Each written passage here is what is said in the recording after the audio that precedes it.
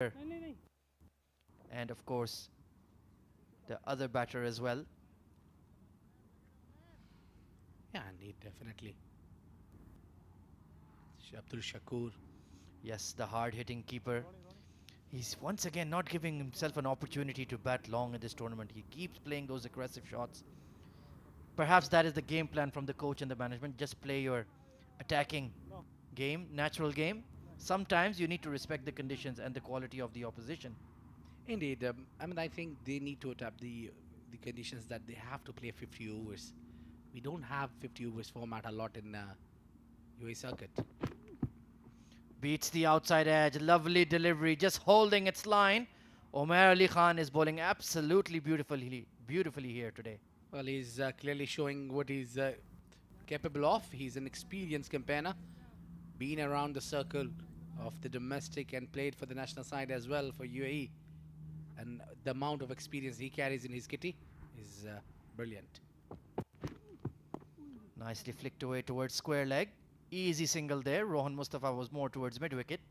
So Asif Khan, when he's being troubled by the bowler, he does the best thing you can do, get at the non-striker's end. Yeah, again, it is experience against the experience. What Omer is doing is he's bowling those in swingers a lot and keeping one or the two odd straighter one, which is doing fabulous job. Two dashing personalities on your screen. Dawood Ejaz getting on the front foot. I don't like the way he's staying leg side of the ball. He's exposing his off stump and outside edge a bit. Needs to really get behind the ball, in my opinion. I think agree to it. Needs to work like, but it is all depends on how long you play. He's recently got a live. We need to avail that as well. Need to play a big inning. It's just 8 runs he's got managed in 19 deliveries. You shouldn't be worried about the number of deliveries you play. Nicely pulled away. Bit of a misfield at mid wicket. My goodness, it's the captain himself. And it's going to roll away down the hill. Yes, it does. A easy, cheap boundary conceded there by Team Sharjah. 12 overs gone, 55 for 2.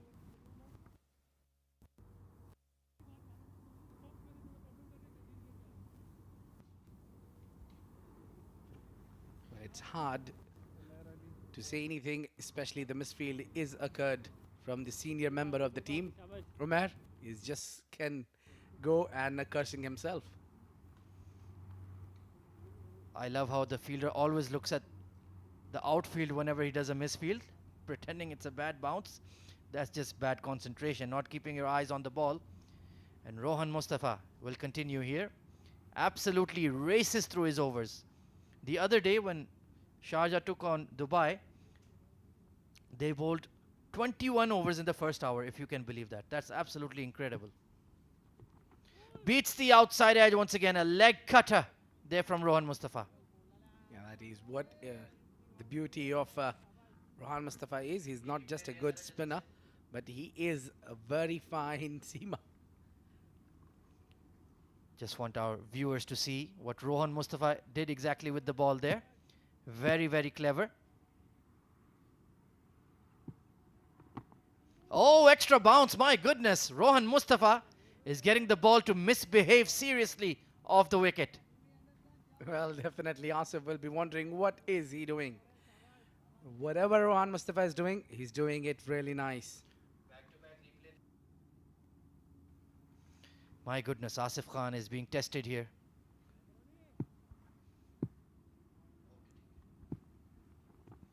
This time once again beats the outside edge of Asif Khan. Rohan Mustafa is bowling a sensational spell here.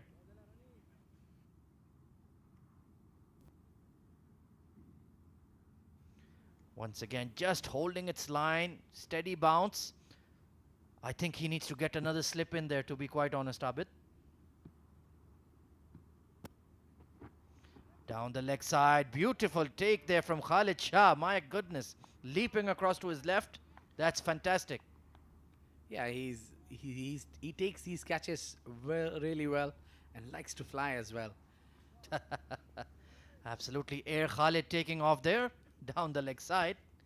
Let's take a look here once again. My goodness, fantastic agility. Lovely work with the gloves, Khalid Shah. Giving the ball due respect, something pitched up. Very testing over here from Rohan Mustafa. Only conceded 1 run down the leg side, and that was an extra. Other than that, Asif Khan, 4 of 17, 4 of 18 in fact. Very, very cautious. Quick single being taken towards point, and they'll pick it up nicely. Good work. Some relief there for Asif Khan, at least to get to the other end. There'll be only one delivery left in this over. And now the Jazz will need to tackle that. And you can see the skill levels of both the batters and the bowler are just on another level. The two top sides in the D50 so far. 3 wins out of 3 for Ajman, and Sharjah right behind them. Lovely punch through extra cover this time. Mid-off is giving chase. Nicely timed that from Dawood Ijaz. 13 overs gone. 59 for 2. Oh, there is a misfield that will allow the batsman to cross for 1 more runs. 3 runs given away where it's supposed to be only couple. Casual. Very casual there from Team Sharjah. Usually very sharp in the field. But they're just letting the momentum slip a bit. Trying to build something here. Abdul Shakur 17 of 23. Sagar 16 of 16. He was looking good. But since then, Asif Khan has taken his sweet time. 5 of 18. And Dawood Ijaz has a few boundaries to his name. 15 of 21. Well, I like the outfield. It is so quick that once you misfield it, you hardly need to look back. Yes, it is quite fast out there. It's a hot, steamy day. The pitch is looking a bit dry with some grass, as you mentioned in the pitch report. But definitely, if you hit the seam, something will happen. Yeah, I've been very closely watching the pitch. I think a pitch has a lot to offer, but then you have to bat out. You need to bat well as well.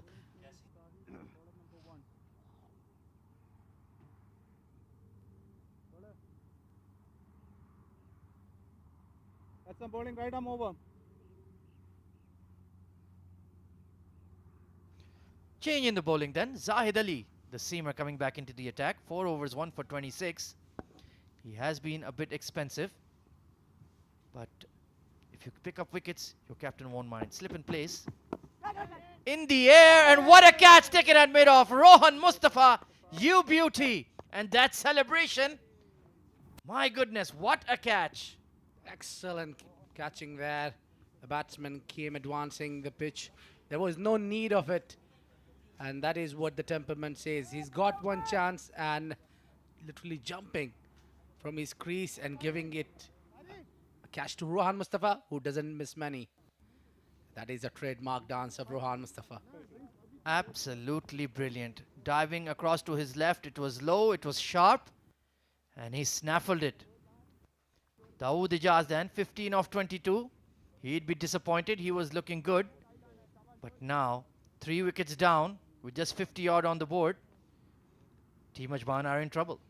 Indeed, they are in trouble. Big, deep in trouble. They need a partner. Somebody need to give a good partnership to the Asif Khan. Usually we see him as leading the side of Ajman. This time it's Nasir Aziz. Look at the way. No control whatsoever. Very poor shot played under the circumstances. Did not time his drive.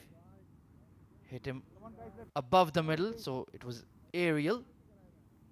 And now it's Muhammad Ali Mirza coming in for Team Ajman. Haven't done really big impact in this tournament so far. 2 innings, 2 runs only with the intra. Let's not talk about these figures. Let's talk about what he is capable of. I think his selection and the number he's been sent down is crucial. He needs to perform. Absolutely. He's a young buck, just new to the crease. Only 2 runs in his previous innings. And he's playing against a top side like Sharjah. And that man on screen, Zahid Ali, has got 2 wickets to his name, doing the job for his captain. When you've got opportunity, you need to avail it. That is what Zahid Ali is doing at the moment. It will be Mirza on strike. 60 for 3. Oh, off the back foot. Safely leaves that outswinger from Zahid, who's got 2 for 26, been a bit expensive. But of course, the 2 wickets that he got, that makes all the difference. And 1 run out to boot. So it's been very poor stuff from Ajman so far. Yeah, the Ajman clearly is in danger because they have lost 3 wickets. The runs, 60 runs from 13.2 is fair enough to say, but the problem is being wickets that's been out. 3 wickets so far. There is plenty of more overs to come. Absolutely. Short and wide this time beyond the tram lines, so the umpire will stretch his arms a bit and signal that extra. Already 8 to 9 extras given away here by Team Sharjah. That's not like them typically. Yeah, but too many extras there from Sharjah. That is the area they need to work out on, maybe. Very good wicket keeper. I'm surprised to see Khalid Shah is doing a fabulous job with the gloves. Absolutely, though Mohammad Bhuta is a recognized keeper, played for the UAE as well, but Khalid has been donning the gloves. This time once again, oh dear. Just as you praised Khalid Shah, he's let a run get away, my goodness. Maybe a commentator's curse. Well, he was doing so well after this, just before this. I think there was the wide delivery has a limit to it. This was a bit too much off target. Absolutely agree with you there. Even Fayaz at slip was looking to block that, but unfortunately the ball got away. And with 2 right-handers at the crease, the young Ayan Khan, the left-arm orthodox bowler, he'll be in action and in the game as well, turning the ball away from the 2 batters. Well, not always he turns the ball away from the batsman. He has got very good armour. Solidly behind that is Asif. Yes, absolutely. I believe he clean bowled Basil Hamid with that arm ball in a previous game. It was an absolute thriller between Ajman and Sharjah and Fujairah. And Ahmed Raza and Shahnawaz took them home in a very close run chase under lights. And that's what is the beauty of Ayan Khan. I think he's a very, very fine bowler with the new ball as well. And a good batsman as well, super fielder. I think he's complete package. Absolutely a true 3D cricketer if there ever was one. Safely shouldering arms to that one, but once again that nip off the surface. The ball just jagging back into Khalid Shah. It seems like they're having a good time there, the slip and the keeper. Fayaz Ahmed along with Khalid Shah. Yeah, that is the man. Maybe he is stretching his arm. Maybe we'll see some leg spin in action. Rizwan CP. Absolutely, he has 6 wickets to his name in the tournament. Took 4 for in the previous game in a man of the match performance against Team Dubai. So he's definitely an option. You're absolutely spot on, Abid. Back cut, pass point this time towards third. Only going to be a single. Just mind you, Bhuta can bowl as well. There is a lot of bowling options Sharjah have. Indeed, plenty of options. Left arm spin, Ali Intizar, right arm off spin as well. Rizwan CP's leg spin, Mohammad Bhuta as well. Umair Ali Khan, the seam bowler, Zahid Ali bowling seam as well. A very well-rounded bowling attack they have. And probably suits them to be chasing under lights. Shoulders arms to that one. 15 overs gone, 64 for 3.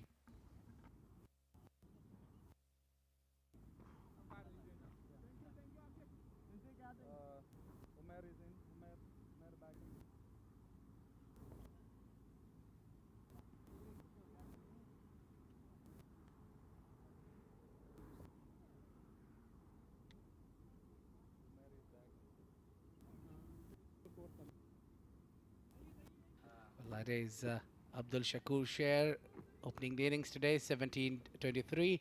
Sagar Kalyan, 16 of 16. Asif not out. He scored 6 from 21 deliveries. Dawood Ijaz just got out, scoring 15 from 22. And Muhammad Ali Mirza, who's yet to get off the mark. 10 extras there, Abid. I'm really not happy with that for a top side like Sharjah. Only in 14 overs, giving away so many free runs. And Team Ajman have a very good bowling attack too. Nicely flicked away towards square leg, but Ayan Khan, the youngster, the young dynamo, moves around quickly to it. Yeah, we were talking about him, and we have got him on camera as well. I think the right man now to be introduced, should be introduced. Ooh, good delivery right on middle and off, coming into the pads of Asif. This is very, very uncharacteristic of him to be batting like this. He has a strike rate of about 90 odd in this tournament so far. So 6 of 23, he's working really hard for his side. Short and wide, and that'll be another wide. Again, an extra here. So many extras so far. I haven't completed 15 overs in the process, and I've given almost 11 extras. Fayaz Ahmed, another experienced batter coming into the side. Nicely worked away past backward point to the cover sweeper. Just to let our viewers know that Fayaz Ahmed is a brilliant leg spinner as well. So there is plenty of bowling options. I know they'll not use his abilities for the leg spin option because they have got this man, Rizwan CP, for the bowling. He looks very, very keen to bowl on this scratchy surface. We've seen the ball. We've seen patches of grass right in those good length areas, so he can definitely utilize them. And Ajman are under pressure. 66 for 3. Nicely behind that is Mirza, but that doesn't look like a scoring shot for me. He's just playing dots right now. He's young. He has to learn a lot, and I think this is the perfect opportunity for him. Bat along Asif Khan. Leaves that foolish delivery well alone. 15 overs gone. 66 for 3.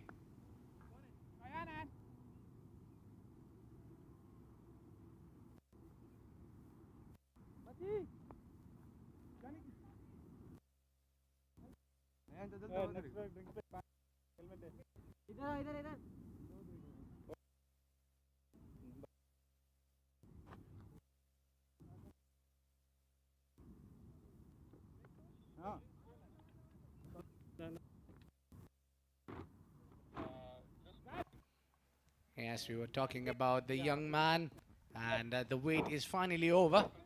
Ayan Khan has come up with the ball.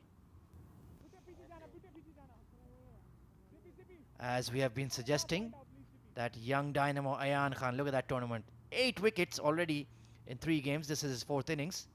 Fantastic economy rate. He's been really, really good. He's been fantastic, and he's been performing, and the best part is hardly 16. Left arm around. Has a very, very bright future in the game. Fayaz Ahmed at slip, so good to see Rohan Mustafa giving him an attacking field. Asif Khan versus Ayan. This is going to be fascinating. He doesn't have much time for spinners. Yeah, I haven't faced many so far. All those crease were occupied by the paces. Giving respect to that arm ball. And the umpire telling him, you have to be careful, don't step into the danger area of the pitch.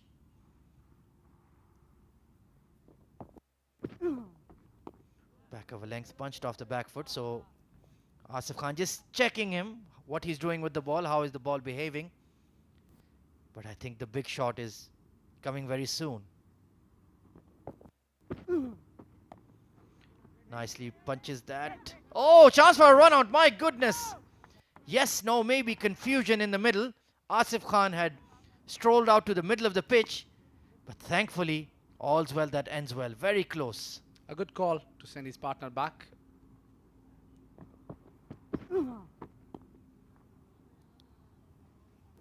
Very, very watchful here, Asif Khan. 7 of 28, my goodness, a strike rate of 25 for a man who bats on 100 plus easily. He's really working hard. Flicked away towards square leg, another chance for a run out, but he's been turned back safely there by Mirza. They're taking some chances here within the circle. That is what the pressure does. With all these dot balls, the Shabash, shabash. pressure is just mounting on the batsman.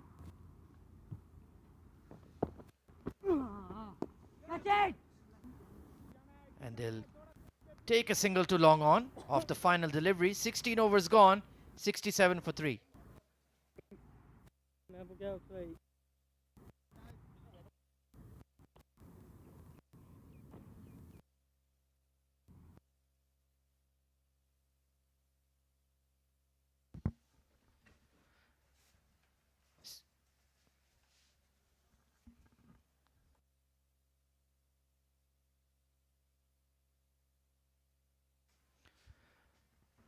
Right then, let's go over to the sideline where Abdur Rahman is ready for a flash interview.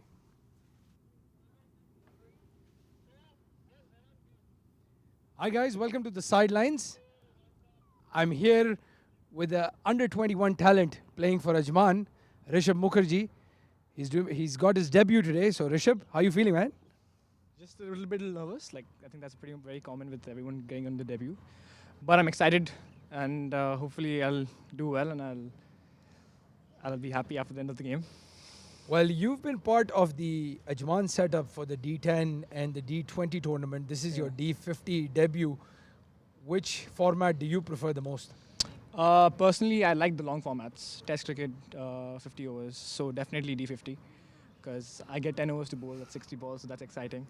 And yeah, there's more time to set the batsman up and get your rhythm, and so that's why I like playing the long formats. Well, the 10 over format is a disaster when you're a bowler. Yes. I've had the experience of going through that, so I agree with you 100%. And I'm a keen follower of yours on Instagram. I've seen you do a lot of heavy weights and deadlifts and stuff. Why are you doing all of these things? It's again just to get really fit, because now the cricket is evolving, and I think you need to be really fit on the ground. And again, it helps me with my batting and bowling to get more power, and yeah, that's why I think that's the main reason behind it. Well, you definitely have to be strong and fit to play that 50 over format, the format you love the most. Yes. Thank you so much for talking to us, Rishabh. No worries. And with that, it's back to you guys.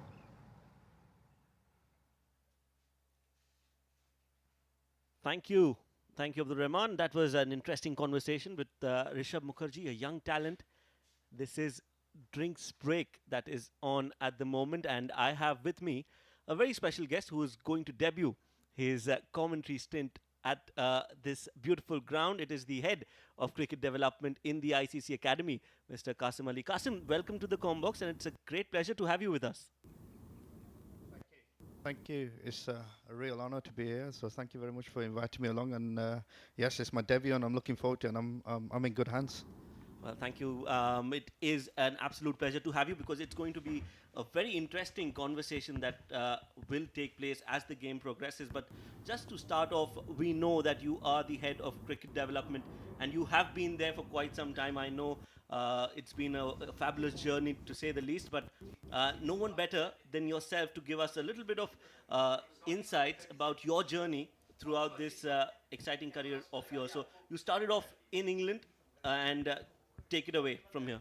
Yeah, I started working with sports development when I was 18 years old, and I got the love of coaching and being involved in a junior's journey to be better.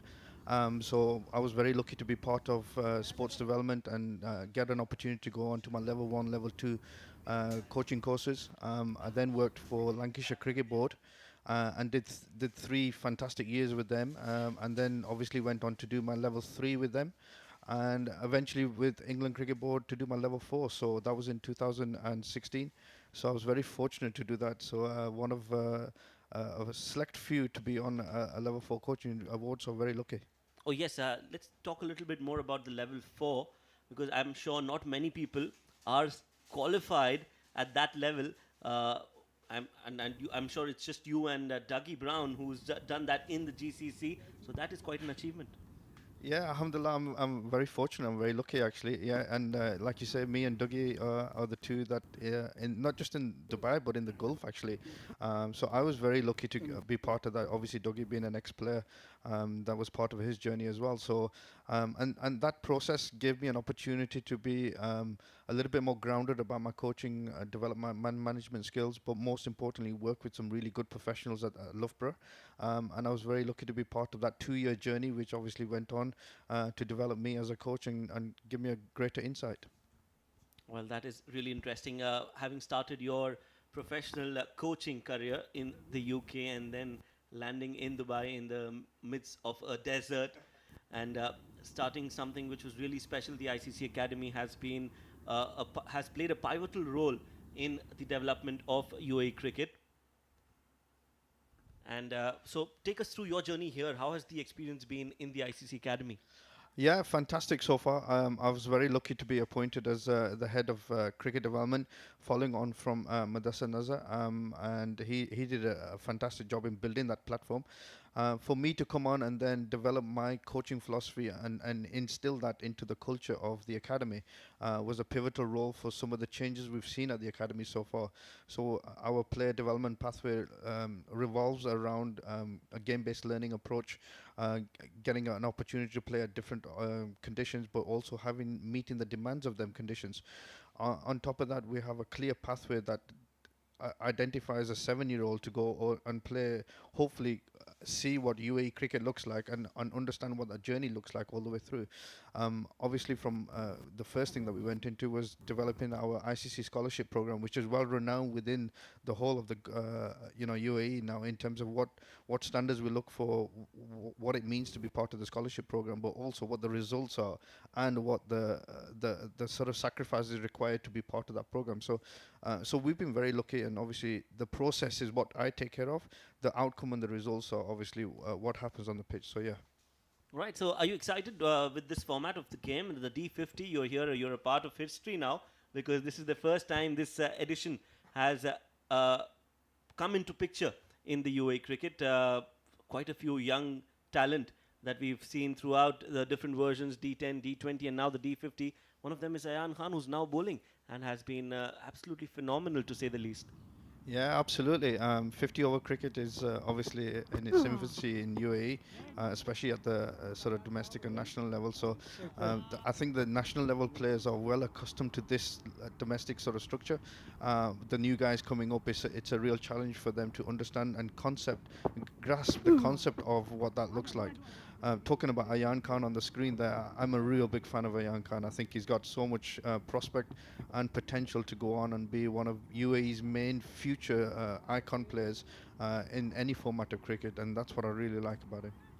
Yes, and again, just to put that point into perspective, Ayan Khan, I like him more and even more because of the fact that he's an homegrown talent. He's born in the UAE. He's played all his cricket in the UAE. So that really shows how developed and how better we're getting at creating this pool of young talent inside the UAE compared to what it was in the previous few years of UAE cricket, where you saw a lot of expats being a part of the UAE cricket. Yeah, absolutely. And just touching on Ayan, I mean, I first saw him nearly 4 years ago. He came onto the academy, but he was also part of the UAE under-16 that was selected to go across to Oman. And he's very different in his approach now. You can see he's a lot quicker through the crease. His trajectory is a lot quicker, and obviously his pace through the air is a lot quicker. So his trajectory is quite angled in on approach. Whereas in Oman he was very different. He was very immature, and he was a very naive young individual. But you can see a great opportunity coming for Ayan in future cricket in all formats.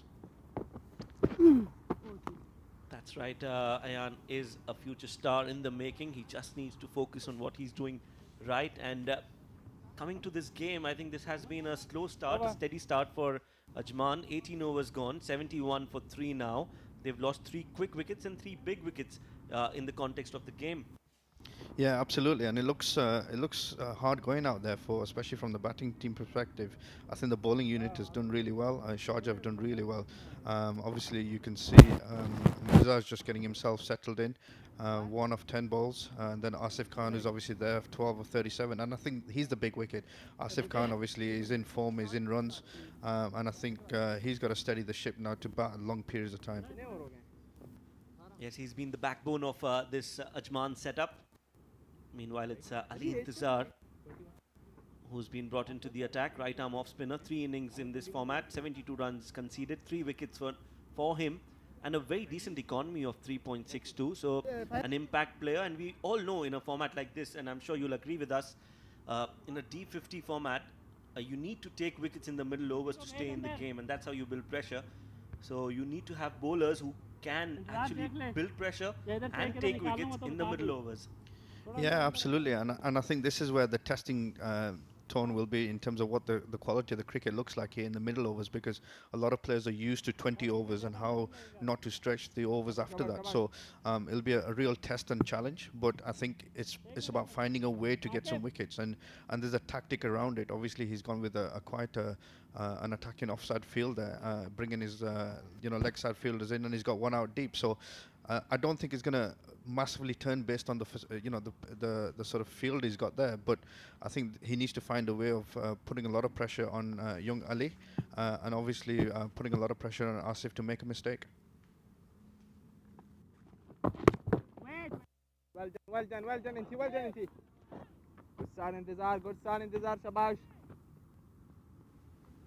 Bodala ladke, good start, Intizar. Yeah, that's a good start from Intizar Ali. A flighted delivery outside off.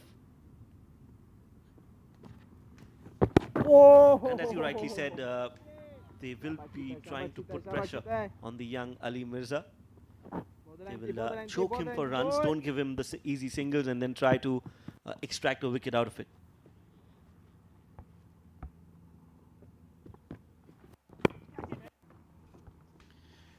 Yeah, absolutely, and you can see Ali's there just slightly miscuing a shot there. Pace is a little bit too pace, and the bowler just dropping 1 short there. You can see it's not turning a lot, so he's going to have to be very understanding in terms of what his tactics are with this delivery, and he's going to have to find a way of putting a lot of pressure on young Ali there. Yes, Ali, as a youngster, and I'm sure you've coached a lot of young players like Ali Mirza, what is the message that you would like to give, or what you normally, how do you coach players for the longer format of the game? I think longer format is obviously an interesting format to sort of coach, because it's all about patience, it's all about technique, it's all about having balance there for long periods, but also showing intent. You don't want to lose the opportunity to score runs from a batting perspective. I think it's about understanding your game against spin and also pace bowling. And that's the key thing, is finding a way how to score runs.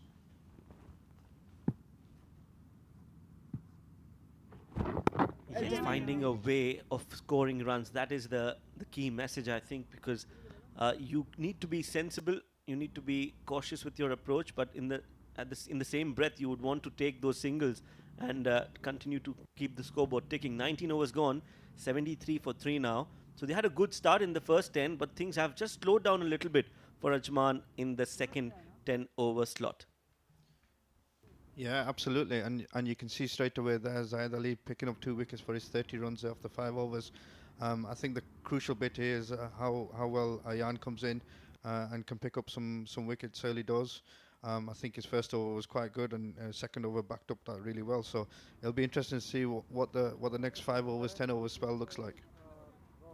That's right, 73 for 3. Ayan Khan to continue, and just like Asif Khan is the backbone of Ajman, Ayan Khan is the backbone of Sharjah bowling.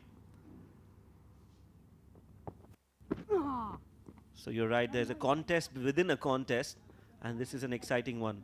It's interesting to see the young Ayan Khan against the mighty Asif Khan. Yeah, absolutely. Senior versus junior. You're right.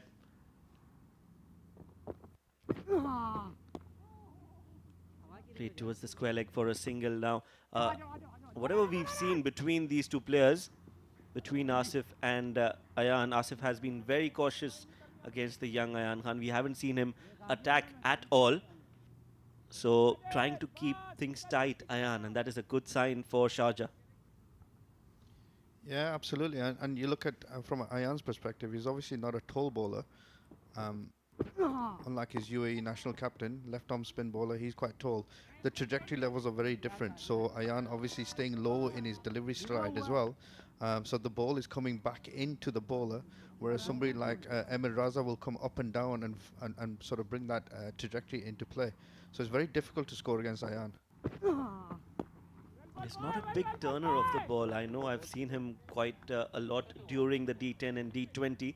He's very consistent with the line and length, but not a very big turner of the ball. And maybe that's why he has this ability of taking wickets, because then you're anticipating the turn and sometimes the ball just straightens up and you're caught right in front. And the other thing that I like about Ayan is he's always attacking the stump. So you won't see him bowling outside off unless he's bowling a very defensive approach where the batsman is going after him.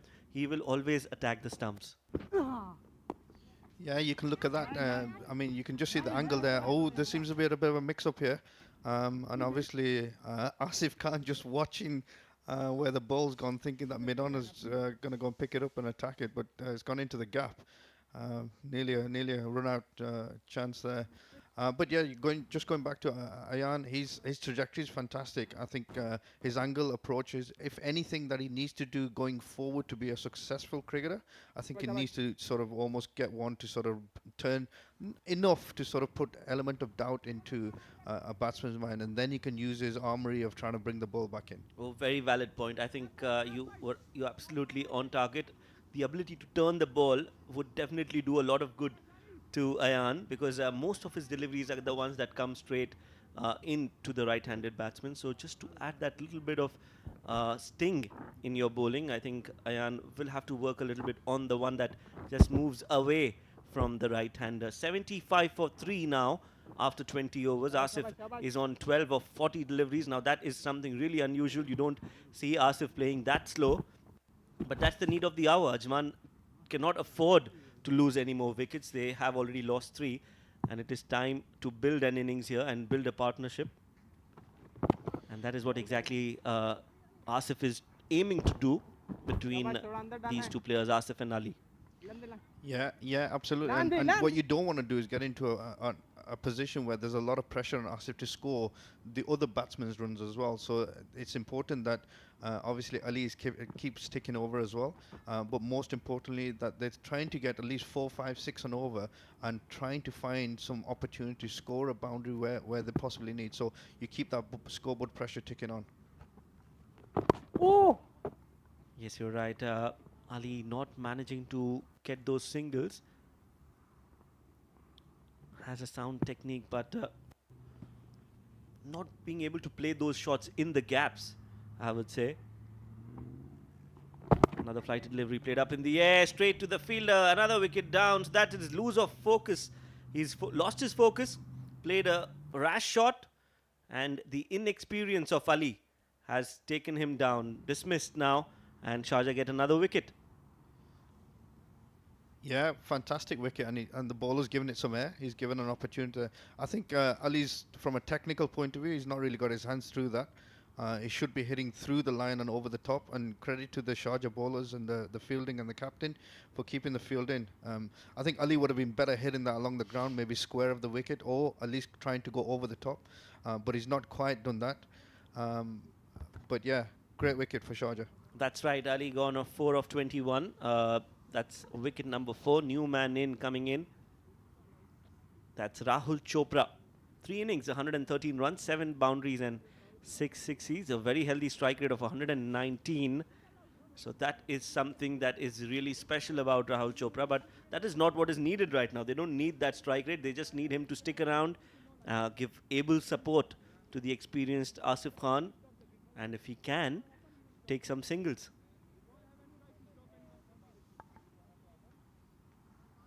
Yeah, maybe he's come in a little bit too early than expected. His strike rate is very heavy there, and obviously he'd probably be better coming in the last 10 overs. But it's going to be interesting to see how he handles this situation. Yes, absolutely. Now, this is a different kind of role that Rahul will have to play if Ajman need to get to a decent total, because if he tries to attack here, which could also be a strategy, trying to attack a few deliveries, get that inner circle, get those fielders back on the boundaries, and then try to take a few singles. But currently, I think Sharjah bowlers are all over Ajman batsmen. Zahid Ali taking 2 wickets and then Ali Intizar getting a wicket in this over. He's bowled 1.3 overs, given away just 2 runs, and has taken the wicket of Ali Mirza. 76 for 4 now. Rahul Chopra will be out there in the middle with Asif Khan.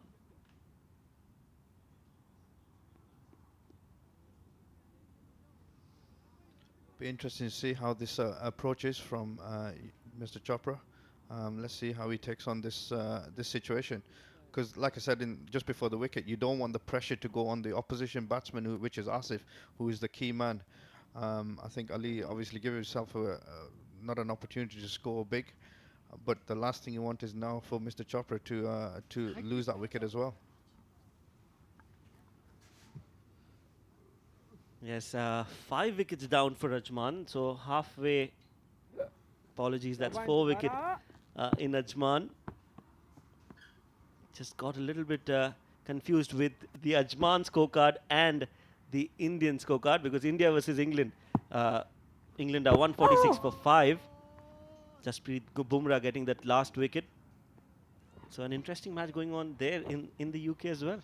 Yeah, it is, and a good friend of mine, Mr. Hasib Hamid, is batting for England, and I'm very proud of him to come back into the Test match. He was one of the guys that I used to see a lot around the academy situation around Lancashire, and obviously work with him around the second team. They were just coming in, another phase, another player. So him, Liam Livingston, who's just taken the summer by surprise. Everybody knows him now around the world. He was also there in the second team coming up when I was working with Lancashire, and obviously Mr.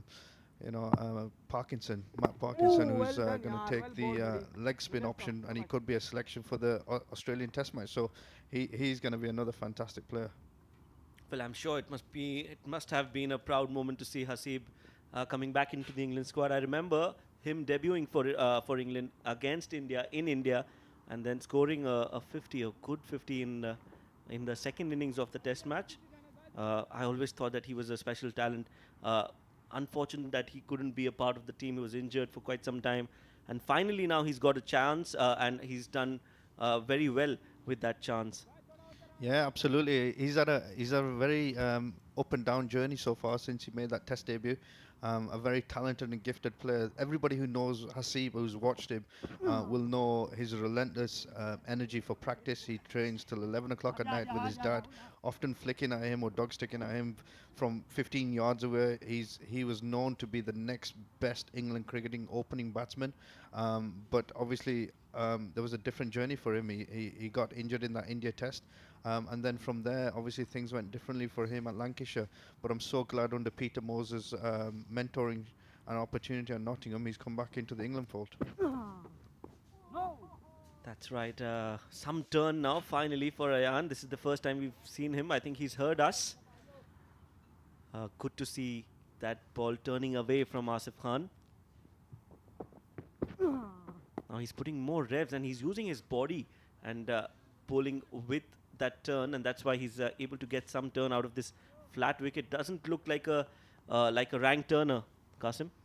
No, if you look at it from a coaching point of view, I mean, I've worked with a lot of spinners over the time.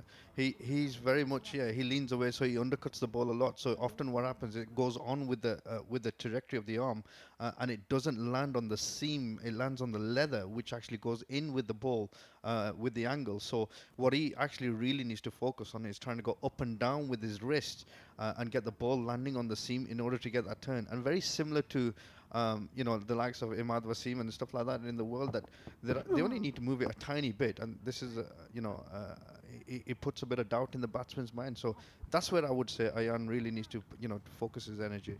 Great insights coming in from Qasim, while Asif plays one straight down the ground. Lucky that ball did not carry to the fielder at long off.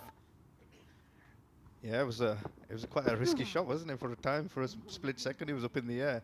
But obviously, from a fielding perspective, they had men covered. So, yeah, good shot. Over. End of over number 22. Ajman are 82 for 4. So, if you've just joined us, let me tell you that it was Ajman who won the toss. Nasir Aziz winning the toss, deciding to bat first. and clearly things not going his way because they are 4 wickets down with the score reading 82. 22 overs gone. Abdul Shakur was the second man to be dismissed. In fact, it was Sagar Kalyan who was run out for 16 of 16, and then it was Abdul Shakur who followed very quickly, scoring 17 of 23. And then the wickets just kept falling. Dawood Ijaz fell cheaply, and Ali Mirza also, after playing a few deliveries, was sent back into the hut by this man on your screen, Intizar Ali, who's continuing bowling his third over. Well bowled, yaar. And I think that's the key thing, isn't it? Well, I think well Ajman bowled. have lost some cheap wickets. They've not been bowled out or figured out tactically. They've just lost some cheap wickets, and that's an application from a player's perspective. So yeah, disappointing, I'm sure, for Ajman. That's right. They've lost a few wickets in clusters. That has resulted in Ajman slowing down their rampage. They were really good in the first 10, and then suddenly you saw the brakes being applied by Sharjah, and that can only happen when you take wickets, and that is exactly what's happening here. Well bowled, yaar. Well bowled. And I think if you look at it from a cricket perspective, the batsmen are just letting the bowler bowl to them. So they're not looking to rotate or show intent or looking to maneuver the ball, where you just under a little bit of scoreboard pressure. The bowler is actually just dictating what's going to happen. Yes, again, look at that shot. You're right on the money here, Qasim, because the approach clearly says it all. That ball could have been played anywhere, and what Chopra decided was to play it back to the bowler. So you're right, the intent of scoring is not there at the moment from Chopra, and that could definitely put pressure on Asif, who's on the other end. Yeah, absolutely. I mean, you just have to look at them last 4 balls. There's no intent to score runs. It's just a case of getting himself in. But at the same time, he could have just pushed it either into sort of short cover or into square leg, or just maneuvered back down the ground. So have to find a single option here. This time played towards the cover. Finally, he'll get off the mark. In fact, he's off the mark, but off the mark in this over. 5 dot balls and a single to end that over number 23. Ajman are 82 for 83 now for 4.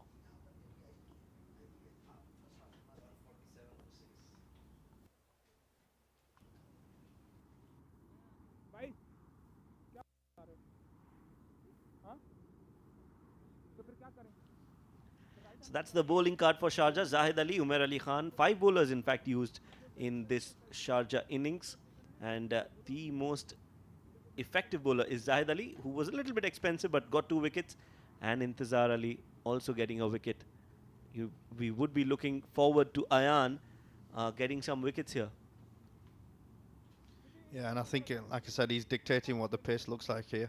I think Chopra needs to sort of maneuver a few just to put a bit of scoreboard pressure on him and get him to think differently. Coming down the track there to try and play one, that's a good option. Coming back down the ground, I thought you might have hit it back onto the road, but that's a good option. Yes, normally you tend to see players who come down the track and just go for a big hit. But this was good, sensible batting from Chopra. He came down the track and played it along the carpet for a single. And as you rightly said, you wouldn't mind that as long as it's not a risky shot. There you go again, up in the air, over the cover region. There is no fielder there who can stop that. Much weighted, much needed boundary from Asif Khan. Yeah, and it was an interesting delivery. He just took a little bit of pace off there, but also put a bit of flight on there as well. So I think that's probably the approach that he's going to Asif with mid-on deep, is to try and get him hit down towards the ground and see if they can get him out from that perspective. Yes, this time just erring in his line, I would say. Much better delivery. And this is a good sign from Ayan. He's not scared to flight the ball against Asif. So clearly he's looking to take wickets. It's not just that he wants to defend his overs or just create some pressure by putting dot balls. He actually is looking to get a wicket, and that is a good sign. Yeah, and he's bowling very cleverly. He's mixing up his pace to the 2 different batsmen, and that shows the intellectuality of the young player. And he's actually learning his trade really well there. Against Asif, he's really taking the pace off and bringing the length back. And obviously against Chopra, he's happy to expose that. So yeah, it was really good. And now you see a slip in place for Asif. So that is, again, good captaincy from Rohan Mustafa. Trying to put some pressure.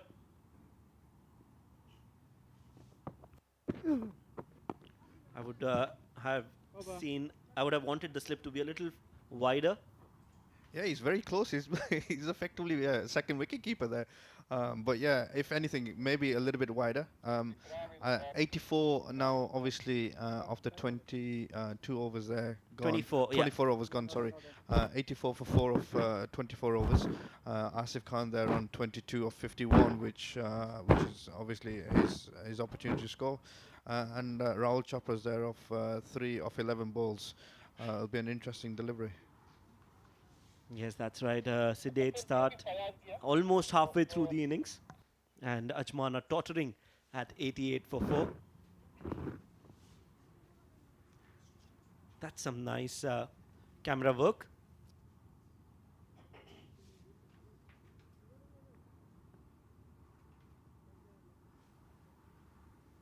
So 24 overs gone, 88 for 4. Intizar to continue. He's given away just 3 runs in his 3 overs and taken a wicket. Yeah, he's been very good for me. Quite like how he's going about his approach. And obviously he's wearing up his pace. He's not afraid to give some loop in there.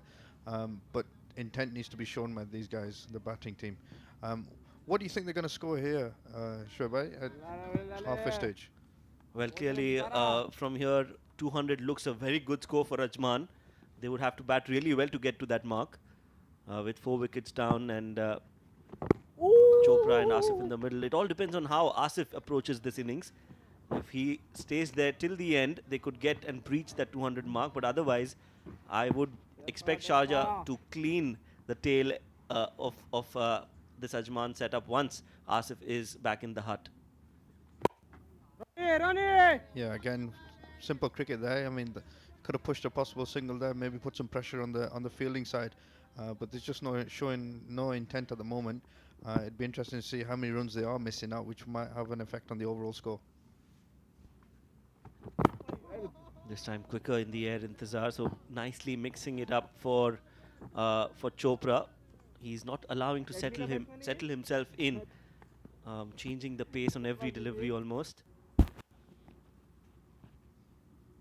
Yeah, and there's not a lot of turns, so you can argue why he's not really trying to get off the mark here, or at least rotate the strike. I mean, from a coaching perspective, I'd be saying, look, can you sweep? Can you go down the track? Can you hit it around the corner? Can you get a single? Can you push the field out for 2 and make the batsman do something different and get the bowler to think about it something differently as well? This time again stepping down the ground, just falling short of the fielder at mid wicket. So another chance gone pegging. End of over number 25, and it is time for change in the comm box. It was great having a conversation with Qasim. We will be having him with us shortly, but as of now there's a change in the comm box. It's going to be Abid Ibrahim and Ahmed Khwaja.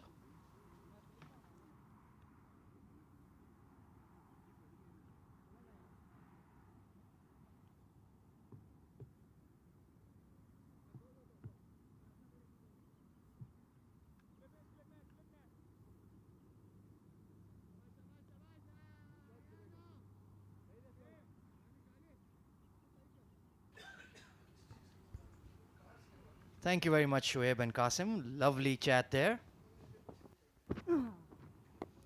88 for 4 then, as Team Ajman look to build a total. It's not been easy going. It's a slow track and they've constantly lost wickets. Off the back foot this time.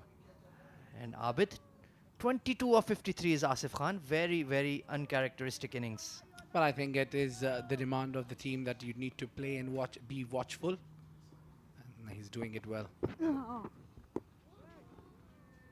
Punch down the ground for a single. Rahul Chopra, another young star on the scene. A very good pickup by Team Ajman. He can really accelerate when required. And this is good that he's both of these batters are watching the ball till the last moment. What happens is in the pitch is there are the areas where there is not much grass, and there are areas where there is a lot of grass. So the place where the ball is pitching, Oh, flighted shot this time over mid wicket. My goodness, more of an inside edge rather. Lovely flight there from young Ayan Khan, who's only conceded 20 runs. He's in his 6th over, doing a fantastic job here for his captain Rohan Mustafa. Ayan Khan doing so well with the ball. Well, only the concern is that he's not been amongst the wicket takers. So it's 26 gone, 90 for 4.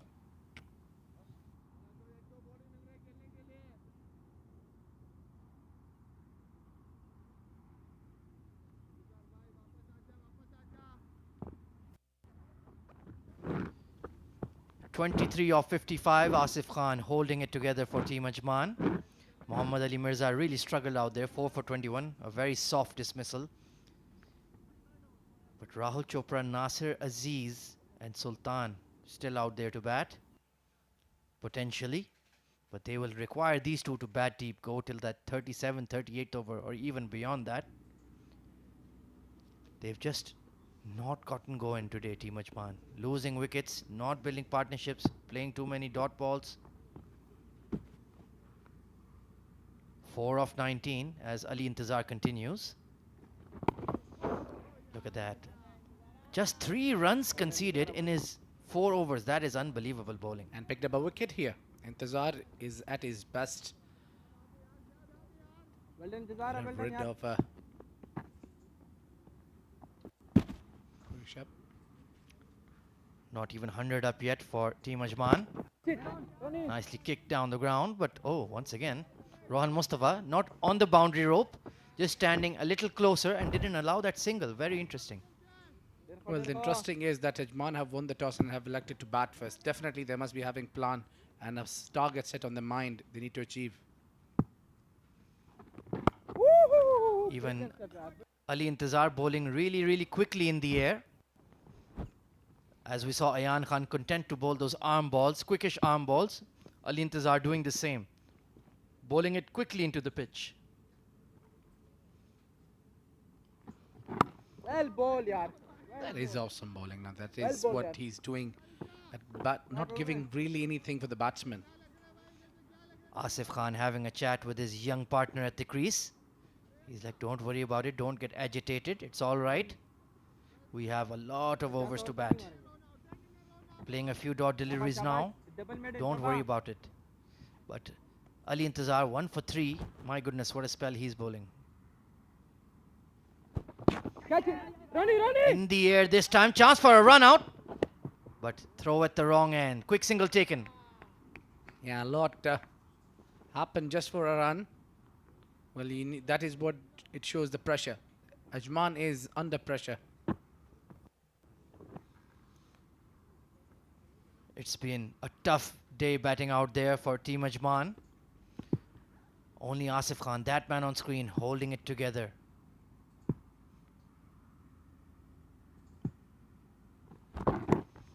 Worked away towards square leg. Another dot ball to end the over. 27 overs gone, 91 for 4.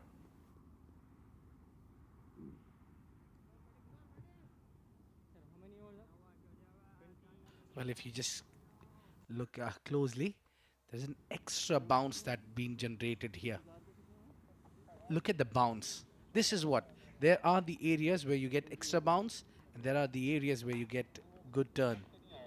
Hey, hey. Well spotted there, Abid. Definitely a very challenging pitch. Really has something in there for the spinners. Chhod do, baat nahi And karna hai. Team Ajman have Ankur Sangwan, the left-arm orthodox, who got a 5-wicket haul on debut in D50. So he will certainly be in the game. Ayan Khan to continue. None for 20. This one slightly straighten up after pitching. And that's what he need to do. You need to mix up the line and length. I mean, you bowl an arm delivery, but then you need to mix it up. Oh, chance for cotton ball. My goodness. Inner half of the bat just fell short of Ayan Khan. Looking for his first wicket today. My goodness, that was close. Big appeal, hit him in front. And the umpire says no. How about it, Abid Ibrahim? Well, really close, really close. I think there would be only maybe there is a bat or could be the bat involved. Otherwise, it looks right plump here. Let's have a look at it here. My goodness, that was very close. Did hit him in line, but perhaps sliding down leg. Yes, because this was arm delivery. The problem with Rahul Chopra right now is he's playing from the crease. He needs to get to the pitch of the ball, make Ajman change his length, make him think about where he's going to land the ball. If you're just going to reach from the crease, you're not going to go anywhere. He's too accurate. Yeah, even the technique says that you need to do cut the turn, just play as forward as you can. Mohammad Ikram standing in slip. Rohan Mustafa working hard in the field as always. Took an outstanding catch already of Dawood Ijaz. There it is. Oh, chance for a run out. Mid-wicket, excellent work. Rahul Chopra was halfway down the track. My goodness, that could have been very, very close. Zahid Ali doing the work at mid-wicket. He did well. He did superb efforts there. Just could not throw the ball. वो LB इस तरफ था Take a look at that. Oh, fantastic. Oh, brilliant. My goodness. It seems that he have hurt himself a bit there while doing that fielding, but excellent. Full marks for the fielding efforts here by Zaid Ali. Excellent commitment. And of course, I'm not cheering for Team Sharjah, by the way. I just wore red by chance. But Abid Ibrahim, a fascinating contest going on right now. Indeed, it is. This is why we call it the battle between the top spot of the chart. Ajman and Sharjah are fighting well for this contest. I think any team, I mean, winning from here would not be justified because there is many more games to come. Absolutely, this is almost the halfway stage of Emirates D50. We still have a lot of important matches coming up, especially for sides like Dubai and ECB Blues who want to get into that semi-final stage. Ali Intizar, meanwhile, work to it towards square leg. They're just not being able to find that single on the leg side. They're consistently finding the fielders. It is the wicket just playing its role. Ahmed, I think they have not been doing well with the bat, not been able to get singles easily. This is slightly back of the length and played well by Asif Khan. Gone all the way for four. That was a poor delivery from Ali Intizar. Fired in towards the pads, and with square leg in the circle, no fine leg. That was an easy 4 runs for that man, Asif Khan, to put away. Look at that. Nicely created shot. Even by buying this 4 runs, he was very cautious. He waited for the ball to come to his body and played it the last moment. Excellent execution. Ali Intizar perhaps trying to do too much and cost him 4 runs. Leading edge this time towards point. So 95 for 4, 28 and a half overs gone. That man on screen, 27 of 59, Asif Khan. He's the top run getter of the tournament. And now playing a very different role, not his usual free-flowing attacking style. Lofted shot, over point this time. And it's going towards the cover boundary. Another 4 runs, 99 for 4. Well, it was predictable by Asif because what Intizar was doing, he was bowling it up, was trying to trap him in front. But the experience Asif Khan carries says it all.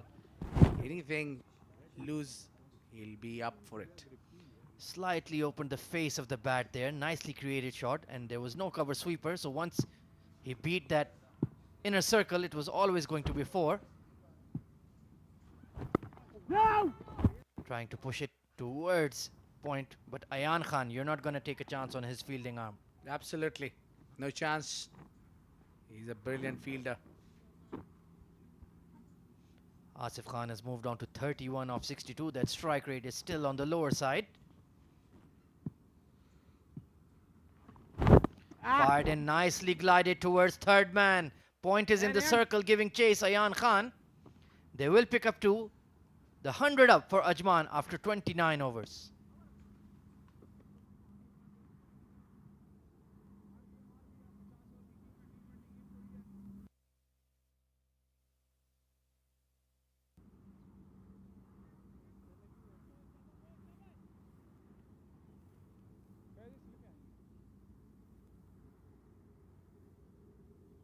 That is the batting card of Team Ajman. Really nothing impressive apart from Asif Khan's inning of 33 from 62 unbeaten. He's yet to prove himself. Maybe big inning from him. Can take Ajman home. I think the way the wicket is playing, anything above 200 would be a tough task. Absolutely spot on, Abid. Ayan Khan to continue, given a longish spell here by his captain. Rahul Chopra once again playing him from the crease. I would suggest that he use his feet.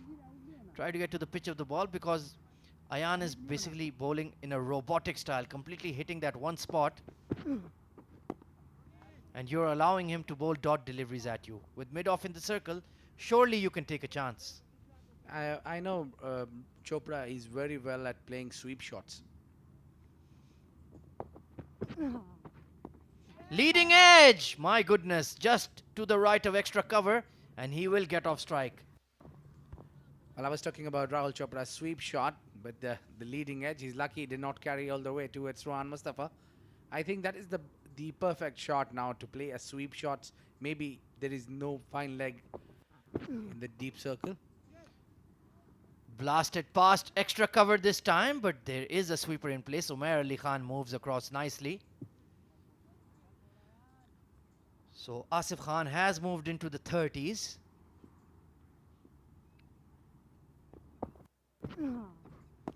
Lofted shot down the ground this time.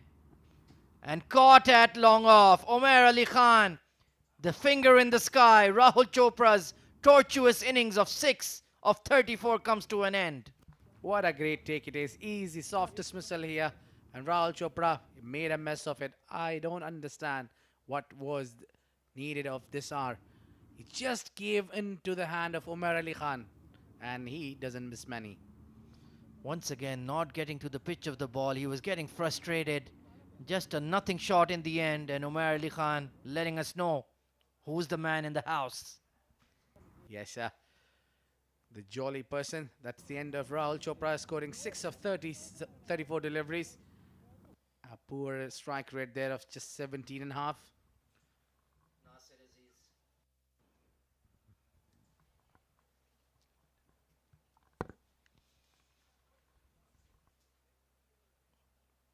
The captain of Ajman, the Don, Nasser Aziz, is walking into the middle.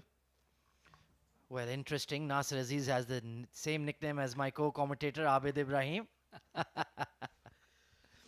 A very lovely individual. Nasser Aziz, not Abid. Well, I think he should have come a little earlier. When what he does is he's very good at rotating strikes. So we all know that he comes down the order usually, but at this game, at this hour, it was needed for him to give a company to the Asif Khan. Of course, that is Abid the Don to my left. You can see he's always looking super sharp. And he just came back from Oman of all places, so lovely to have him in the Emirates D50 com box. Yeah, thank you very much, Khwaja. It is honor to be alongside you every time. My goodness. Wonderful words. Thank you so much, Mr. Don. Well, it is always a good experience to share a com box with you. I've done a lot of work with you and kind of understanding that we create in the game. So it's exceptional. Well, now let's talk about this match so far then, Abid. They are 5 down, just barely past 100. So what is the score that Team Ajman will think they can defend in this position? I think they are looking at just to cross 200 runs. What that would be in their mind. But tell you what, Sharjah has a deep batting lineup. Nicely cut away. Beats point Asif Khan. The cover sweeper will try to get around. And a bit of confusion in the middle, but they will pick up two. So a successful over there for Ayan Khan. Finally got a wicket, Ayan Khan. I would say that it was rather gifted to him by Rahul Chopra, just playing aerial route for no reason. It's a fascinating battle here taking place at the Sevens Cricket Stadium. Beautiful, picturesque ground, world-class facilities. That is the helmet that is bringing this battle on to play the national side. The batting card of Ajman here. Really nothing impressive apart from Asif Khan. 36 unbeaten, and he's been joined by the skipper. Change in the bowling then. Interesting change. Is going to be the skipper. Rohan Mustafa back into the attack. Well bowled, Ronnie. Captain v captain. Dawn versus whatever Rohan's nickname is. Well, I had a sense that he'll come with the spin option that he's got. Nicely cut away. Pass, backward point. This is going to run away. All the way for four. Lovely shot there from the Dawn, Nasser Aziz. But that is what it is that the outfield is providing you. If there is nothing much assist from the wicket, then there is a healthy chance of getting a runs down along the carpet. Wonderfully executed shot there behind backward point. And Nasser perhaps having a slight nod towards Rahul. That's all you needed to do. It's that simple to bat on this wicket. Experience is what truly matters. Exactly. You just need to take the singles. If you're not being able to take the singles, you need to find a boundary and an over or maybe two. Well done, Ronnie. Just play it around 80 runs strike rate. That should be okay. Absolutely. Sometimes it's wrong to give too much respect to the bowlers. Well done, Ronnie. And now this is the problem. Now he's playing a lot of dot balls here as well. You need to get off strike. You need to keep the scoreboard ticking along. Exert pressure on the bowling side. 31 overs gone. 109 for 5.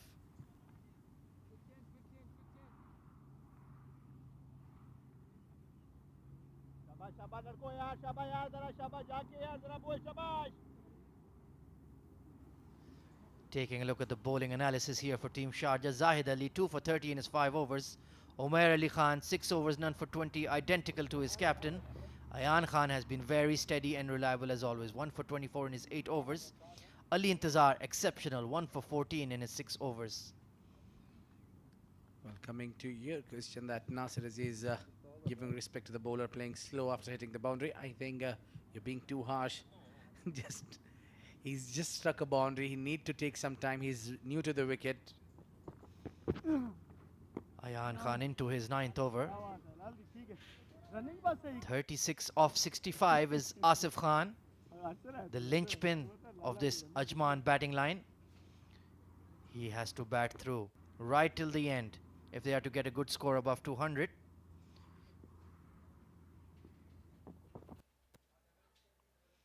Cutting it away. That was very close to the stumps, but the pitch is so slow and Ayan really flighting that ball gave him enough time to play that cross bat shot. And I need to adapt the conditions. He need to understand when he's coming middle of the overs or in the initial stage of the game.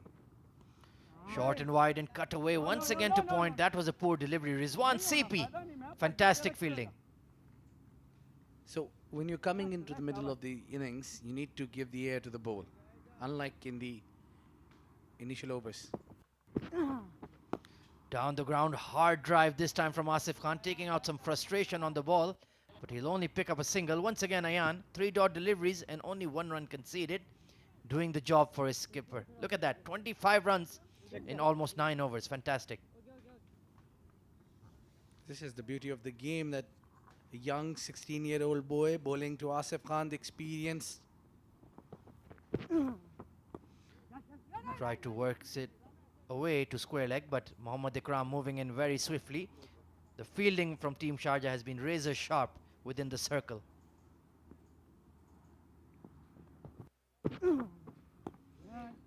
32 overs gone, 110 for 5. Seven.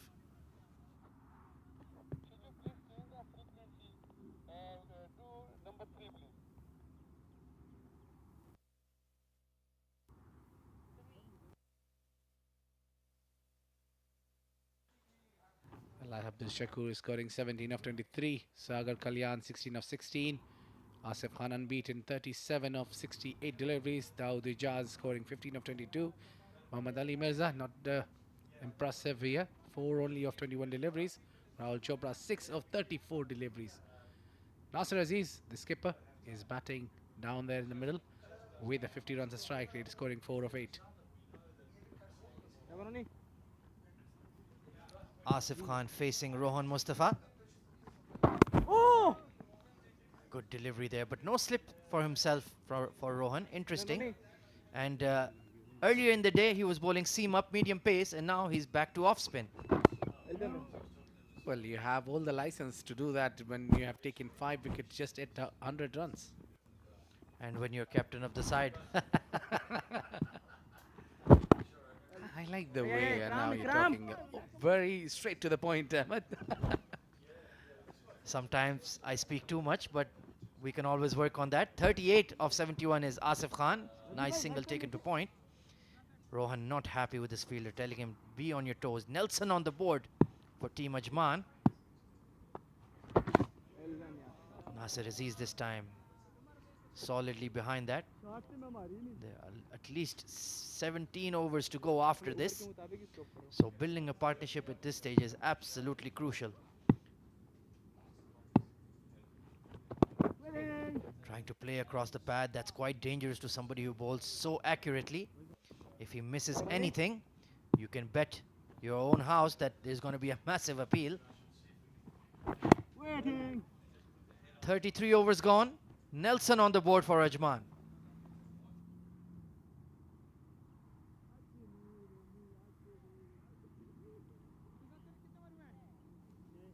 That is the chart where the top 5 bowlers are battling to get over the top. Ayan Khan is right on the top, 9 wickets from 4 games with economy of 3.56. Sabir Rao is always amongst this list. 3 games, 8 wickets, 83 runs, good economy. Sanchit Sharma, 7 wickets, 3 wickets with a 3.88 strike rate. Aditya Shetty, 7 wickets, given away 120 runs. Well, there is some serious competition. Absolutely, Rahul Bhatia rounding out that list. A lot of left-arm orthodox bowlers. Good to see ECB Blues. A lot of young chaps in their side. And 3 of them are in the top 5 wicket takers. Sanchit, Rahul Bhatia, and Ayan Khan. This man is ruling the roost. 9 wickets in the tournament. Down the ground this time. Asif Khan has launched it to Ayan Khan. Way back for 6. That is a monster hit now. Stepping it out, hitting it clean over and disappeared. That's a great shot to execute, and I'm sure Ayan was never expected this. That is the power and class and ability of the man Asif Khan. Showing why he's the top run getter of the Emirates D50 2021. A huge hit, my goodness. Such a clean striker of the ball down the ground. Well, now it's taking slightly a time because the ball has been out of the park. Well, I hope your Rolls Royce in the car park is safe, Mr. Don. Look at that massive hit. Must be at least 80 to 85 meters, and that car on your right had to move quickly. Yeah, lucky. The driver who drove the car probably saw Asif Khan coming, advancing down the track. Probably your chauffeur there getting you some tea. I wish, Khaja. So I think they need new balls here. He smashed it so far and wide. That new balls, please. The umpires getting on the walkies. Now the time will be accelerated, the innings will be accelerated, and we might see a good runs coming. I mean, at the healthy pace, the runs is on its way. So just a change of gloves here for Asif Khan. in the time that we retrieve the ball or get a new one. So a shift in momentum. Asif Khan saying, I've had enough of blocking. Let me counter-attack the spinners this time. Give Rohan Mustafa some headaches. The tall, lanky Ali Intizar at long on, but even he had no chance. Right then, we're all set to resume here.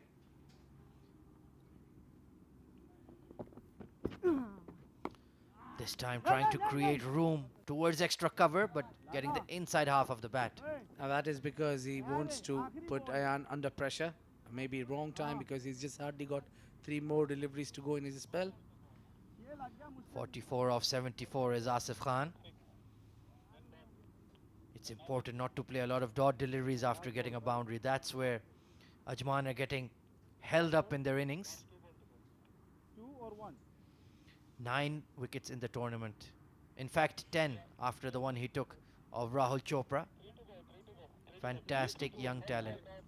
One of the rising stars of the UAE domestic scene.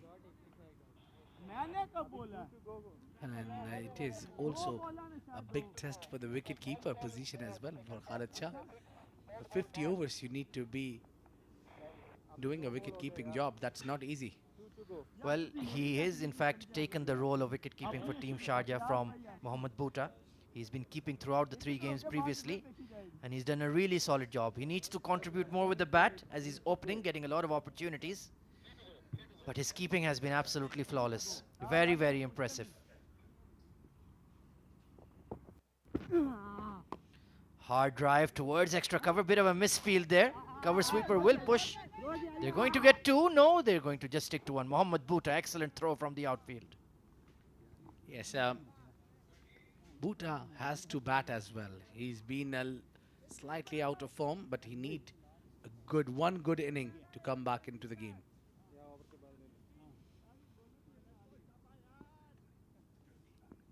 $118 for 5. Back of a length delivery, safely punched back to the bowler. So Nasser Aziz, the captain, taking responsibility to build an innings here with Asif Khan. In a half of the bat, end of the 34th over, 118 for 5.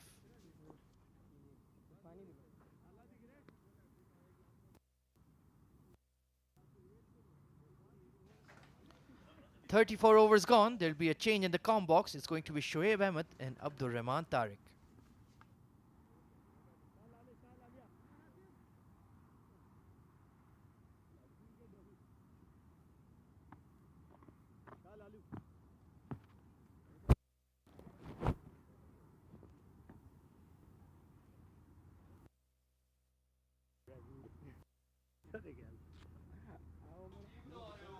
Thank you, Ahmed. Well, that's the top 5 batsmen in this edition of Emirates D50. Asif Khan leading the charts, 242 runs, highest score of 88. And then there's Alishan Sharfu, who was the top run getter before this match started. Well,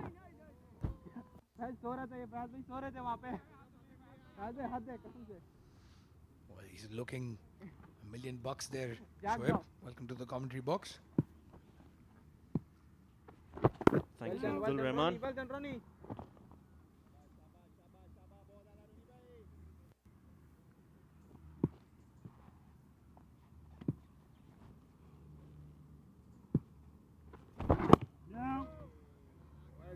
So Rohan Mustafa has brought himself back into the attack. Just wants to get the overs done quickly. Now he's bowling his off spinners.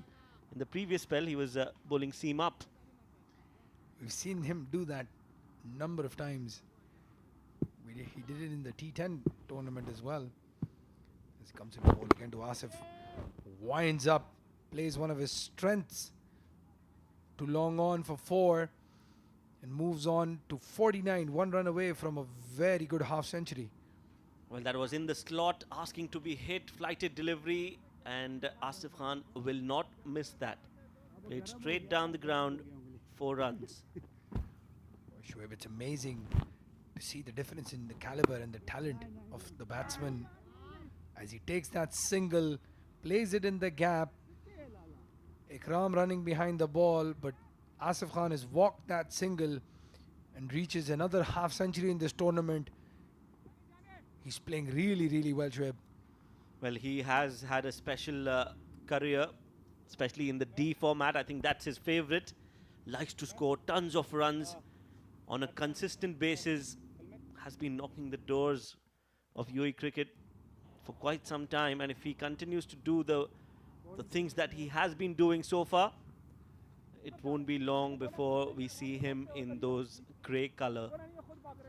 Well, he was selected for the Delhi Bulls in the Abu Dhabi T10 tournament and was very hard done by because he was in great form at that time.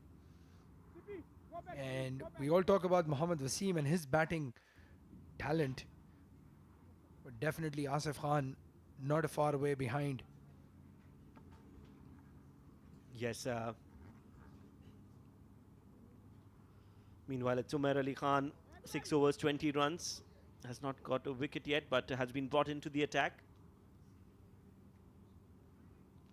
Umair Ali Khan, bravo. He's an impact player. He's had a very quiet D50. He comes into bowl to Asif Khan, plays it straight down back to him, tries to scare him, they share a smile. As I was saying, he's got a very slow D50, very quiet D50, not a slow one. We expect him as the talisman to do something extraordinary for Sharjah every time. Be interesting to see when they come out to chase.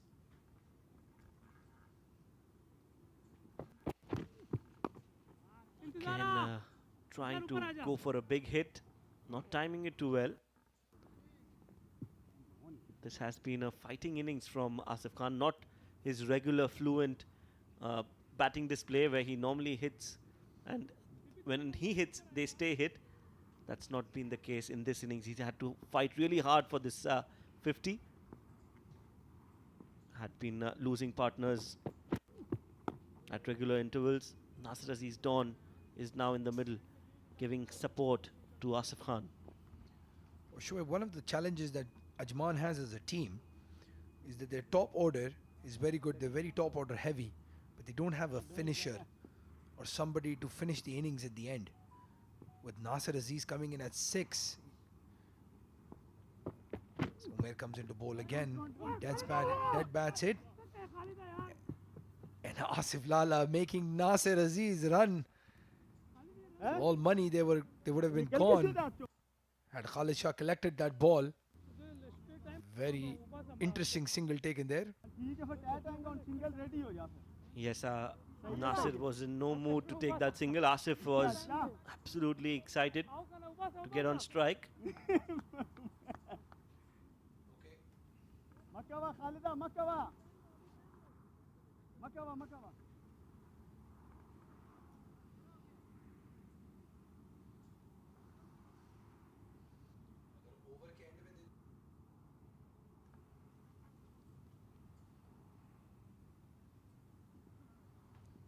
Umair cut towards point. No run there. Rizwan CP, the fielder, hasn't bowled today, Rizwan. Well, they have tightened the noose around Ajman's batting. They're not running away with it. It's just Asif Khan playing that lone hand. Had they been 160, 170 odd for the loss of 3 wickets, we would have definitely seen somebody like Rizwan CP come and bowl.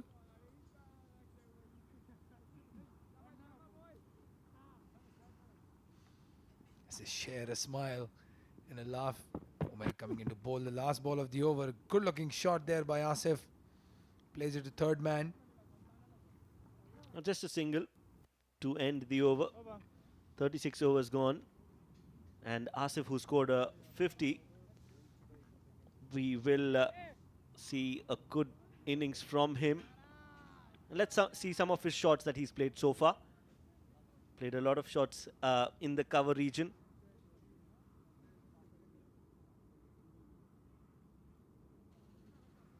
This time cut towards point, so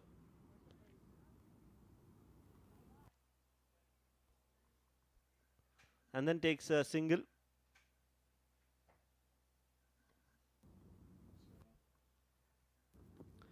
So Asif has played a handy knock. He scored 50 and he looks set for a big total from here on. The concern for Ajman is that they've kept on losing wickets, and Asif is running out of partners.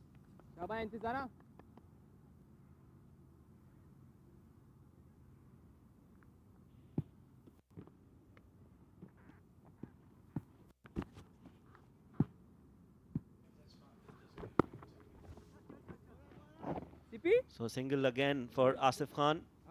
ये वाला हाँ हाँ सच्ची हाँ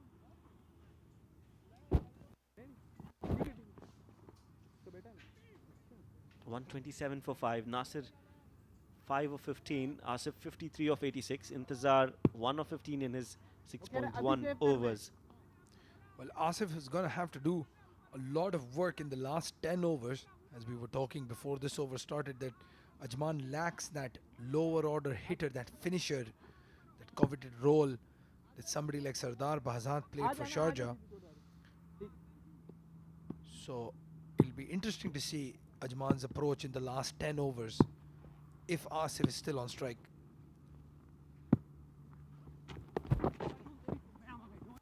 Played soft hands and fine into the gap. Nasir Aziz will get a couple comfortably. 2 runs for him. Ajman now 129. And as Asif stays there till the end, Ajman should be aiming for at least another 100 runs from here on. So 220, 230 definitely on the cards, but the problem is wickets. Ajman doesn't have wickets in hand. Well done, yaar. Well bowled. But Nasir Aziz, the Don, is no mug with the bat. He has a half century in international cricket against a test playing nation. He can wield the willow, but this is a completely different match situation. Again, he's just dead bats it straight back to the bowler.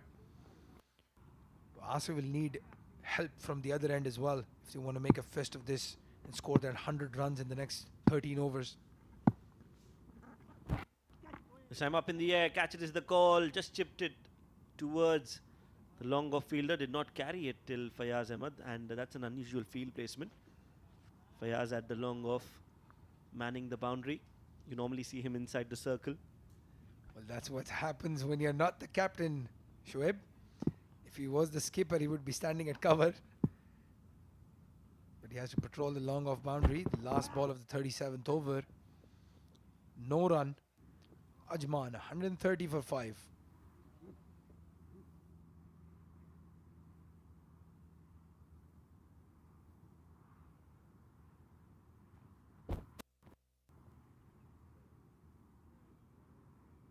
As we look at that batting card, Abdul Shakur and Sagar started off well. We're looking good. Sagar run out because of some brilliant work by Rizwan CP. The man Asif Khan at 3 still there at the crease.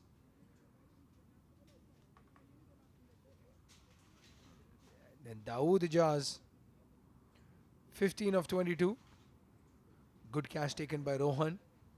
Muhammad Ali Mirza was looking good, but not being able to score any additional runs for his team.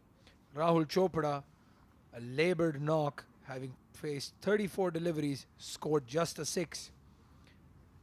And if they have, Asif has the skipper, Nasir Aziz, giving him company 8 of the 19 deliveries faced.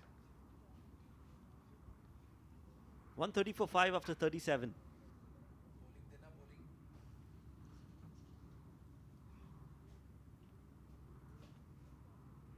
And that is how the bowling scorecard looks for Sharjah. Again, 5 bowlers used. 5 overs 30 for 2 for Zahid. Umar Ali Khan 7 overs 23. Rohan 8 overs 26. Ayan 10 overs 32 runs and a wicket. And Ali Intizar bowled 7, gave away 18 runs and took a wicket. So 130 for 5 after 37. Well, we might see somebody like Rizwan CP come into bowl. Ali Intizar has been really good, but not effective.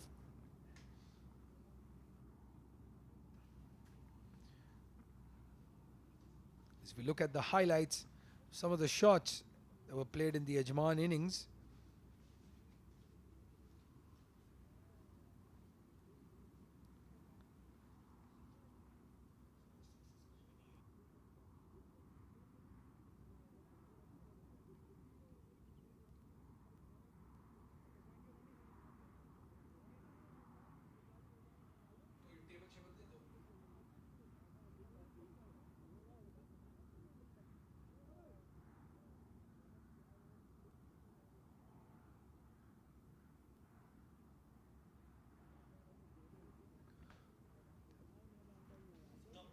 top 5 bowlers in this edition of Emirates D50, brought to you by Wolf777 News. Ayan Khan, 4 overs, 4 matches, apologies. He's taken 9 wickets. Sabir Rao, 3 matches, 8 wickets. Sanchit Sharma is also in the top 5, taking 7. Aditya Shetty also taking 7 wickets. And Rahul Bhatia from Emirates Blues taking 6 wickets. So a nice mix of fast bowlers and spinners. Well, Ayan has displaced Sabir Rao from the top spot, having taken that 1 wicket in this 10 over spell today.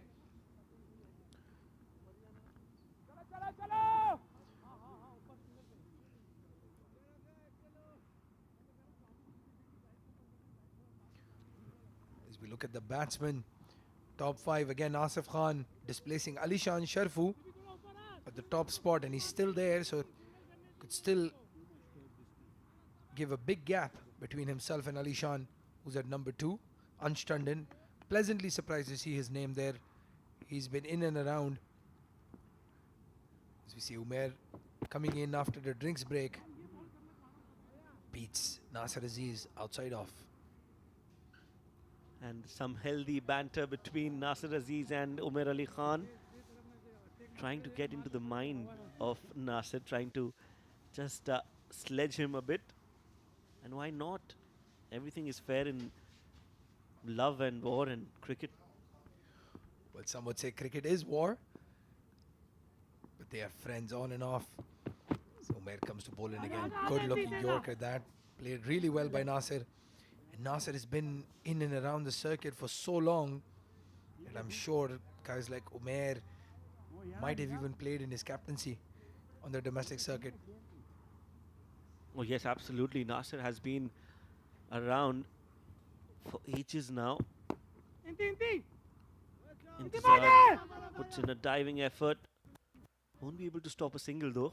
1 run added to the total. So yes, like you rightly said, these players have played so much of cricket together. They are friends off the field and are complete athletes on it. As we see Asif Khan, again, he must have welcomed that drinks break. He's been standing there in the heat from the 5th over. That comes into bowl again. Little tired looking shot there, Shoaib. Well, honestly, not just this shot, but this entire innings of Asif. He's a special talent, no doubt about that. But Asif has looked tired today. I don't know if he's played a game last night, but if he has, that is definitely showing in this game. Again, a shot straight to the fielder. Rohan Mustafa drops it again. A very ordinary day for Sharjah today. Dropped a few catches, and Rohan Mustafa would have been the last man you would have expected to drop a catch. This was hit very hard, but a player of Rohan's caliber, he's standing in the circle, so they are attacking. They wanted to take that wicket. He looks very disappointed to have dropped that.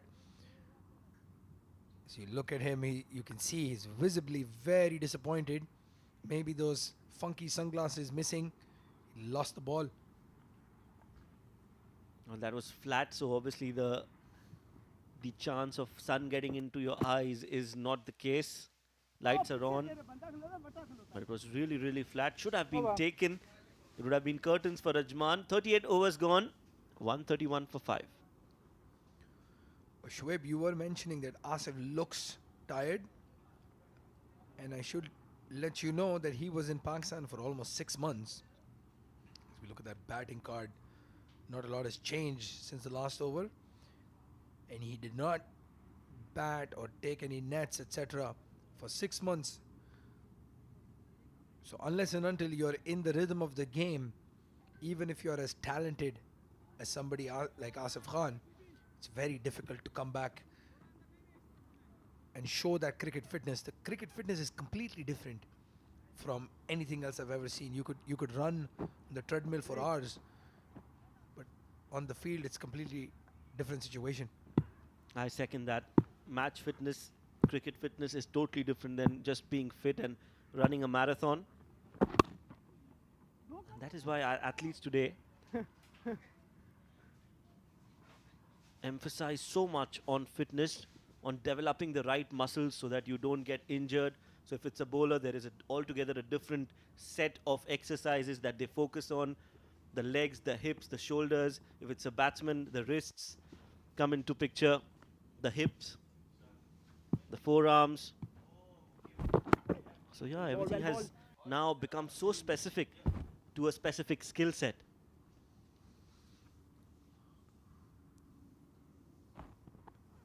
Asif Khan again. He's very focused. Looks exhausted. Intizar comes into bowl. Intizar bowling quite quick to Asif Khan. He's been flighting that delivery to somebody like Nasir Aziz, but bowling much quicker to Asif because Asif likes to move that leg and go over long on or mid wicket to the spinners. This is a good shot, a hard shot, played around the covers. He hit that so hard, you knew as the moment the ball left the bat, it was going to be a boundary. Good shot from Asif Khan. He's gone to the pitch, hit that really hard to extra cover. The fielder deep was more cover point. So again, good looking boundary. Well, he might be exhausted, but he's not going to let that loose ball go. He's going to send it to the fence. Very good batting by Asif Khan.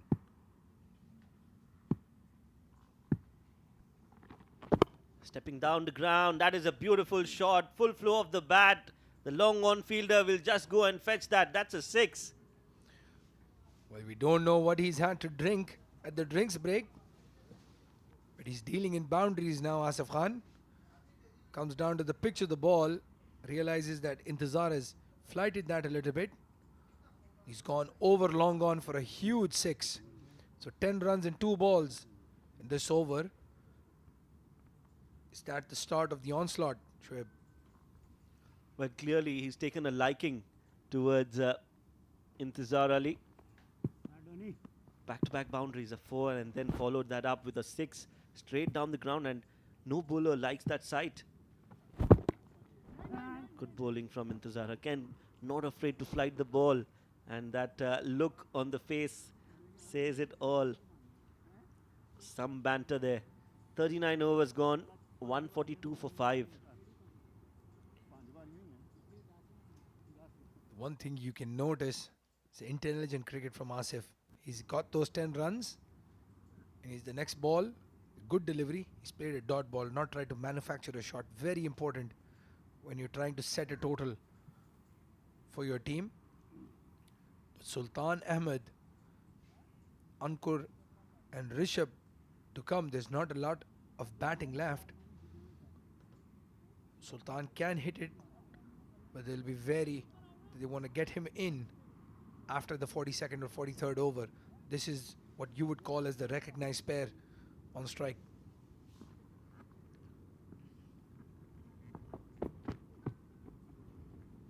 Moving away from Nasir Aziz.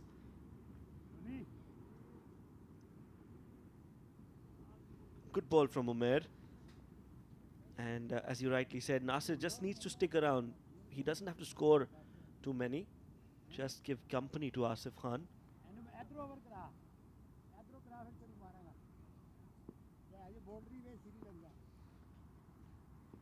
As Umair comes into bowl again. Well, he's absolutely middled that. Shoaib has completely ignored your advice. Comes running down the wicket to Umair Ali. Plays it to mid wicket. It was a safe shot because mid on and mid wicket were both in the circle. Have a look at that.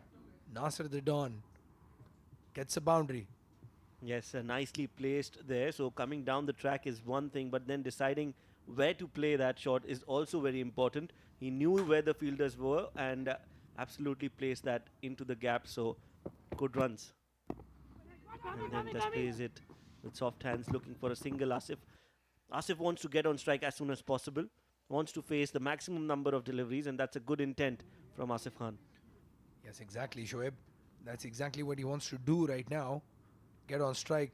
Nasir has hit that boundary. So if he can rotate the strike, get Asif back to face a delivery as Umair comes to bowl again. Much straighter play to Hassan at cover. See, this is the challenge that Ajman has. They caught that boundary. but they've played 3 dot balls, and we're beginning the 40th over, so they need to get at least 7 or 8 runs and over to get to a total that they can defend. You're right, score predictor says 185 at this pace.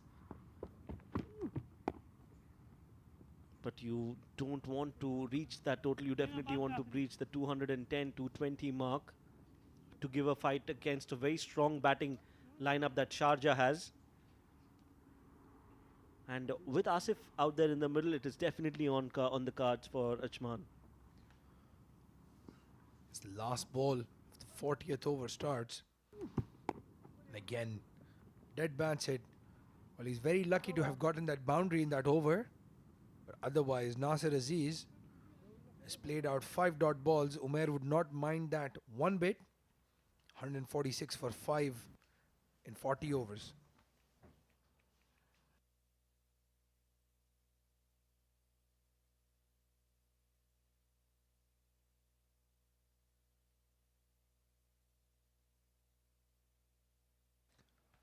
As we look at that bowling card, Zahid Ali getting a lot of tap, but getting those 2 wickets in his 5 overs.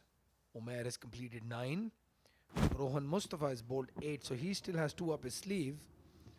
And Intizar Ali has bowled 8 as well. He'll continue bowling to Asif Khan. Asif Khan took him to the cleaners in the last over, so it'll be interesting to see that approach from Asif as Intizar comes into bowl. There is one more fielder outside the circle now as the last 10 overs start. Well, I think Intizar wouldn't mind that approach because that will definitely give him an opportunity to take a wicket. Now the field placement is important. Flights it wild swing, and that did not time it too well. Asif just getting the inside part of the bat, ball just trickling away towards the square leg fielder. 1 run added to the total. Well, there is some banter going on there for sure between Intizar and Asif. You can see both of them smiling and talking to each other. The partnership moves on to 44 and 62 deliveries. Really well played between the two. Intizar coming to bowl again. Good looking shot, safe shot. He's chipped it over the cover fielder. And Fayaz picking up that ball and throwing it back to Intizar.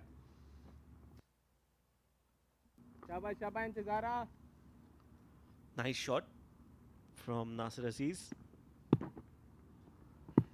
Would have wanted to time it a little more better. Could have got 4 runs.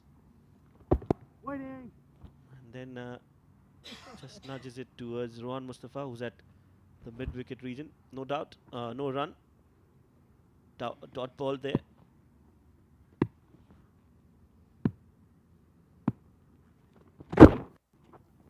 Brings out the sweep, plays it fine, plays it nice. Will get 4 runs, and this is a very important knock coming in from Nasir Aziz. Well, absolutely.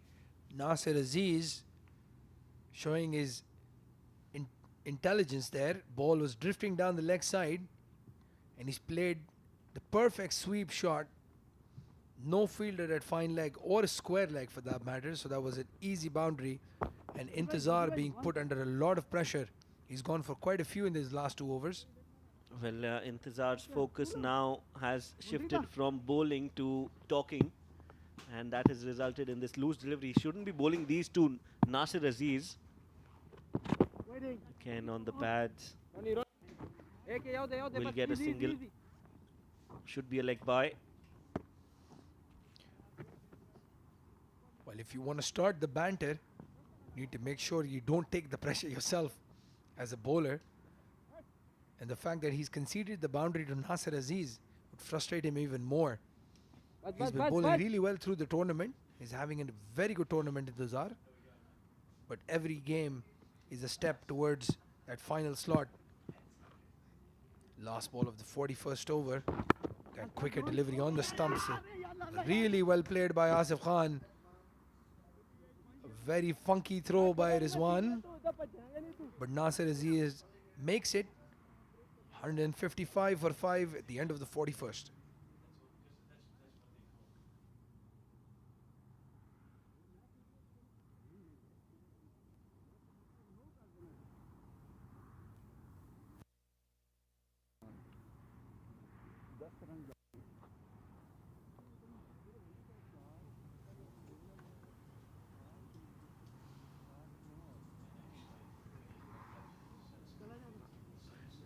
As we look at the top 5 batsmen again, Asif putting a lot of daylight between himself and Alishan Sharfu. 264 runs, 261 runs, beg your pardon, in the 4 innings. जानी दा last over है एक ही run पे ना मुश्किल नहीं है कोई टेंशन नहीं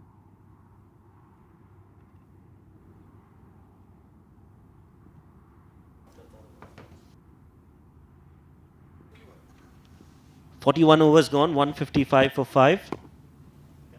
A good looking shot there by Asif Khan. Played in the cover region. Goes for 4. Umair bowling his last over.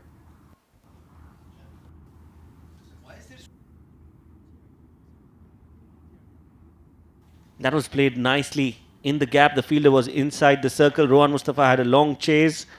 Had to give it up in the end because the ball won the race. 4 runs.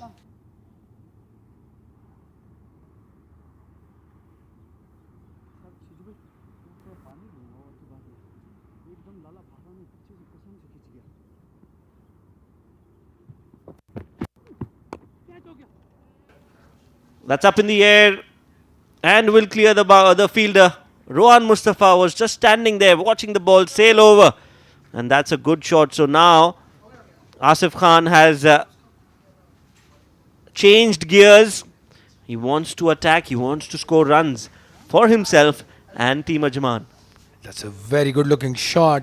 Rohan Mustafa patrolling that long off boundary, but he's played that to perfection over his head for 6. We're coming to bowl again, and he deposited that over the cow corner for another 6. 16 runs in the first 3 balls of Umair's last over. Shoaib, the assault is on. Oh yes, absolutely. This is some great batting on display from Asif Khan. He waited and waited and waited till the 40th over, and now he's taken the responsibility of scoring runs one more time for Ajman. He's done that so many times before this, and this time is no different. Another 6 deposited. Let's see Umair's response. 4th ball of the 9th over, but all that experience from Asif, good delivery, and just plays it towards point. He doesn't mind that dot ball now. He's gotten 16 in this over and moves on to 81. 19 short of that triple figure mark. He missed out in the first game. I'm sure he's not going to miss out on this one.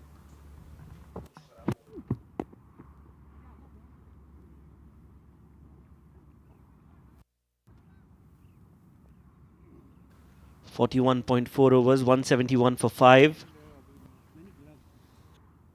सूखे ले आ सूखे कोई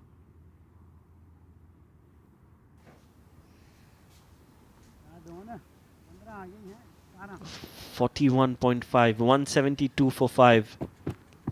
Nasir Aziz defends it to end this expensive over. Overall, a good spell from Umair. Did not get a wicket, but was pretty impressive. 42 overs gone, 172 for 5.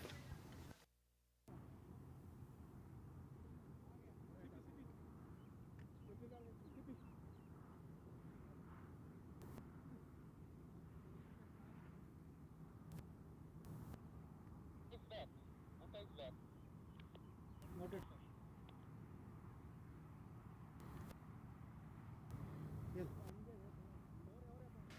42 overs gone, 172 for 5. There's going to be a change in the com box to take you through for the next 8 overs and the end of the innings. It is going to be Ahmad Khwaja and Abid Ibrahim.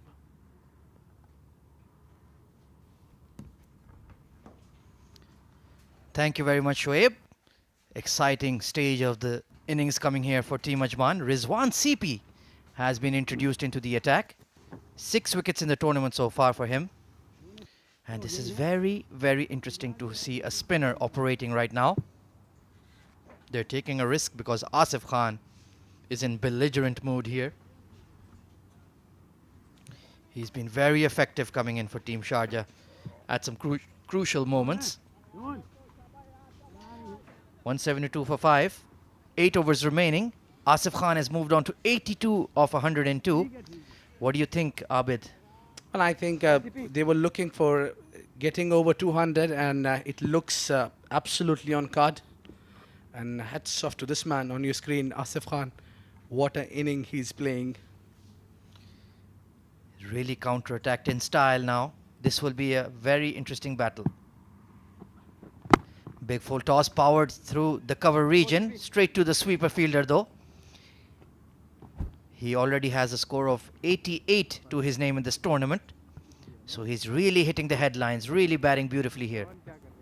Well, I think this man, Rizwan CP, is slightly late introduced in terms of leg spin option. Indeed, I agree with you. Would have expected him to see a lot more overs. But Rohan Mustafa held him back. Nasser Aziz has taken his sweet time, 20 of 35, but the partnership of 50 plus that these two have put together has been very, very important. I think, as I said earlier, that Nasser was the man who was supposed to come in place of Rahul Chopra, or probably slightly ahead of him. Well ball, CP. Facing a few too many dot deliveries here is Nasser Aziz. Needs to get Asif Khan on strike. Now is the time that they need to kick on. They've done the building blocks. Now they need to knock it over.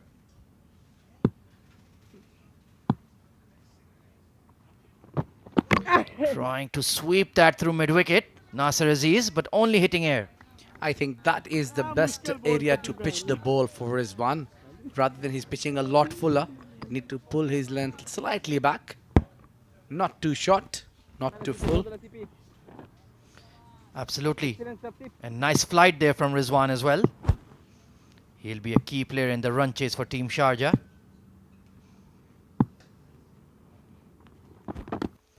Big flighted delivery. Not called a wide. Nasser Aziz looks absolutely shocked. It was not wide, I think. I think that's a good call by the umpire. Well, I wouldn't be the one to disagree with the Don. Well ball, CP. He was surprised asking his partner. Only one run given away by CP. Oh, this was a top spinner going through straight. Well played by Nasser Aziz. 43 overs gone. 173 for 5.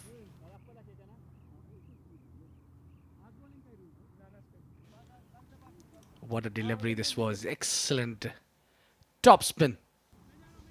Got the better of the batsman. You can see clearly he was releasing it from the front of the hand so that it will just shoot through straight. Excellent variations. Rohan Mustafa, the captain, bringing himself into the attack. Moreover, Rizwan is like a classic leg spin bowler. It takes me back on the eras of 70s or 80s maybe. You must be very old then, Abid, if you remember that era. Well, thanks to all You don't look like you're 75 years old. Hard hit down the ground from Asif Khan. Long off, just about gets around to it. That was absolutely rocketing towards him. What Rohan Mustafa is doing, that he's not giving air to the ball. He's bowling quick, using a lot of shoulder. And he's doing it good. I think this is the way you need to bowl at the death overs. Only 27 runs conceded. He's into his 9th over. Nasser Aziz trying to drag that through mid-wicket, but getting the bottom edge of the bat. He's looking a bit agitated here. He wants to get on with the game.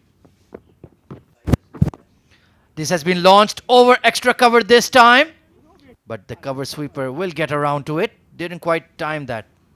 Well, Sharjah clearly would be eyeing to keep Nasser Aziz on a strike as much as they can. Indeed, he is struggling. 21 of 41. Hard drive towards long off once again. It's to his left. They're going to push for 2, but they'll only stick to 1. Back up. Good fielding there by Ali. Now we can understand that what Rohan Mustafa is doing is trying to contain rather than taking wickets. It's a different Rohan Mustafa now.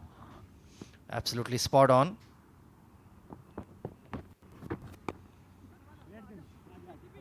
Quick single taken once again. 44 overs gone, 177 for 5. So we have 6 overs remaining, Abid. Give me your projected score. Well, a tough call, and I would hate to be in this position by predicting the final total. It just may be too early for me. Look at that beautiful ball with the mics. Taking a look at the bowling analysis here. Then Zahid Ali has 5 overs up his sleeve. So he can be brought on to bowl in the death overs. Rizwan CP just started his spell. Ali Intizar, the offie, also has 1 over remaining, as does the captain, Rohan Mustafa. So he does need 1 over from somewhere, probably from CP himself. And then he can bring on the seamer from the other end if he wants.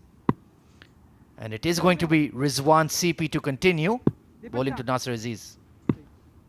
Yeah, I think a good choice, Rizwan CP, because there is still time in the death overs, the actual death overs, where the slogging overs will come in.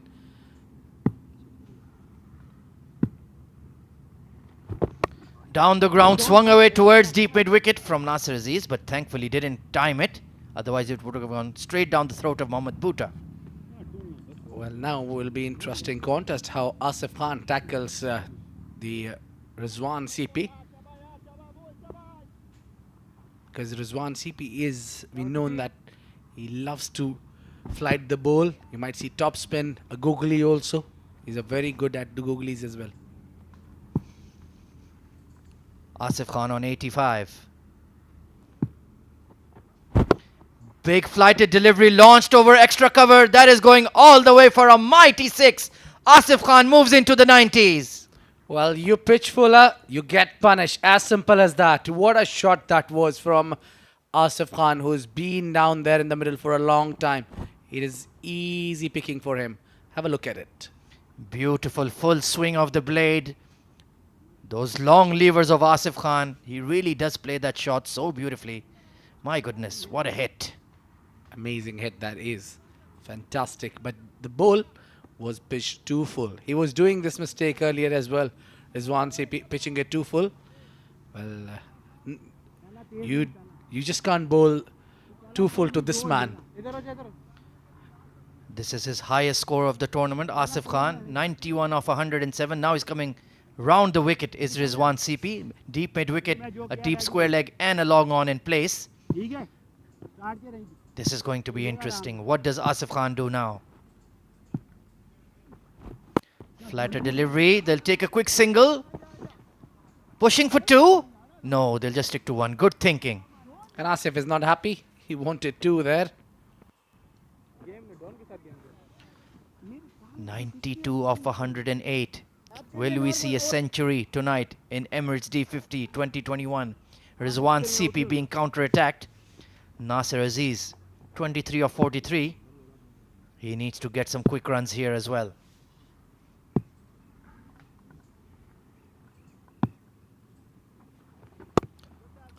That kept low and well bowled by CP. Once again, that front of the hand top spinner that shoots through. Nasser Aziz did pick it but didn't find the gap down the ground. 2 deliveries remaining in the over. A breakthrough is needed here. Oh, beautiful delivery. Khalid Shah had an opportunity for a stumping, but he didn't grab the ball. He was too eager to get out Nasser Aziz. Quick glove works, but could not gather the ball. Take a look here. Just snatched at the ball and took off the bails. Well, the foot was grounded. Anyway, there was no opportunities. Full toss. Just beat straight to extra cover. Chance for a run. Nasser Aziz has made a mistake once again. 1 run too many. Khalid Shah fumbled the ball but executes the run out. Team Ajman are 6 wickets down. Well, this is the breakthrough they were looking for. A run out was the last thing captain wanted from his kitty. What a way to get him out. He never saw his partner. Asif was never in an agreement to run for it. And a great piece of fielding.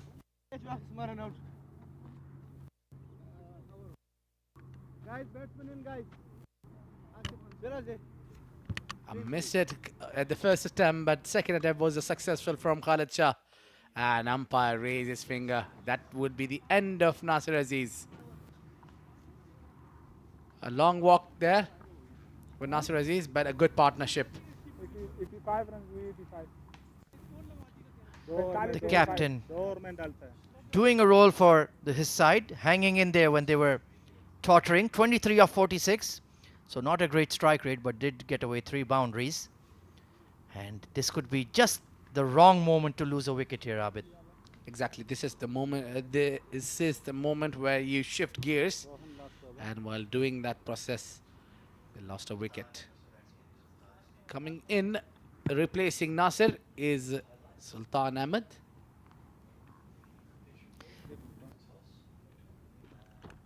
There he is, number 29 on the right of your screen, but he's not going to be on strike. It's going to be Rohan Mustafa, the skipper, taking responsibility. Very interesting.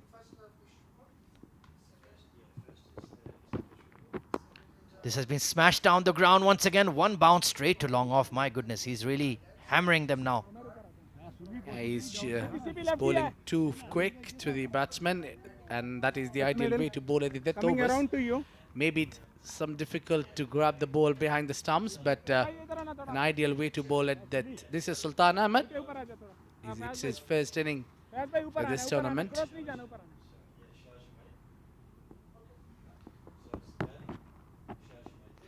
Bit of an outside edge, squeezed away to short third. Rohan Mustafa very, very frustrated with Rizwan CP. Very lazy there. Given away an easy single. Definitely, he will be happy to see Sultan Ahmed on a strike. One, he's a left-hander, and two, he's a new to the crease. 187 for 6. Asif Khan on 93. This has been hit hard down the ground towards long on, but it's going all the way for 6. Asif Khan is on 99. With a maximum, what a great shot that is. Coming into the slot and hit it well for a 6. And maybe that is the reason Rohan Mustafa didn't wanted him to be on a strike. Definitely a mistake there from Rizwan CP. Giving the strike. Quick single taken, and that is going to be 100. They're pushing for 2. Asif Khan has got 100 in Emirates D50 2021. What an innings. What a player. Great experienced player. What an innings. He came under pressure, played a heroic knock to get 100. He was lack of partners. Then one partnership was good enough to make him make the century of Emirates D50 tournament. He has been outstanding throughout the tournament, and once again, this time carved away towards point. They're going to push for 2. No, just stick to a single. He has given his all for his team this afternoon. A fantastic innings. They lost an early wicket. It was tough scoring. But that man, number 11, Asif Khan for Ajman, showing why he is the king of Emirates D50. Definitely for a reason. actually A dot ball here, and I think they'll be happy to play dot ball because the next over will begin with Asif Khan.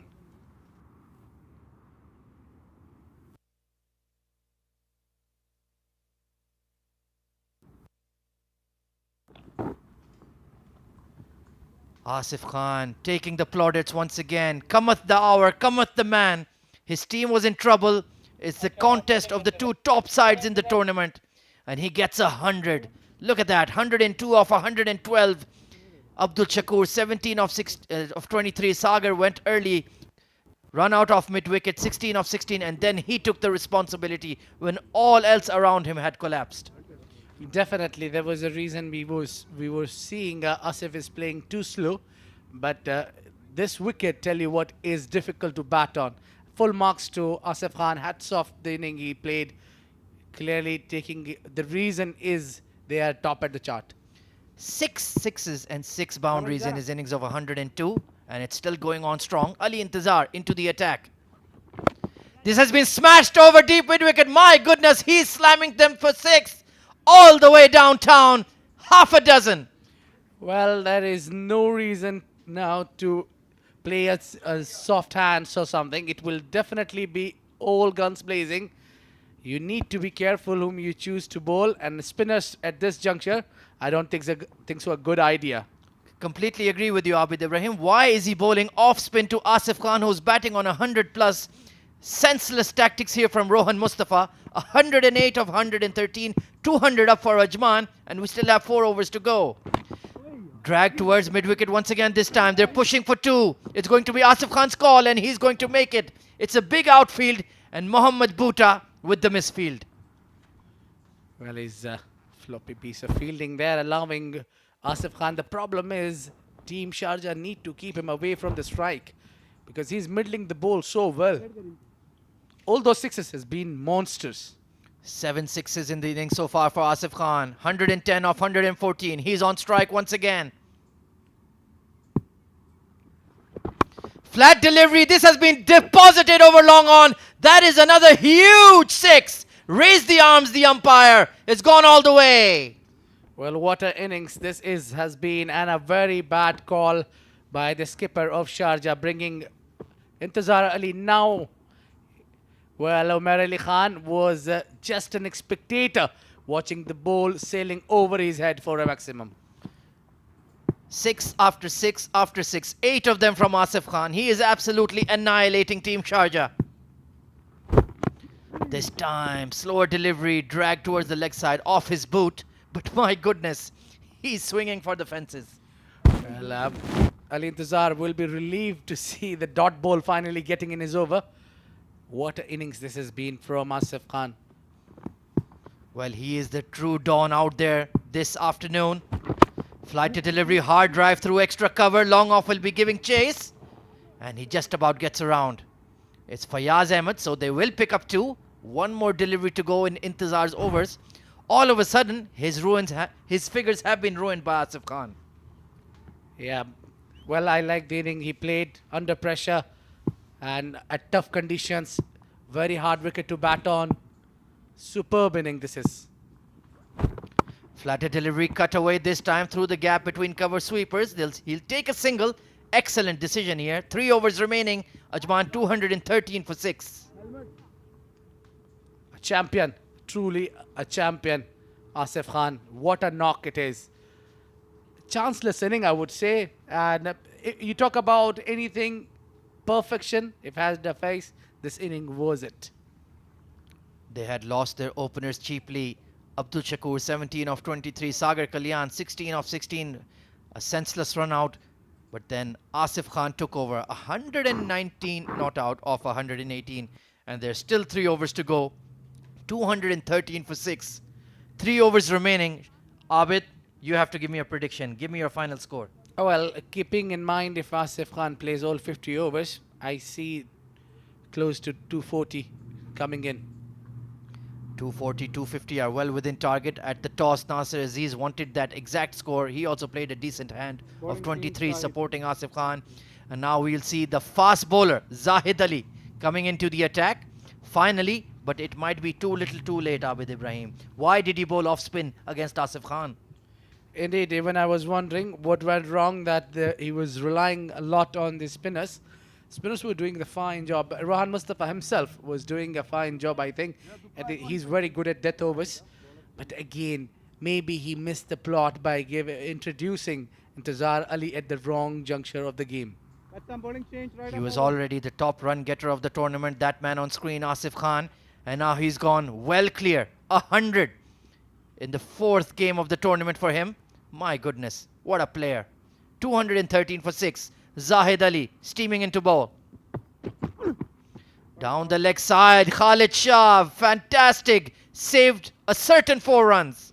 Well, Khalid Shah managed to fly without wings. What a wicket keeper he is turning out to be. Take a look at this outstanding take. Well down the leg side. My goodness, that is fingertip stuff. Brilliant. A superman, I would call him. You can see the expression on his face. There's a lot of concern. That score has gone past 200 and Team Sharjah's batting has not clicked in the tournament so far. 3 overs remaining. Zahid Ali coming in. Big full toss, hammered down the ground. They're pushing for 2. But Asif Khan looks a bit tired now, looks a bit weary. They'll stick to 1. I'll tell you what, even Sultan Ahmed can hit big hits. So it was right time to bring him in. I would give full credit to Nasir, who played a huge role in terms of keeping one end safe and lock, and right time to bring Sultan Ahmed. That young chap on screen, Hassan Nabi Sakhel, he'll need to play as blinder tonight.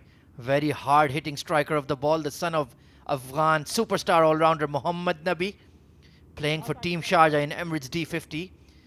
There are a lot of high expectations of this youngster. Let's see if he can deliver. Did not play the third game, was brought back into the side, and this man on strike, Sultan Ahmed, has played for Lahore Qalandars in Abu Dhabi T10. Let's see what he can do. Down the leg side, flicked away towards square leg, and excellent thinking, giving the strike to Asif Khan.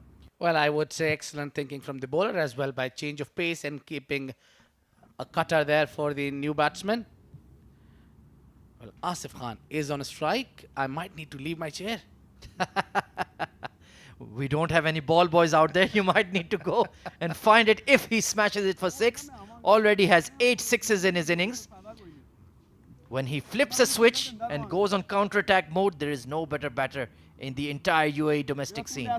Well, you say it and he has it in his book. He's a perfect person, a batsman who can bat at number 3.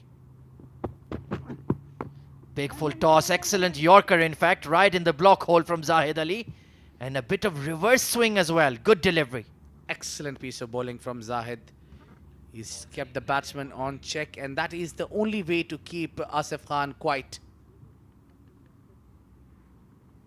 Take a look at that fantastic Yorker there, right in the block hole. That's where you need to be, 6 out of 6. He followed him well there. He saw the batsman was trying to take a room. It's been a decent over so far. 216 for 6, 3 deliveries remaining. Standing outside his crease, Asif Khan ready to launch. Zahid Ali. Once again in the block hole. Fantastic delivery. Can only get a single of it down the ground. Well, the concern would be who will be bowling from the next end. That is now a big concern for Team Sharjah. Absolutely. I think Rohan Mustafa has completed his 10 overs, so he cannot take over. Mohammad Ikram looking very, very serious out there. Usually a very happy-go-lucky chap, but that score on the board is going to be creating some pressure. Indeed. I mean, you have... we're looking at the mid of the innings, you were right top of the team, Ajman. But just one big over took Ajman all over the top. The team Ajman dugout looking very relaxed, having a chuckle to themselves now that Asif Khan is taking them to the promised land. Dragged away towards square leg this time and is going all the way for 6. The Sultan has come into the middle and smashed it for half a dozen. Well, where would you hide yourself if you have Sultan in one end and the Asif Khan from the other end? You have to bowl at the right channel. Easy picking, slower one, and Sultan was expecting that. Excellently spotted there, Abid Ibrahim. Again, that off cutter, but it was in the slot and swung away by Sultan Ahmed. 223 for 6.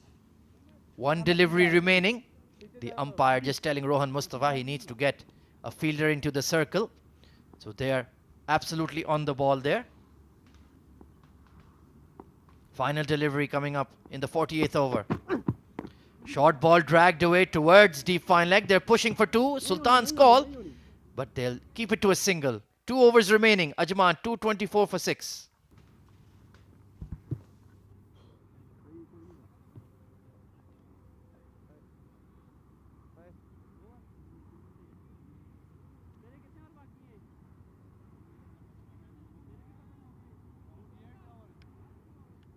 And now this is the one-man show all over.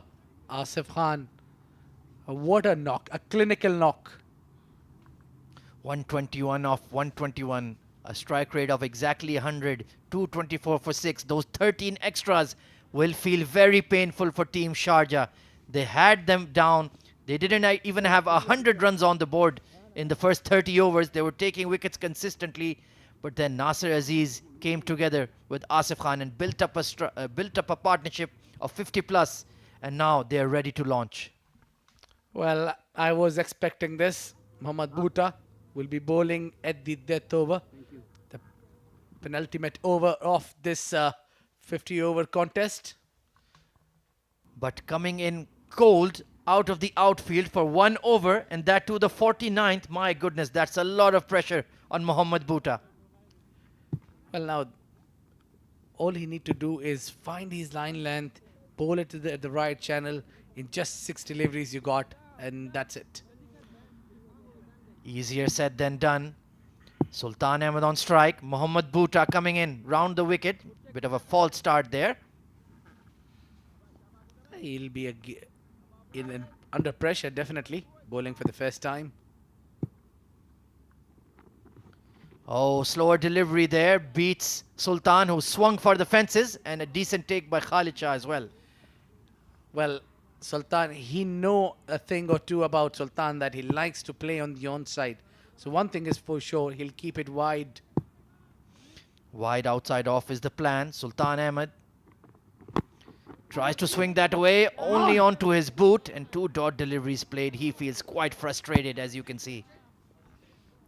Well, it's a tricky situation. If Bhutta puts a good show here, then the captain would be thinking why I did not introduce him earlier. 2 dot deliveries so far. Floaty, full toss, hard hit down the ground, and they'll only take a single to get that man, Asif Khan, on strike. Well, definitely Asif Khan is not looking back for the second one. He'll be happy to be on a strike. Well, that is the helmet of Delhi Bulls of Abu Dhabi T10. 9 deliveries remaining in the innings for Team Ajman. Hard hit down the ground from Asif Khan. 1 bounce, long off misfield. Can you believe it? It's Hassan Nabi Isa Khail, the young chap who has stuffed it up and given away 4 valuable runs. Well, being a young man, and you cannot just feel that way. You have to bring your body back. He made a mess of it. 4 runs, 1 bounce. That ball just fizzed away from him. A poor effort. Drag towards cow corner this time. They'll stick to 1. Rohan Mustafa himself in the danger zone, deep mid wicket. Well, as we say that Asif Khan is at 126. The next top scorer is 23 runs of Nasir Aziz. It has been the Asif Khan show tonight for Team Ajman. Hard hit over cow corner this time. Sultan Ahmed has absolutely nailed it for 6. Well, there was no need to bowl onto the pads. That was the area where he was looking, and dispatched it. Has been all over the place, Mohammad Bhutta. What's the score? What's the score? It was a slot ball asking to be punished, and Sultan Ahmed said, "Thank you very much. I'm going to tonk this over mid wicket for 6." Come on. There's no Juicy. time again. Half volley. Easy picking for Sultan. Team Ajman have counter-attacked fabulously in the last 7 to 8 overs. They've taken the game away from Team Sharjah. They are going to be bowling under lights. There is still 1 over remaining, and both Sultan Ahmed and Asif Khan are striking the ball beautifully. Well, they are on a song. This is the reason Asif Khan is long way up in the chart with 323 runs. That 126 is unbeaten. So far, 1 more over to go in his game with 11 maximums he have struck. Well, look at the difference between Alisha and Sharafu and Asif Khan. There is healthy 199 runs different. Absolutely, he has had an incredible tournament. His average is through the roof. Scores of 88, 65 and 40 odd against Blues. 236 for 6. Zahid Ali, 2 for 41. Has to bowl 6 deliveries. Right in that block hold. Can he do it? Asif Khan on strike. Lovely delivery through the legs of Asif Khan. Well, I think he's more comfortable to bowl Asif Khan than Sultan Ahmed, Zahid Ali particularly. Absolutely, that ball is tailing in towards Asif Khan's feet and pads. He has nailed that full Yorker quite a few times. There's of course the match referee, Mr. Iftikhar, and Andy Russell the ECB development manager, keeping an eye on proceedings. He's been here every day with us, working very hard, and glad to see him keeping an eye on proceedings. Oh, length delivery swings away this time from Zahid. Asif Khan had an opportunity. That slightly leg cutter was help Zahid Ali to get away with it. Asif Khan is looking only for the aerial routes. This has become a humdinger of a game. 4 deliveries remaining. 236 for 6. Asif Khan not out. 126 of 125. Can he finish this innings with a flourish? Can he get Ajman to that 250 mark? Hard hit over, long off this time. Chance for a catch. It's in the gap and it's trickling away for 4. Ali Intezar tried every his bit to reach to that ball, but there was absolutely into the gap. No chance for the fielder. 240 comes up. There is 2 more deliveries to go. Just finding that gap at deep extra. Opens himself up. And excellently placed. Long off. Really gave it a sprint. But he couldn't get there in the end. Ali Intezar, a tall unit. Asif Khan. 2 deliveries remaining. Zahid Ali steaming in. 240 for 6 is the score for Team Ajman. This time dragged towards cow corner. It's a hard hit into the gap for 4. No chance for the fielder to move an inch. What a hit. And the outfield is truly very quick. This has been the outstanding knock of the 2021 Emirates D50. Asif Khan 134 of 127. He has powered Team Ajman to a very, very good total here. What a match we have on our hands. Look at that. Pure brute strength. That bottom hand taking the ball for 4. Lots of power all along the carpet. Beautifully hit. He's finding the gaps at will. Zahid Ali coming in now. Back of a length, top edge, over the keeper this time. It's going to pull up. They're pushing, and they will get 2 runs here. Well, Asif Khan is unbeaten so far. There's one last delivery to go in this inning. He needs 4 runs to score 250 for his team. He scored 136, a big 100. That was back of a length. He surprised him. He swung for square leg, but only getting a top edge. Third man was in the circle. So it was safe enough. Ayan Khan had to clean up their final delivery of the innings for Team Ajman. Good delivery. Hard hit towards extra cover, but straight to the fielder. So Team Ajman will conclude on 247 for 6. Asif Khan, outstanding knock. 137 not out of 129. What an innings. What a player. Well, take a bow. What a knock it has been. That is the perfect example of a batsman number 3. If you are coming at this number, you are the star batsman for your team. You need 2 things. Solid defense, good aggression. Asif Khan have proved himself. Yet again, he's a top scorer for a reason. A man should be considered for UAE. Has almost 340 odd runs in the Emirates D50 in just 4 games. He was threatening to make 100 time and again, had a couple of 50s, had a 40, and then finally went big and went hard at one of the best teams in the tournament, Team Sharjah. It's a very, very stiff target of 248 in their allotted 50 overs. Team Ajman are proving why they're ruling the roost of Emirates D50 right now. They have 3 wins out of 3 and are looking good for win number 4. It's not easy to bat 50 overs almost. That is what happened. The 50 overs, 13 coming as an extra. Abdul Shakur 17 20 from 23 deliveries. Sagar Kalyan 16 from 16. Asif unbeaten 137 from 129 deliveries. This is a magical knock. I was talking about Daud Ijaz just played little early and gave that catch for diving forward from Rohan Mustafa. He made 15 from 22 deliveries. Muhammad Ali Mirza 4 runs of 21. Rahul Chopra 6 of 34.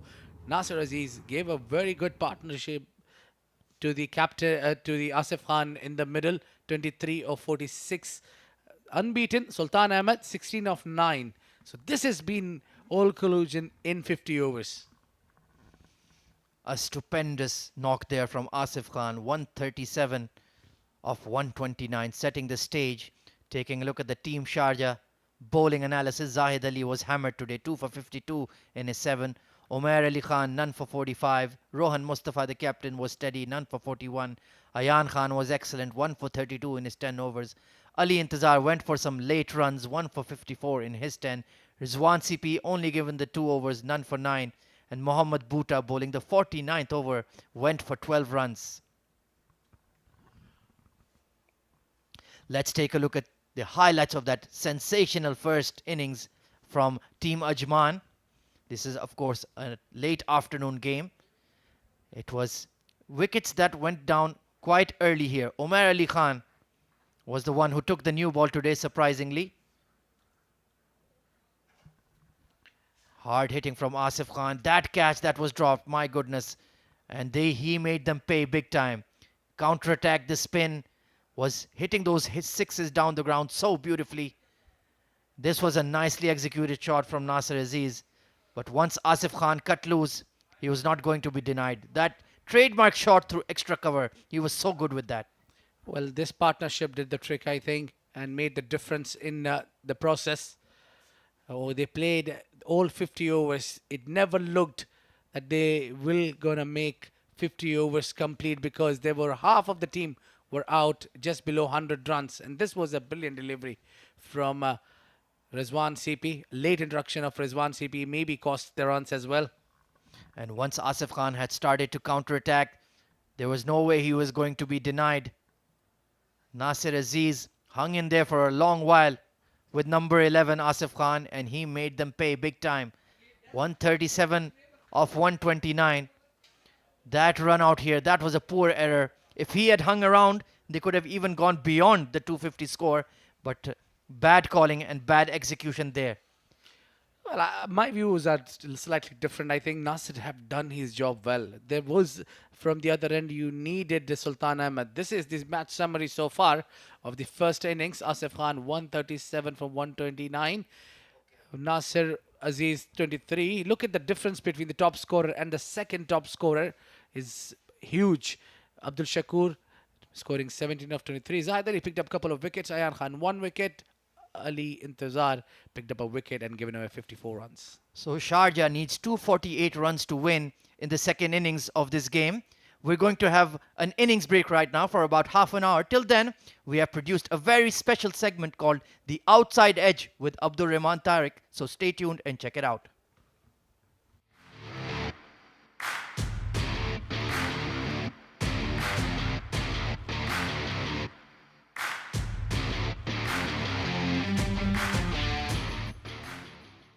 Hello and welcome to The Outside Edge.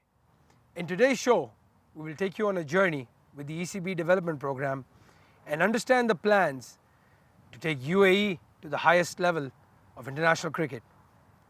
We had an opportunity to speak to the ECB development manager, Andy Russell, as he gives us the inside scoop on how the D series of tournaments will help improve the local game.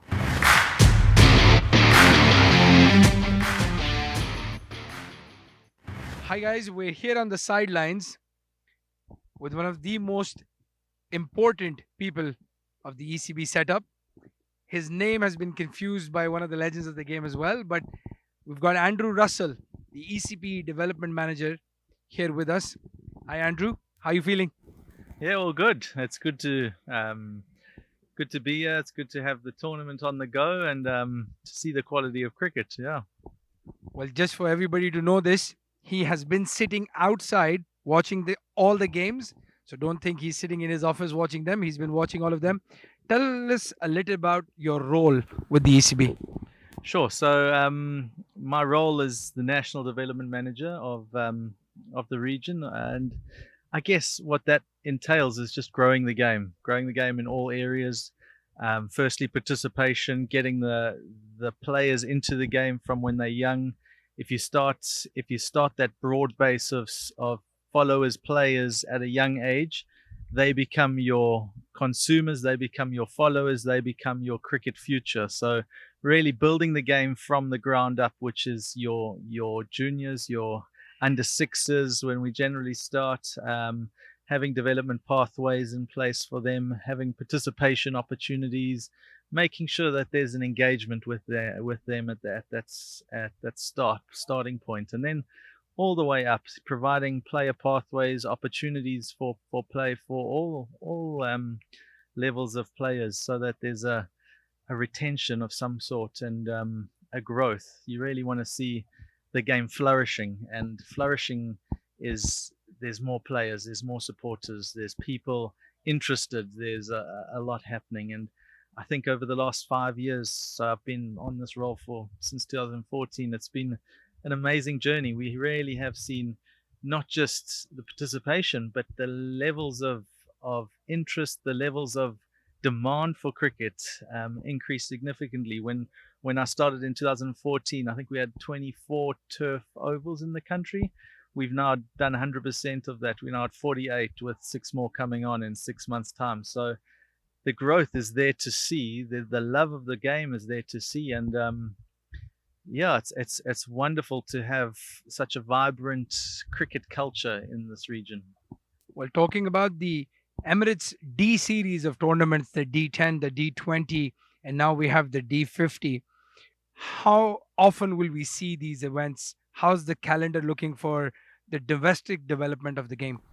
So yeah, we're very fortunate to be in a position where we're able to partner with broadcasters, with corporates to push the game forward. And this is one of those concepts where we partner with a broadcast partner. We're able to showcase these events live on television, streaming, and yeah, that's become a real notch in the belt for us to have these. And so ultimately we're looking at these events every year, so having a D10, a D20, a D50 every year of every calendar year. So it gives the player a sort of a full season of Emirates Cricket Board, not discounting the other domestic events that they're going to play in.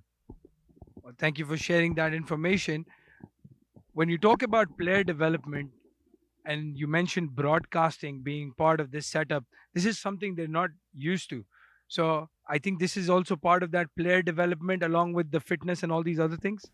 Yeah, I guess the more you can expose one of your top up-and-coming players to what an international standard is, and part of it is having broadcasts, part of it is having match referees, behaviors, all that sort of thing that comes with a high-profile event, leads to the development of a player, the understanding when he gets put into the situations he's under pressure, not just from a team perspective, but from actually, I know that there's millions of people potentially watching this feed type thing. So it really is excellent for us to have these events, to have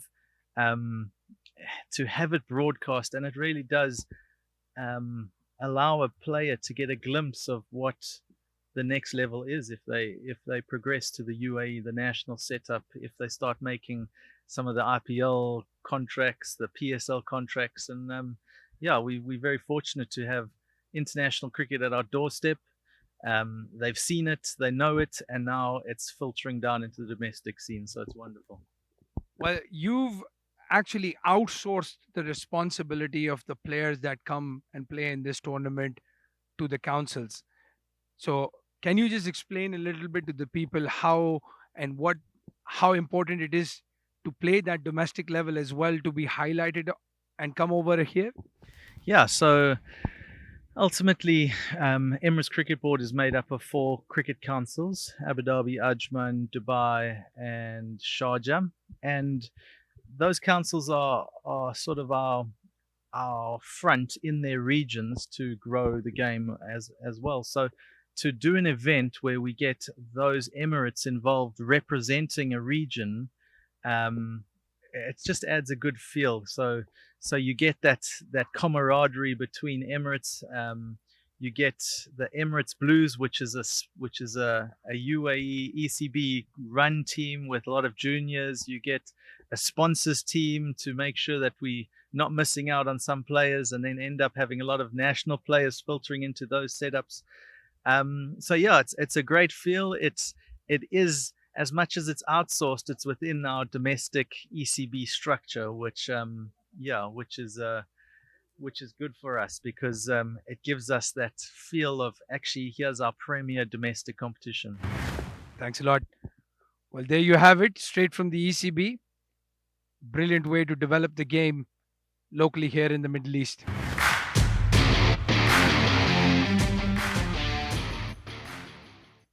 Well, thank you, Andy, for sharing those insights. It's great to see the progress of the UAE cricket in the last few years and how it continues to take major strides for the future. And talking about the future, I had an opportunity to speak to the future of UAE cricket. Here are the snippets of the conversations I had with some of the under-19 talent playing in this tournament.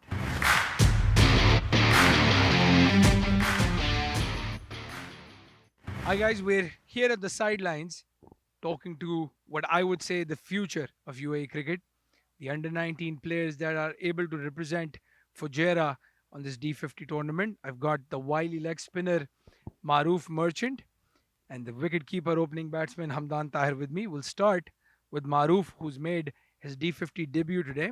Maroof, how are you feeling? I'm feeling really good. It was a great experience playing the longer format in this big tournament.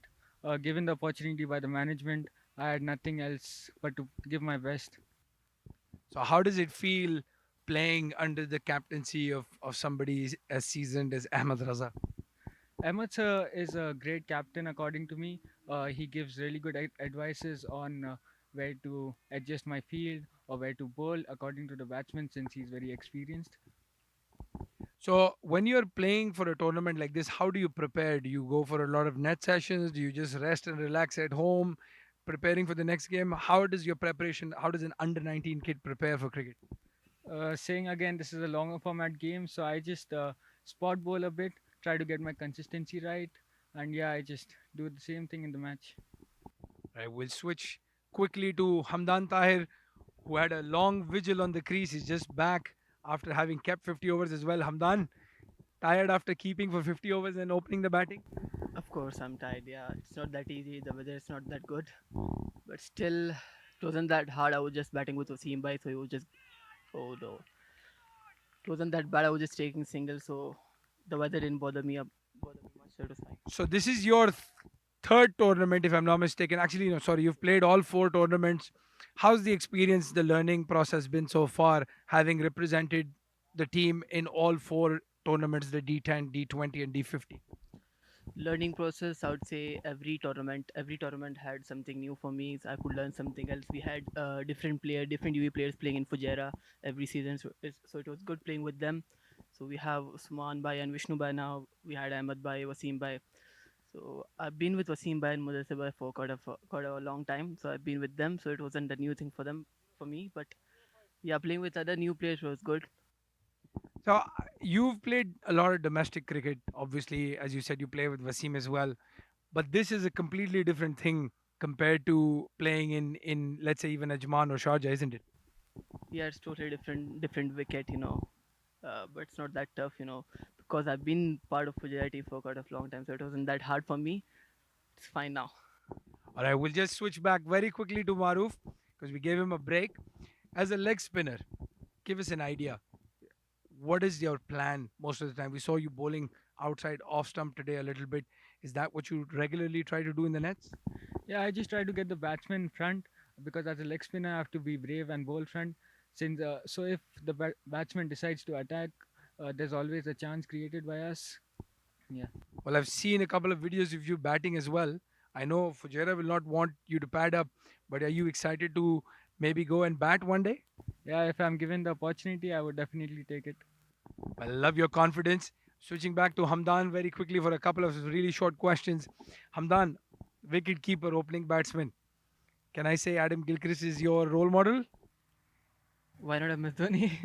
He doesn't open the batting, that's why. But But still, as a keeper, I still follow him. Yeah, Adam Gilchrist, my dad has been showing me videos of him. Look how he bats, look how he keeps. So, yeah.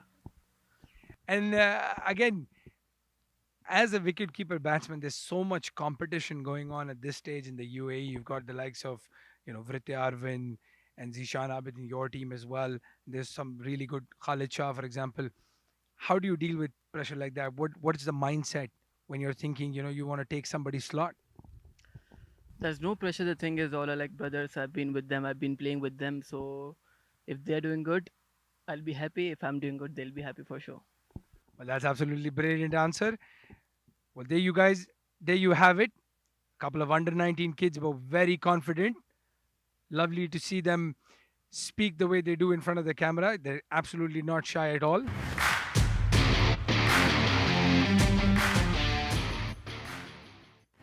Absolutely brilliant. Love to see that spunk. Not shy at all, these kids. And you can see that confidence reflect in their on-field performances. I'm sure this will excite the UAE cricket think tank a lot. And when you mention thinking cricketers, the one name that pops up in your head is local UAE captain Ahmed Raza. We were able to catch him during a match and talk to him about the D50 tournament, the UAE's future fixtures, and how this tournament is helping him identify the future of UAE cricket.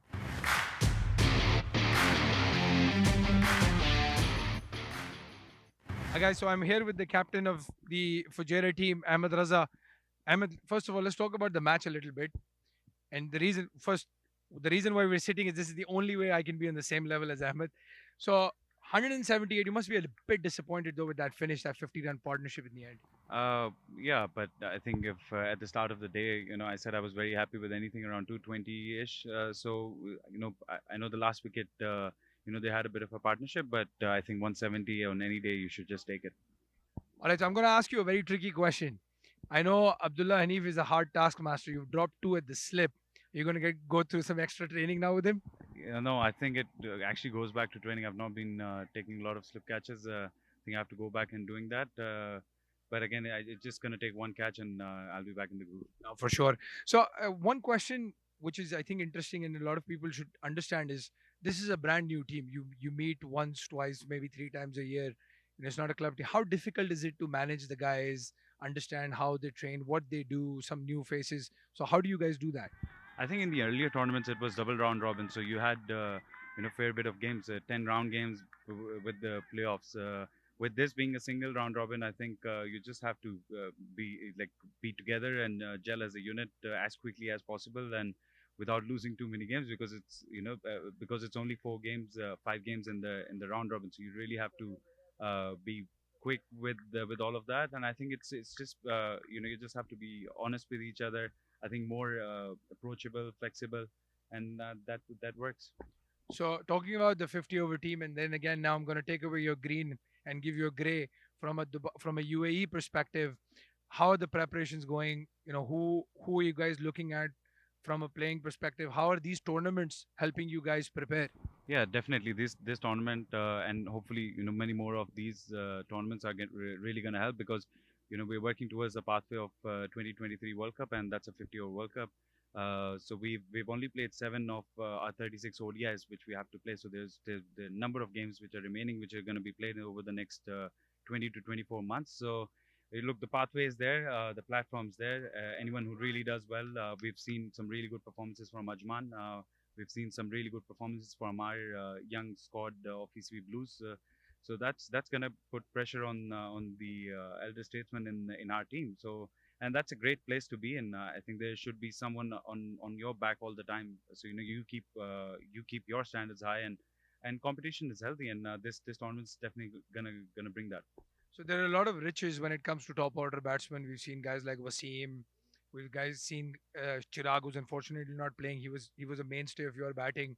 And then there are these bowling all-rounders. So guys like Amir Hamza. Are these guys on your radar? Asif Khan, Amir Hamza, a lot of these talented guys who are performing regularly in the domestic circuit and now doing well here. Yeah, I think Asif Khan is probably one of the names along with Wasim. Wasim hasn't made his debut yet, but I think he's qualified now, and hopefully, whenever we get back for our national duty, he will be eligible. I'm not too sure about Asif Khan's eligibility yet, but I'm sure he's there and thereabout, and his performances has shown it.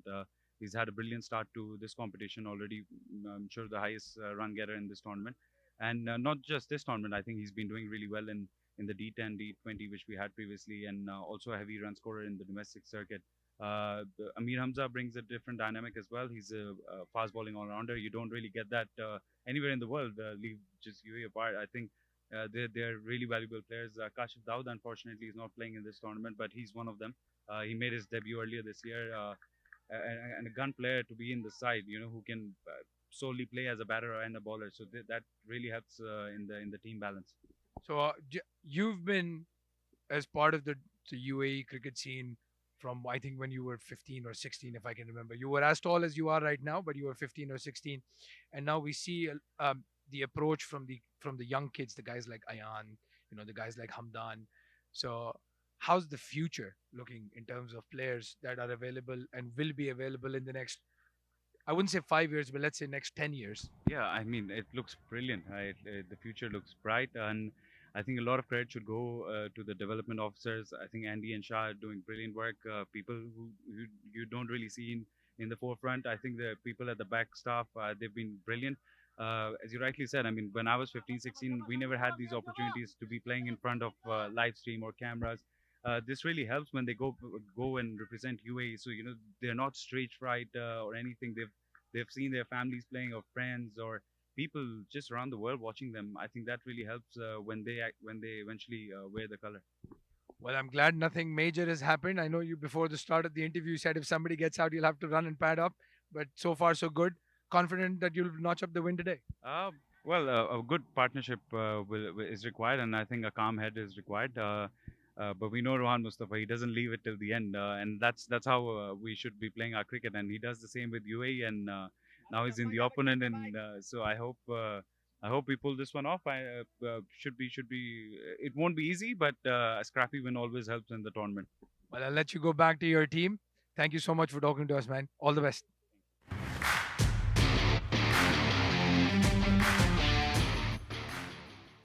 Thank you, Ahmed. We wish you and the UAE cricket team all the best for the future fixtures. And with that, it's Abdur Rahman and the crew signing off from the outside edge. We'll take you back to the live action starting in a couple of minutes. Thank you for joining us.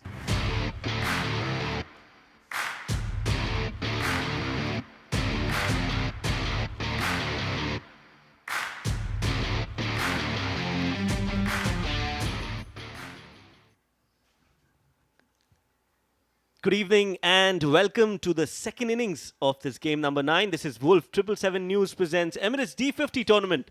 And that was a great conversation between our expert, Abdul Rahman Tariq, and the UAE skipper, Ahmed Raza. With me in the comm box is Qasim. Qasim, welcome, and it's good to have you back. Thanks. Good to be back. I'm really enjoying it. What a fantastic innings that was from Asif Khan. Some fireworks at the end, so some brilliant batting. Oh, yes, absolutely. Asif Khan show, as they say. And let's look at the batting scorecard quickly. Abdul Shakur scoring 17 of 23. And then it was Sagar Kalyan who scored 16 of 16. Asif Khan scoring that magnificent 100. 137 of just 129 deliveries of fireworks in the end. Daud Ijaz scoring 15 of 22. Muhammad Ali Mirza scoring 4 of 21. Rahul Chopra scoring 6 of 34. Nasir Aziz scoring 23 of 46, and Sultan Ahmed was not out in the end, scoring 16 of 9. 247 for 6 is the score that they have managed, and that is a decent score. That will give a lot of confidence to the Ajman bowlers. Looking at the Sharjah bowling card. Yeah, absolutely. So Zaid Ali bowling 7 overs, taking two wickets. That's 7.43 economy. Umar Khan none for 45 of 10. Slightly expensive, but Rohan Mustafa note for 41 of his 10. Ayan Khan bowled superbly well, going at threes, just over threes, 1 for 32 of 10 overs. And the pick of the bowlers there, I think, is definitely Ayan. Rizwan CP only managing 2 overs. Bit surprised with that. And Bhuta coming in at the end with just a 1 over going for 12. So, yeah, 247 for 6 of 50 overs. And what a fantastic inning that was from Asif Ali. Yes, absolutely. A brilliant innings coming from Asif Ali Khan. Let's look at the top five batsmen of the tournament. Asif Khan leading the charts and leading by a huge margin. 333 runs in 4 innings. That has two 50s and 100 to his name with a highest score of 136. Alishan Sharfu has scored 224. He's on number 2. Ansh Tandon is also closely following. He scored 158 in his 3 innings. Dawood Ijaz on number 4. And Sagar Kalyan, who's playing today, scoring 132 runs. So that's the chart for the top 5 batsmen. Let's look at the top 5 bowlers as well. Yeah, absolutely. The batters are dominated there by obviously the Emirates and Ajman team. Looking at the bowlers, Ayan Khan at the top there with 9 wickets, going at 3.67. Sabar Row on 8 wickets there from Fujairah. Sanjay Sharma there from 7 wickets for 97 of his 3 matches. And Aditya Shetty with from the Emirates Blues for taking 7 wickets there. And obviously Rahul Bhatia coming at the end with 6 wickets there off for his 3.3 economy. Yes, a mix of spin and fast bowlers in the top 5. So the umpires are out in the middle for the action in the second innings. As you see on your screens right now, Sharjah need 248 runs to win. And that is going to be a tricky target. It's not a very, very good score, but it is definitely something that Ajman can look forward to. And with their bowling lineup, if Shiraz can manage to get a few wickets early, that would put some pressure on the Sharjah batsmen. As you can see on your screens with the orange helmet, it's Hassan who will be opening the innings with the skipper, Rohan Mustafa. Yeah, and what a score for scoreboard pressure. So 248 there. It puts something on for the Ajman bowlers to go and bowl at. And have something for the put the pressure back onto the obviously the Sharjah batsmen. I think this is a key partnership here. It depends how Rohan Mustafa plays. Obviously, that costly catch is going to cost him the best part of 100 runs that he needs to make up. So, from a bowling perspective, it's going to be an interesting show to see who starts. I'm looking forward to Shiraz Pia coming in and obviously bowling against Rohan Mustafa. Oh yes, that is going to be an exciting contest between these two, Rohan Mustafa versus Shiraz Pia. If you've just joined us, this is game number 9 between Ajman and Sharjah. They are the table toppers. As you can see on your screen right now, Shiraz Pia, the left-arm fast bowler, will be opening the innings for Ajman, and he will be bowling to these two talented players, Hassan and Rohan Mustafa. I'm interested to know who's actually coloured his hair. Shiraz Pia's hair. I think I need to go and visit that guy. He's done a fantastic job there. Yes, some funky colours. Rohan Mustafa on your screens right now. 4 innings, just 78 runs, and not a great strike rate, 58.21, but he can change that today. Bowler on your non-striking end with the Sunrisers Hyderabad helmet is Hassan, son of Muhammad Nabi. Hassan Isa Khail, 3 innings, 30 runs, and a strike rate of 76. It's going to be an interesting show, I reckon, because I don't think Rohan Mustafa will be very impressed with his stats so far. I think he'll be wanting to get a good show on for, obviously, from his credentials point of view. And obviously, young Hassan here, the son of Nabi, so there's obviously going to be a little bit of firepower in his blood. Obviously, Shiraz Pia Ahmed there, you can see there he's taken 5 wickets off his 3 innings so far, an economy of 2.64. Quite an experienced bowler, obviously in the shorter format, but it'll be interesting to see what plans he comes out with in this period of the game. Obviously, trying to sneak one off early doors. So, left armour versus left-handed batsman will be an interesting tie-up to see if there's a little bit of movement in the air and if they can get an early wicket with Rohan going. Yes, that's right. It's going to be an interesting contest. And on your screens right now are 2 handsome men in the com box. The most important 2 men. That's the most important thing. Absolutely. On my right is Qasim, and on his left is yours truly, Shoaib. So yes, we are looking forward to this game, to this exciting game. It's the second innings. It's under lights, so that is also going to be a challenge. for the bowlers. And here we go. Action and movement. And is that an edge? Yes, it is. First ball wicket. Rohan Mustafa has to walk back, and that was an absolute peach of a delivery from Shiraz Pia. Fantastic delivery. I just called it 2 seconds ago. I did say there was going to be some early movement, especially under the lights. Left armour against left-handed batsman. It's always an area for Rohan Mustafa. And what a fantastic catch that was from Shukur diving to his left. So what a fantastic start for the Ajman boys. Oh yes, absolutely. Welcome to the commentators club, and the commentators curse works immediately. Qasim. First ball duck, a golden duck for Rohan Mustafa. He takes the long walk back. Shiraz Pia strikes on the very first delivery of this innings. Well, where does that leave Sharjah now? Obviously, the boys are one down already. It'll be interesting to see how they approach the next sort of building phase now. They've lost a captain who's quite a powerful hitter and can change the game in the power play early doors. I'll be interested to see who comes out and what approach they take now. Well, clearly the batsman is not even ready. As you can see, Ikram is in two minds whether to wear the thigh guard or not. Doesn't have enough time, has to run out to bat. Clearly last moment strategy is coming in place. I think he was not scheduled to come out to bat. But because there was a wicket earlier than expected, Ikram has been sent to deal with the damage. And a right-handed batsman, by the way he's putting that thigh pad on. It'll be interesting to see how this delivery goes. Obviously, there's still a bit of shape if that comes back in. And from a batsman's point of view, he's obviously quite rushed. So he's probably not in the mindset to go and face a delivery. So it'll be interesting to see how he composes himself and also gets his mindset ready to face a left-arm swing bowler. A very valid point. I think this is an opportunity for Shiraz Pia to strike another blow. As they say, hit it hard when it's hot. And clearly, right now, Shiraz has the opportunity, has the upper hand to go for the kill, take another one here and put real pressure on Sharjah. Because I think it was Fayaz Ahmed who was lined up to go, who's also a left-handed batsman.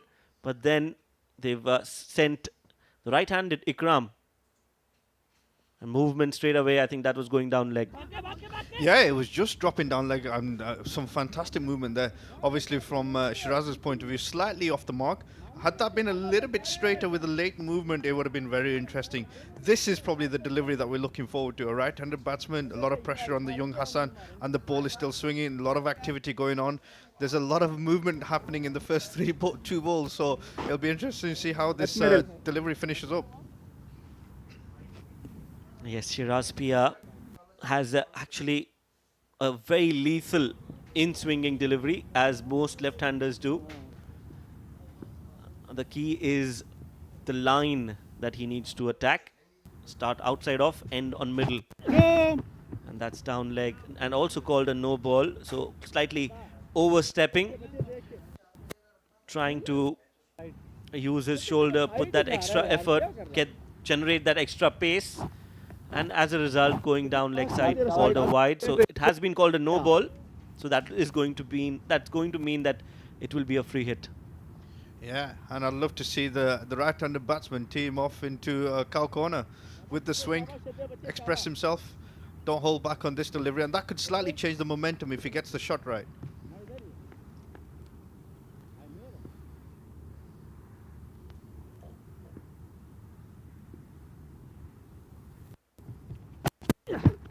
Outside off, clears his front leg, plays it over the mid-off, connected that well. This is a good shot from Hassan. Playing his first delivery, got an opportunity to hit a free hit, and he's made full use of that. Yeah, and that'll settle his nerves a little bit as well from a batsman point of view. Obviously, there's a lot of pressure flying around, but that obviously a good hit down the ground, looking like his dad. Well, yes, he started off like him, for sure. Cleared his front leg, played it over the long off.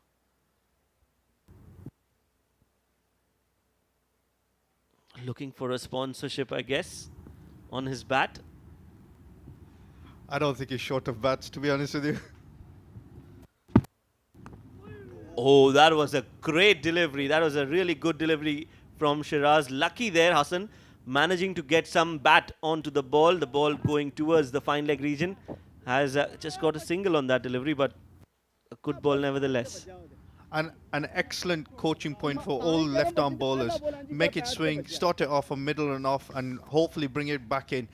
Early doors, bowl it full. Let the ball do the delivery for you. And if you get hit down the ground and the batsman wants to take a risk, that's fine. But actually, that was a mistake from the batsman, and that was a great delivery from Shiraz. Yes, lucky escape for Hassan. He's on the non-striking end now. So it is time for Ikram to face some music. Shiraz is looking dangerous. Just needs to keep bowling in that outside off area and let the ball do the talking.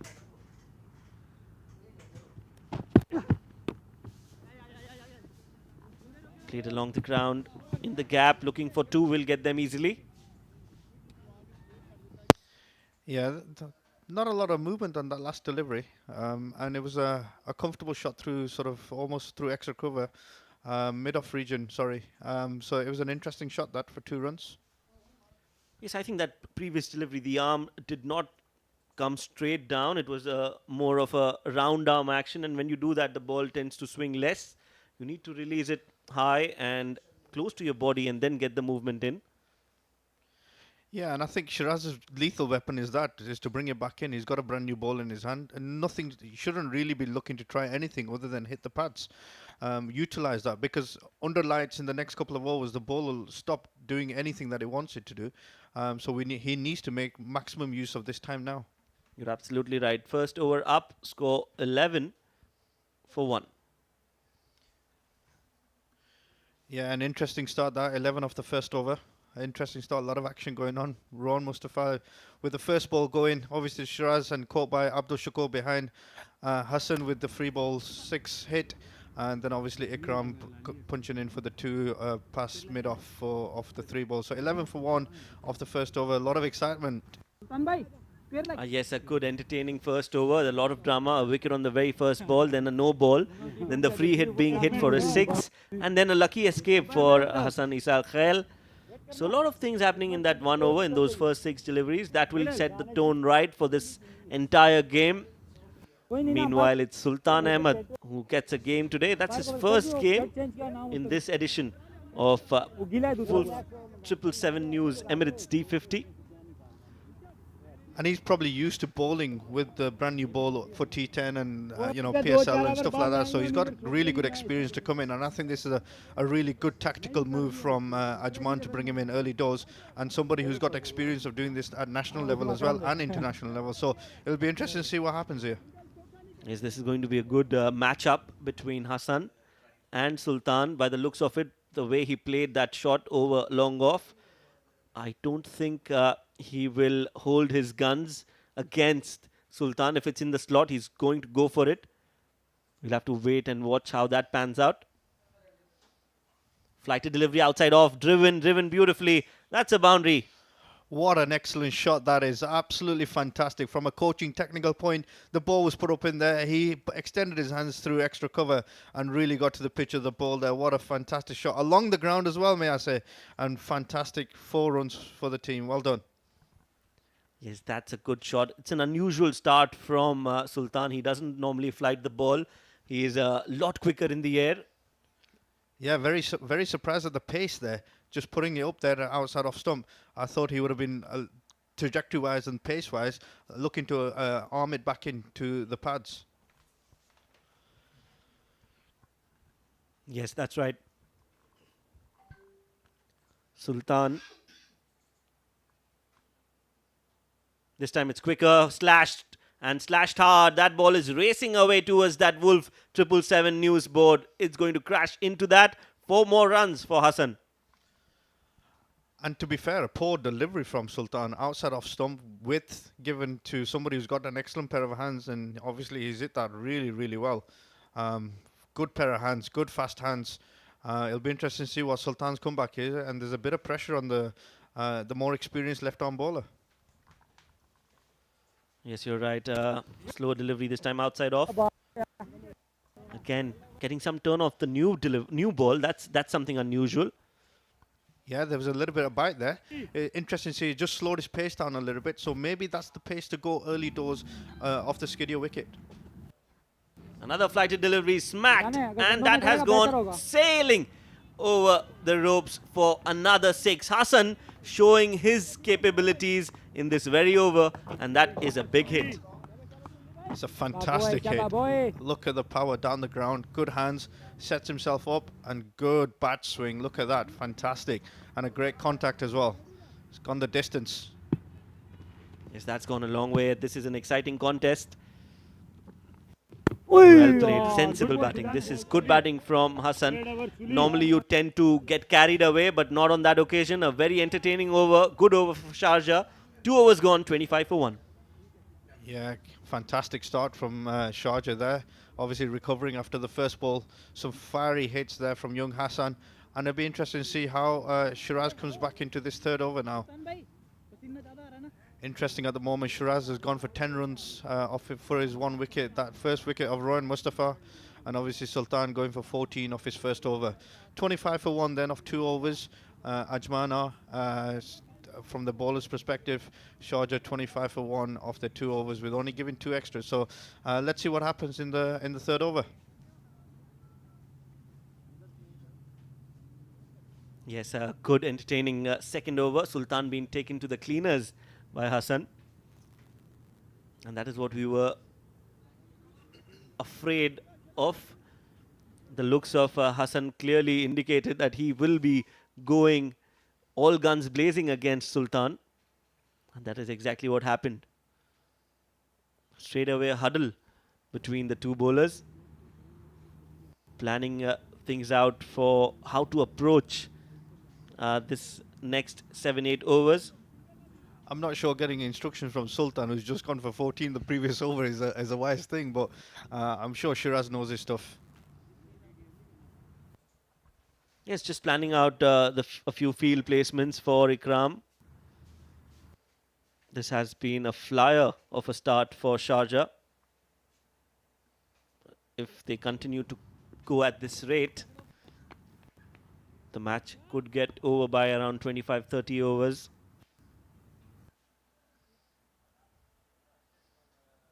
Ball moving in, played into the gap. That will be another boundary for Sharjah. And Ikram, he plays a beautiful drive, full flow of the bat and gets 4 runs.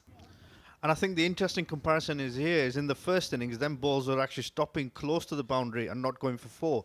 Whereas under the lights, a little bit of surface dew, the ball skidding through and anything going past the inner ring is going for 4 and going to the boundary. So I think the tight lines need to be there, the fielders need to be on the right angles, and obviously you need to stop the flurry of runs early doors, because in the power play, this is what's going to happen. Yes, I think Nasir Aziz, the Ajman skipper, missed a trick, winning the toss and deciding to bat first. And suddenly you can see that it's become much easier to bat on under the lights. And with dew coming in, it is always going to be difficult for bowlers to grip the ball.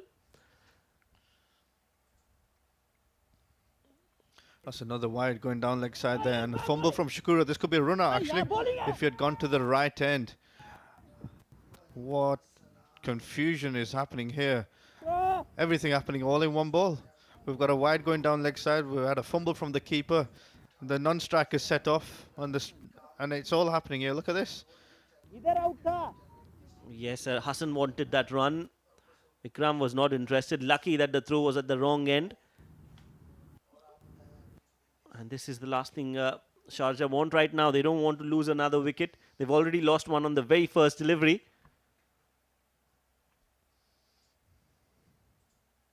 Ah, nice delivery. This is what we're talking about. This is what Shiraz is known for, and this is what he needs to do on a consistent basis to build some pressure and take some more wickets. Yeah, absolutely. And I think that's the perfect line for the left-hander to come in. There is an element of doubt from the bowler's perspective whether it's going to swing back in. So the batsman has to be precise about his decision-making skill. And if he can just get one to hold straight and go across the stumps, you know, that's a fantastic delivery. And that's a great repertoire to have.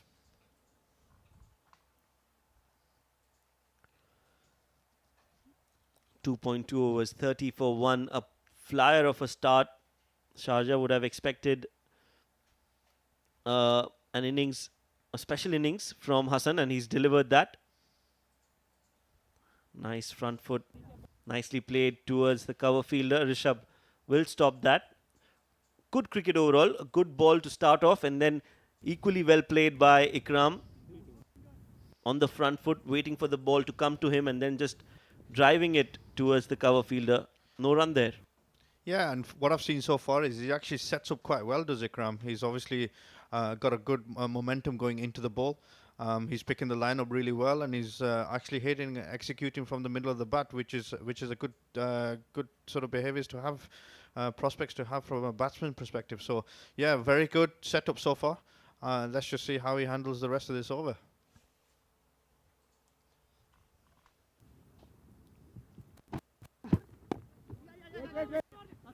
Looking for a quick single, sent back by Hassan. So clearly some miscommunication. Not the best of runners between the wickets, these two. I feel the dreaded run out coming on very, very soon. That's what I'm thinking so far, because there's been two miscommunication events happening. Clearly two singles that the batsman thought he might have, or Hassan thought he might have. I think there's an interesting run out coming, and they probably haven't run together as a pair. So you have to sort of understand the mentality from both batsmen, and they have to have that time in the middle. Yes, you're right. You need to be playing together to have that kind of camaraderie.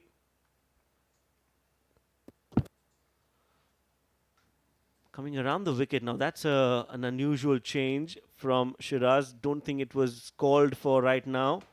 With the ball moving in, I think this becomes much easier. And the actual run that they should have taken, they didn't even attempt to take. So I don't know what's going on. Yes, now both are a little bit nervous, don't want to lose their wickets by getting run out. So it's better to not run than to get run out.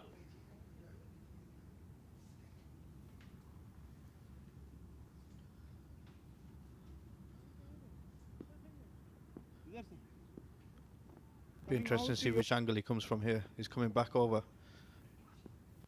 Let's see what the tactic is here.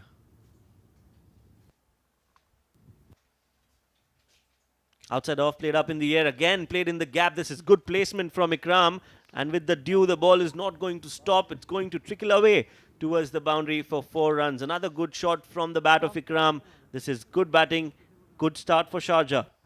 Excellent start from Sharjah, and 4 runs towards the back end of the over. Slightly uppish at some point, and I thought Shiraz thought he possibly had another chance there to get a wicket. But it's gone through punched through the 2 fielders. Gone for 4 runs, so an excellent bit of batting there from Ikram there. Yes, a good shot to end the over. Looks like a comfortable Sharjah dugout. They should be. They've got a good start. Ayan Khan, Rohan Mustafa, Bhuta, Sardar Behzad right there in the middle. Played well in this edition, but did not game a game today. And I think you can see the disappointment on Rohan Mustafa's face there, his expression. Sultan Ahmed obviously had his 4 innings, picked up his 3 wickets. They've lost the runs from the first over on the screen there. So let's see how he comes back from this point of view into this second over.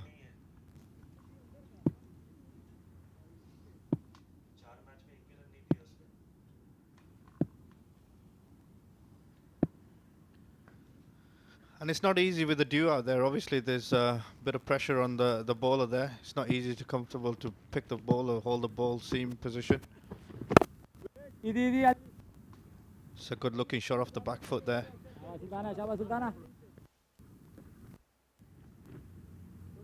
3 overs, 34 for 1. Hassan 21 of 10. Drifting down, leg quicker in the air. That's what Sultan is known for. That's his strength. Needs to bowl quicker and then maybe just put a slower delivery right there somewhere in the middle. But he started off with a slow delivery and then he was always under pressure after that. Yeah, absolutely. And a batsman like Hassan, obviously, he's got a great pair of hands. Stand and deliver. I mean, the length wasn't there. The length was too short, and he's actually gone through the line, hitting over the top. perfect start for young Hassan here. And I think Sultan is just getting stuck a little bit because he's not sure what to do here in terms of, does he bowl it fuller and get hit, or does he bowl it a little bit shorter with the pace and still get hit? So it's going to be an interesting play. I'm also a bit confused as to where mid on mid off is. None of these fielders are out, so if he wants to pitch it full, he's pitch it full and send somebody back. This time quicker. Sensible batting again from Hassan. He knows he's got a boundary and then just takes a single and keeps the strike. Is it end of the over? No. Still some deliveries to go in this over, but this is good batting from Hassan. Yeah, excellent batting there. Like I said, he's got 26 of 13 balls there, and some excellent shots there through the extra cover. He's obviously got some good hands and likes the ball on the outside of the bat in his body position. So I think he's lining up Sultan really well here.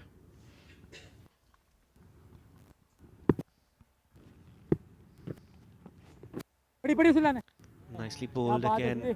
This time much better. And equally played well by Ikram.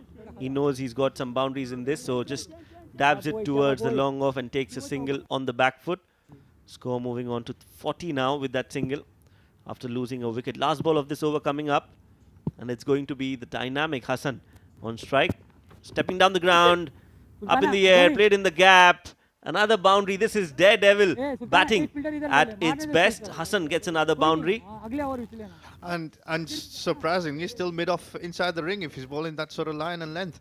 I would have thought with his experience, maybe possibly put him back, because that's the only place this young man has hit.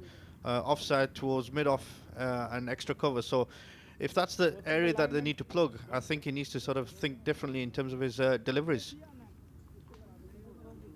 Yes, that's end of the over. Another expensive over from Sultan. This man has been the record-in-chief. Hassan has scored freely, has given Sharjah the start that they wanted. He and Sharjah would want him to continue a little more. 4 overs gone, 44 for 1, 11 and over. That's the current run rate. Shiraz and Sultan, the two bowlers used for Ajman. Yeah, interesting start so far. Interesting start. Change of bowling from bringing on a new bowler there. Sagwan coming on and replacing Shiraz. This will be interesting. Another spinner. So in his 3 innings, he's gone for 95. Obviously taken 5 wickets at 4.75. So Ajman are ringing the changes for spin straight away. Well, he has a 5-wicket haul. So clearly, he's been called up. And straight away gets some turn off the wicket off the new white cherry. So that's some good news for Ajman. Yeah, and you only really need to turn one, and that's just enough turn there. Maybe a fraction slow and a little bit wide there. If he could get that right, he's going to really cause some problems. Excellent bowling. That's a really good line. And again, another confusion. And it seems to be Hassan again who's causing some confusion from the running perspective. Personally, I thought that was a single. But the line from the spinner was actually a lot better, coming into the body and obviously a little bit of turn there. That's what we really want to see. This is going to be a good matchup. Nice, again, loopy delivery. I like the way he jumps. That gives him that extra bounce. He's getting some extra revs on the ball. I've liked what I've seen so far of Sangwan. And if anything, I would just put the extra pressure and get another man into that corner and see if you can really put some pressure on getting to hits in a different area. Because so far, the same deliveries has been hit into that sort of pocket of area, and this has just been punched through the gap, obviously for 4 runs. So it would have been interesting to see if they plug that gap a little bit more, give him some confidence to protect that area and let him bowl to the batsman, because so far there's been a lot of square cuts into that region. Yes, he's been right on the money this time. Again, Ikram getting that ball into the gap, playing it in the gap. Nice placement and resulting in 4 runs. This time the arm ball comes in, where the ball just keeps on drifting towards the middle and leg stump. So he's got the arsenal of a good left arm spinner. He's showing his skills here in the very first over. Mighty impressed. Great variation, that great variation and good execution. Obviously swept around the corner there for a couple of runs there. Sharjah doing the tidying up there. But from a spinner's point of view, just slightly off the line if that was his conventional off spinner.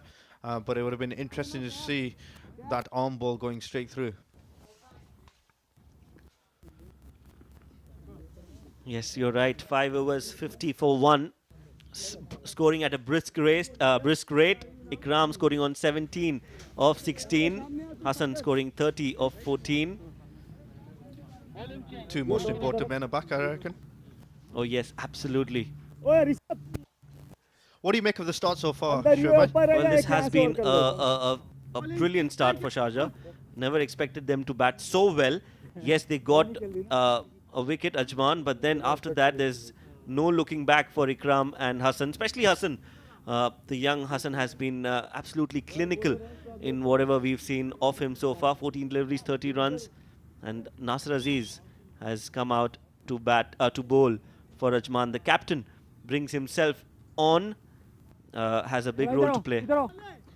Yeah, and a varied character from his cricketing point of view. Lots of different variations, lots of different speeds. So he's quite an experienced cricketer, especially in these conditions.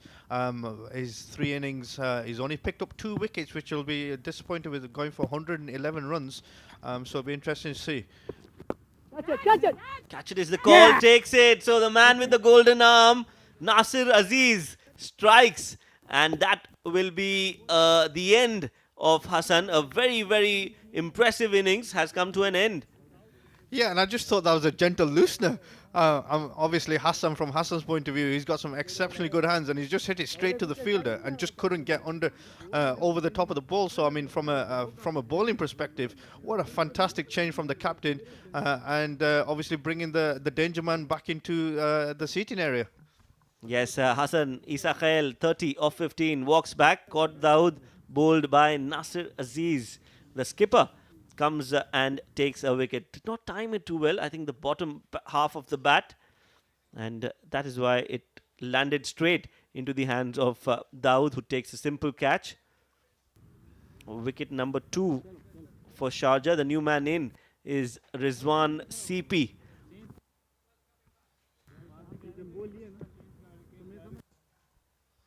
Yeah, I'm quite impressed with Rizwan CP. I think he's a really good cricketer. I think he bats really well for UAE cricket, and this will be a time for him to show his experience. Obviously, he's going to anchor the innings, and off his 4 innings there, he's obviously scored 83 runs there at a strike rate of 58. So it'll be interesting to see how he plays this innings, because a lot of responsibility on his shoulder, but an experienced cricketer for UAE, and hopefully he can continue the momentum going, and obviously not lose a cheap wicket. Yes, he has a unique record. The first international player from Kerala to score an international century. Nobody has done that. And there's a lot of Kerala players here in UAE. Absolutely. He's beaten Sanju Samson to that. And that's a record to keep as well, right?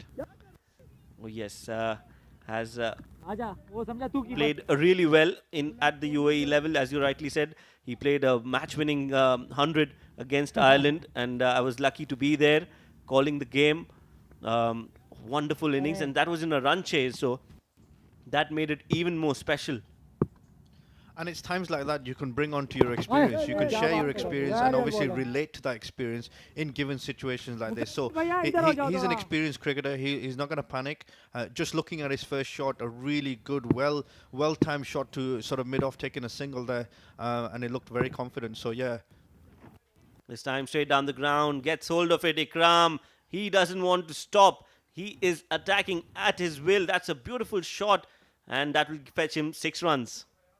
And to be fair, there was width there, outside off stump, and he's just thrown his hands at that, and that's a really good executed shot.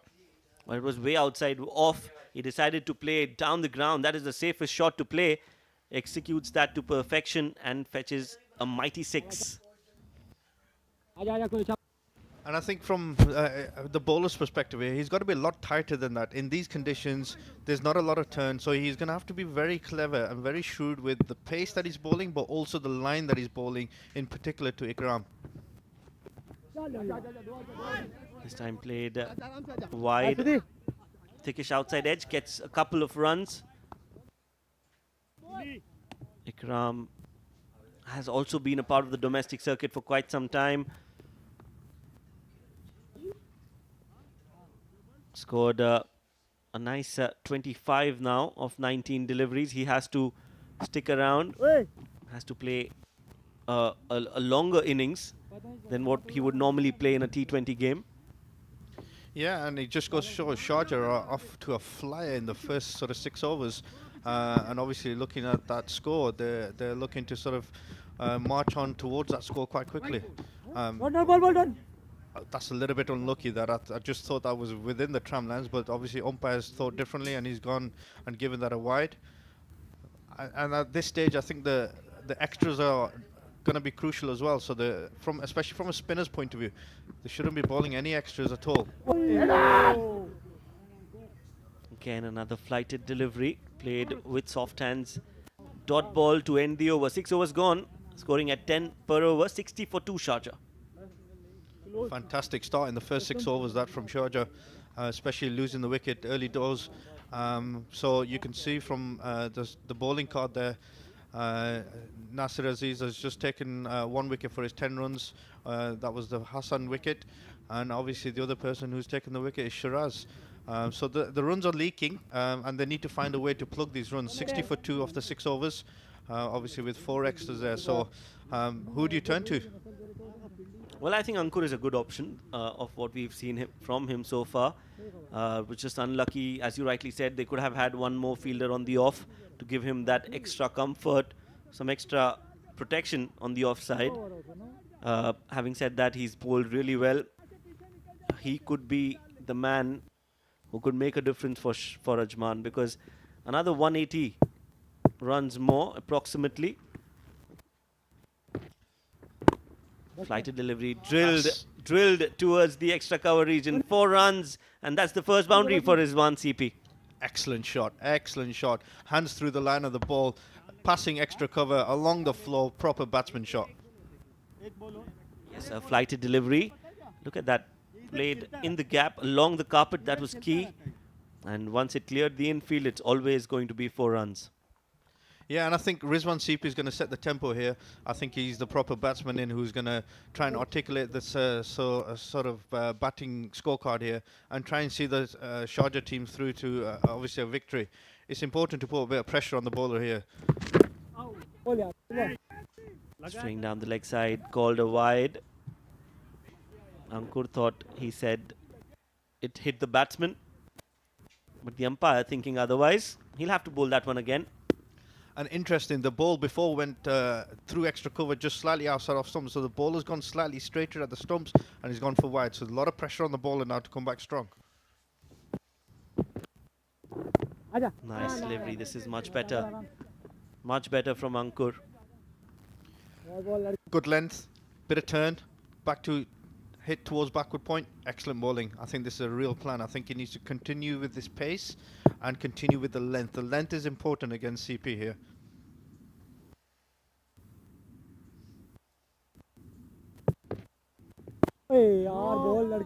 This is the length we're all talking about. On the money, Sangwan. Just that first delivery was a loosener, and then he's back on what he's good at, his stock balls. Expect an arm one coming in right now. I was just going to say, when's that arm delivery going to come in? Arm ball coming. There it is. Right on cue. Show it by right on cue. Slightly off cue from the bowler, but right on cue from the commentator. Right, so feels good to be right sometimes. But yes, we both were expecting that delivery to come in, and just off the target, as you rightly said. That had that been a little on the off stump, coming into the middle stump, that would have really asked some serious questions to Rizwan. And for me, that slightly shows a little bit of inexperience, because Had he continued on with his conventional stock delivery like this, he would have put a little bit more pressure on him. He's got 2 dots already, but he's not executed that arm delivery, which is going down leg side, and he's obviously lost a couple of runs in the process. Now he's got a new batsman on there. He has to build that pressure again. So just a little bit of inexperience there from me. Again, that quicker delivery, but this time the umpire lets it go. Some pad on that delivery. End of over number 7. It's 66 for 2. And he's got to be careful because he doesn't want to show that too many times in the same over. Now he's bowled 3 or 4 already, and the 2 batsmen are obviously starting to see that. And you can see it from the fingers as it's released, because the seam is coming down straight. And with obviously a bit of swing in the air, that's what's happening. So you don't want to show that too many times. You want to continue building that pressure. And so far he's 4. He's not really landed them well. That's right. That ball has to be in the right area so that it can create an opportunity of a wicket. Meanwhile, it's Nasir who will continue after being very successful in that previous over, getting a wicket of the very first ball. Lucky in a sense, but got a wicket nevertheless. A wicket's a wicket in the book. Regardless, we all know it was a loosener, but it was a wicket. Another flighted delivery played down the ground. Straight to Shiraz Pia, who's standing at covers. I think we were all surprised at that.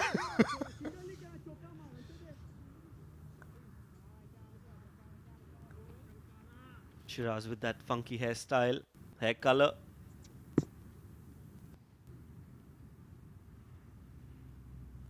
Nasir just checking his field, making sure he has the right fielder in the right place. This time played over the square leg. That has been timed too well.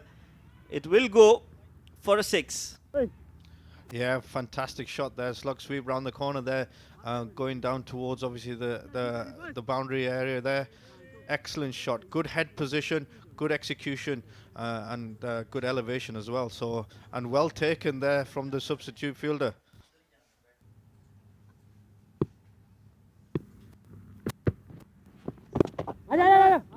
Quick single, looking for 2. Will just be a single.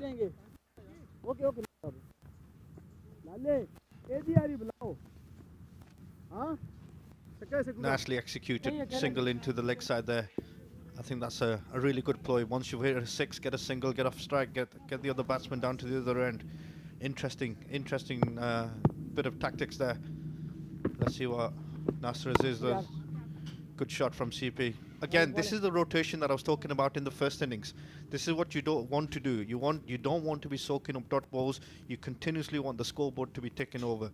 Take 5 or 6 off these bowlers and keep the scoreboard pressure on. And this is sensible batting between these two. This time outside off was a chance for Ikram to free his arms, was just not able to connect it, resulting in a dot ball. Yeah, 75 for 2 there after 7.4 over 7.5 now. So coming up to the last ball of the over for the before the 8th over. Let's see what happens here. Shots of catch at mid-off, but one bounce to the fielder. 75 for 2 at 8. Yes, 8 overs gone. There's a change in the com box. It's going to be Abdul Rahman alongside Ahmed Khwaja.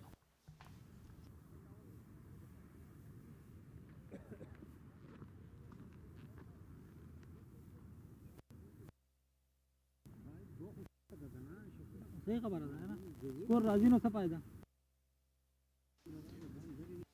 thank you, Shoaib. Have a look at the bowling card. Shiraz Ahmed striking with his first delivery, but then going for quite a few runs. 19 in his 2. Sultan taken to the cleaners by that young dynamite Hassan Isa Khail. Ankur Sagwan 2 overs 12 runs.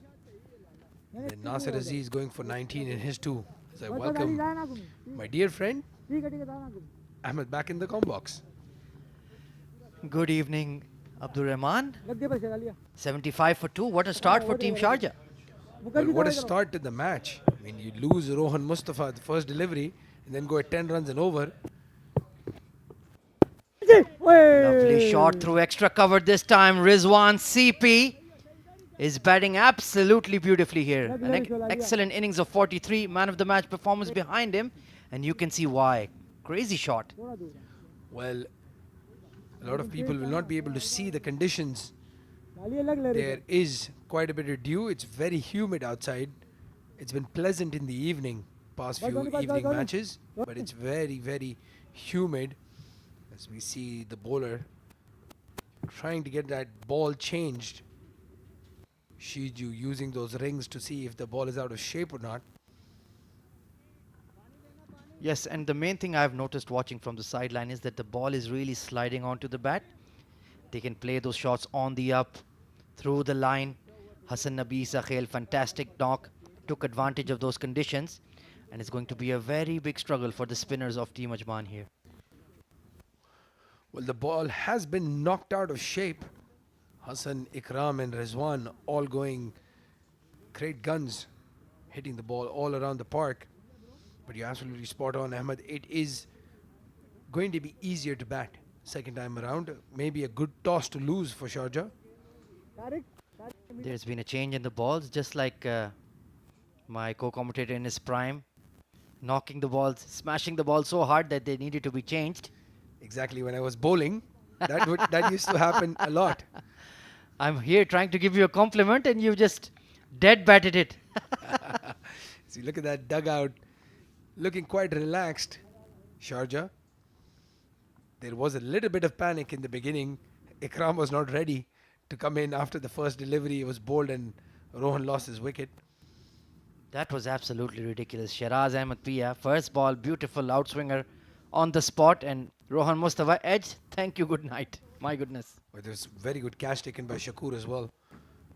So all around it was fantastic cricket to watch as the ball gets changed. Maybe this new ball brings new luck for Ajman because both Ikram and Rizwan are showing great intent. This is good cricket to watch. We've seen some blockathons, some very frustrating batting from such talented batsmen.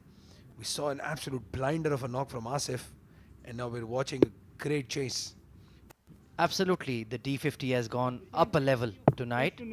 Fantastic batting from Asif Khan and Hassan Nabi Sakhel, the young firebrand, son of a famous father, showing why he's so highly rated. Oh, no ball by Ankur Sangwan. Can you believe it, Abdur Rahman?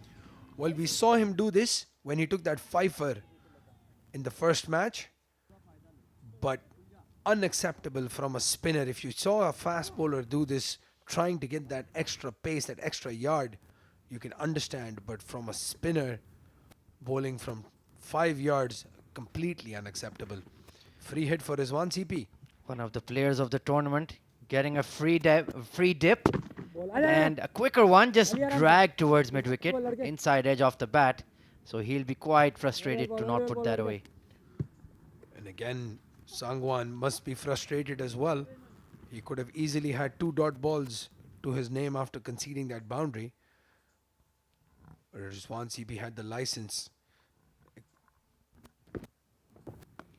Lovely cut shot. Oh, good fielding at backward point. Got a hand to it.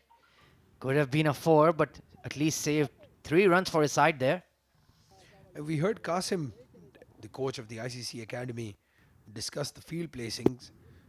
Why not get that extra fielder at the point, cover point region to support the bowler who's bowling outside off stump?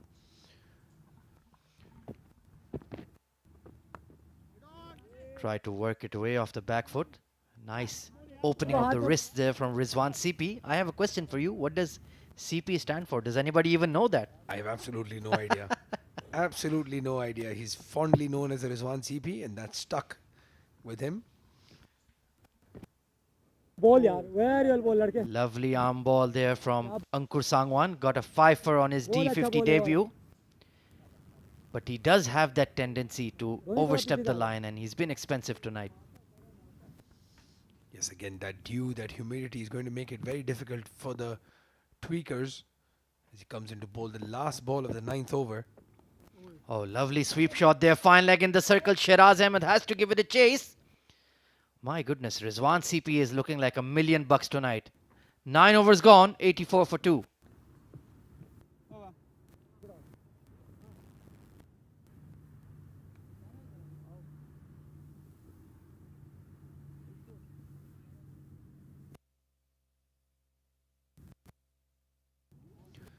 As we have a look at that batting card, Rohan Mustafa again opening the batting for Sharjah, losing his wicket.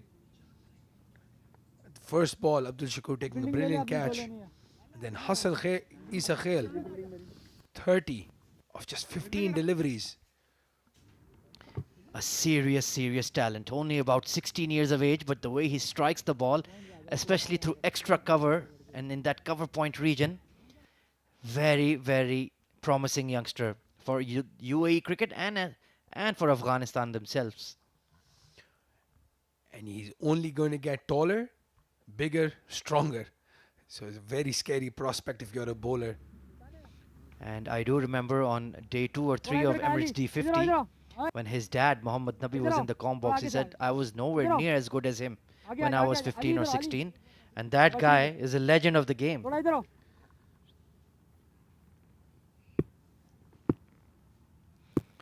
Sultan Ahmed to continue.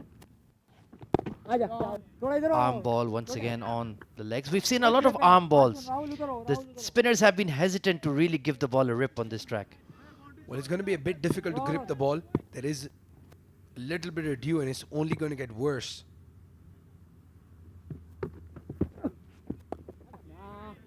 Of course, you must have played a lot of matches in these conditions with a wet outfield under lights. How does it really feel when you're trying to bowl that ball, Abdurrahman? Describe it for us.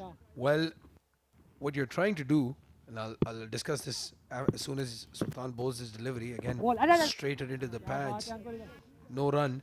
So as a spinner, what you're consciously trying to do is just make sure that you release the ball at the right spot.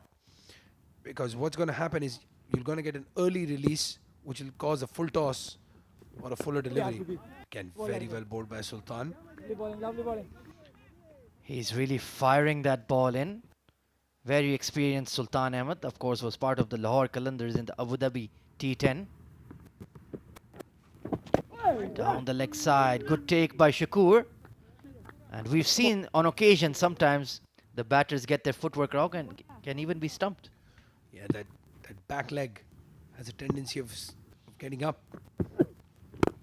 Big hit down the ground. Muhammad Ikram has launched Sultan Ahmed out of the park for 6. A beautiful looking shot there in the slot. It was quite full from Sultan. Again, one of the problems of bowling with the slightly wetter ball, as we see that replay in that slot, and Ikram has absolutely smashed that over long on. That will give him a lot of confidence. The 6 hitting on display this afternoon and this evening has been a treat to watch. 8 sixes from Asif Khan, and Hassan, Nabi Isa Khail and Muhammad Ikram not coming slow either. He played an excellent hand in the second game for Team Sharjah, and he's looking in very good touch, that man on screen. Good delivery. The batting power play has gone by. Very expensive, 91 for 2. Well, this is the best score in the batting power play in this D50 tournament, powered by Wolf777 News. So yes, Abdurrahman, you were describing how to bowl with the wetter ball. How does it really feel? Well, you can see from the bowling stats, it doesn't feel that good. I can tell you that. Sultan, Ankur and Nasir Aziz all going for runs. And as a spinner, you hear this a lot of times, holding a bar of soap.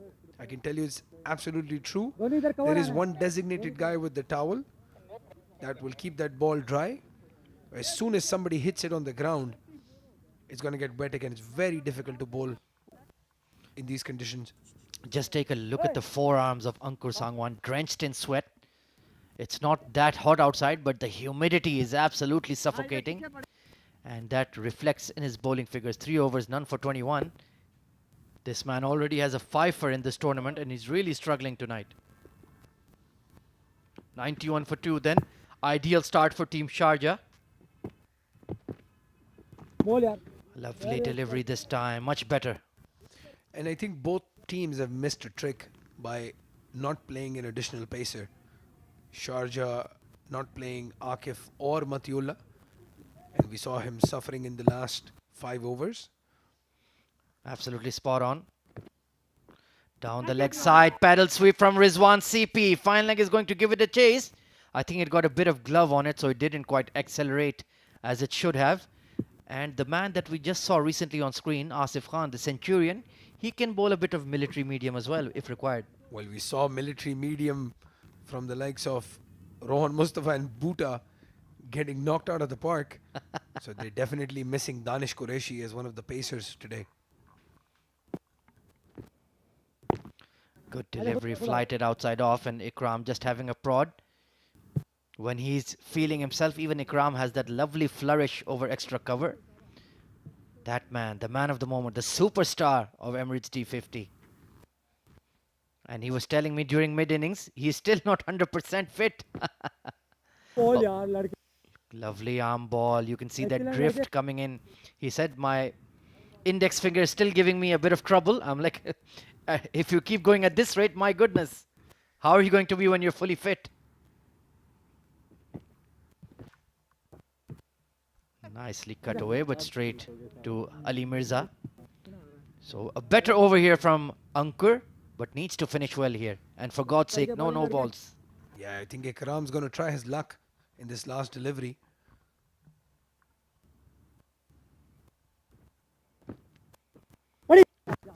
Full toss, just punched down the ground. Chance for a run out. My goodness, what are you doing? Rizwan CP very casual running between the wickets. 93 for 2 after 11. Well, that was very interesting. Rizwan did not run because Ankur was lying on the ground in front of him. He had to trample over him to save himself. So we look at that batting card really quickly. My goodness. But he was very lucky because Sultan was very slow to the ball, and then the throw left a lot to be desired. But Asif Khan, he was in Pakistan for almost 6 months. He was mentioning he's not even done a net session there. To come back and be the highest run scorer of the Emirates D50, something spectacular to watch. He's always had a battle with Mohammad Wasim in these D tournaments. Mohammad Wasim has always been one up, but this time I have a feeling Asif's going to take that coveted best batsman trophy. Absolutely. I think Mohammad Wasim only has about 100 odd runs in the tournament so far. Only 150 to his name. And Asif Khan has got 340 plus runs, so he is well clear at the top. Even of number 2, Alishan Sharfu. There you can see the Sharjah dugout, the young champion Hassan Nabi Isa Khail with the coloured boots. Very promising cricketer. Keep an eye on him. He's one for the future. Yes, and the guy next to him, Matiullah Khan, another very young chap, but a brilliant fast bowler. Very unlucky to have missed out on the last few games. I think we will see him in action as all the evening games come into play with that quicker wicket and the dew playing a part in the second half. Lovely cut shot this time, but straight to backward point. Absolutely spot on, Abdurrahman. The more we play under lights, we're going to need those fast bowlers because it's very tricky to grip the ball and you get a bit off the surface, a bit of nip. So him and Akif Raja especially as well will be very handy. Well, Zahid has had an indifferent match. I think from a balanced perspective, Akif Raja, Matiullah and Umair give them so much more balance. Another quickish arm ball there. Ikram duly giving it respect. He's on 40 of 39, so looking very fluent. It's very good to watch that Ikram scoring good runs here. Uppish drive through the cover region. Nailed it quite well, but only a single, so a lot of responsibility on Ikram. He's off to a good start, get a big score and set up the run chase. We did score a 40-yard in the last game that he played, so he'd want to convert this into a big 50. Quicker delivery, trying to find that gap at point, but Dawood Ijaz very fleet of foot. But nonetheless, very good single taken. Rizwan CP applauds his partner. You can see the difference in the two experienced batsmen running together. There was a lot of communication issues with Hassan. Cut away again. So not bowling quite on the stumps. He's giving a lot of width. He's not happy with the ball. He's not happy with the bowling conditions. But that is the challenge of 50 over cricket in the UAE. Well, it's been a disappointing outing so far for Sultan. Nicely punched there for a dot ball. 12 overs gone, 96 for 2. And again, Ahmed, for the conditions, these are the conditions that are going to stay from now till about February, if I'm not mistaken. There will be a lot of dew. As we look at the top 5 bowlers, Ayan Khan on top, having taken the wicket today over Sabir Rao from Fujairah, who's been fantastic this tournament as a fast bowler in this heat. To bowl of an economy rate of less than 3, absolutely amazing. And Sanchit Sharma, another fast bowler, young fast bowler, taking that responsibility and getting the wickets. Aditya Shetty and Rahul Bhatia, the two young tweakers for Emirates Blues. So Emirates Blues, all the young talent is right up there in their playing 11. Good to see them making an impression. Well, talking about young talent, I had an opportunity to speak to him at the drinks break. And Rishabh Mukherjee, right arm off spinner, making his D50 debut for Ajman. It's going to be very, very exciting. He's a very good spinner. He's been working on his strength and his fitness, as he mentioned in that short interview.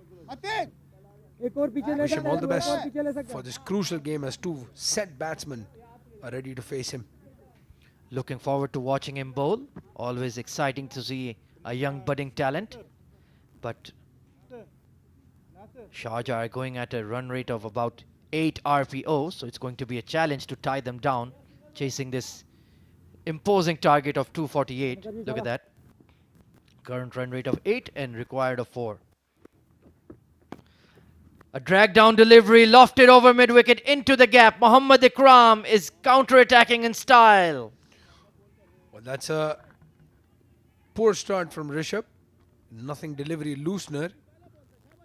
Pitched it short in the stumps. Ikram goes back and pulls it hard over the short mid-wicket fielder for 4. So poor start. Hope he can recover from here. It's not going to be easy, especially bowling in these humid conditions. Over the top of extra cover this time. Cover sweeper will get around, and they only get 1 run. That's poor running. Yeah, but I mean, it was Ali Mirza who's the quickest fielder in the Ajman lineup, as we see that partnership crossing the 50 mark and Sharjah crossing the 100 mark. So 2 milestones from that delivery. Sharjah looking very well placed at the moment. Ajman need to fight back and fight back fast. Ball. Nicely worked away towards long on. Yes, indeed, the 50 partnership between Rizwan and Ikram. Ikram doing much of the heavy lifting. A lot of pleasant looking boundary shots, and Rizwan just holding up an end like he always does. Yes, and again, Ajman must be ruining these changes that they've made. Not playing Danish Qureshi, and even somebody like Zohaib Zubair as a leg spinner would have been a much better option than going with all finger spinners, the 2 left armers and Nasir and Rishabh. Flighted delivery, just punched down the ground for a single. Absolutely agree with you. Zohaib already had a 3 for to his name, was batting well as well. I don't understand why they made this change in their playing 11. Perhaps they just want to test their bench strength. They've already got 3 wins out of 3, so they're relatively secure of a semi-final berth. Flighted delivery, Rizwan, CP climbing into that. Good fielding by Mirza at cover sweeper. Well, there is one thing testing that bench strength. There's another thing keeping the momentum, as we've seen in the past as well. Fujairah in the tournaments, keeping the momentum but losing the key games. Nice back cut there by Ikram. So he's just about a shot away from his 50. 13 overs gone. 105 for 2.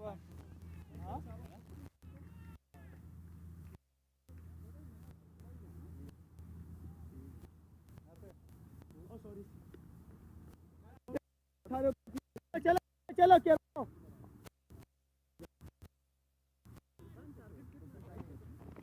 आजा As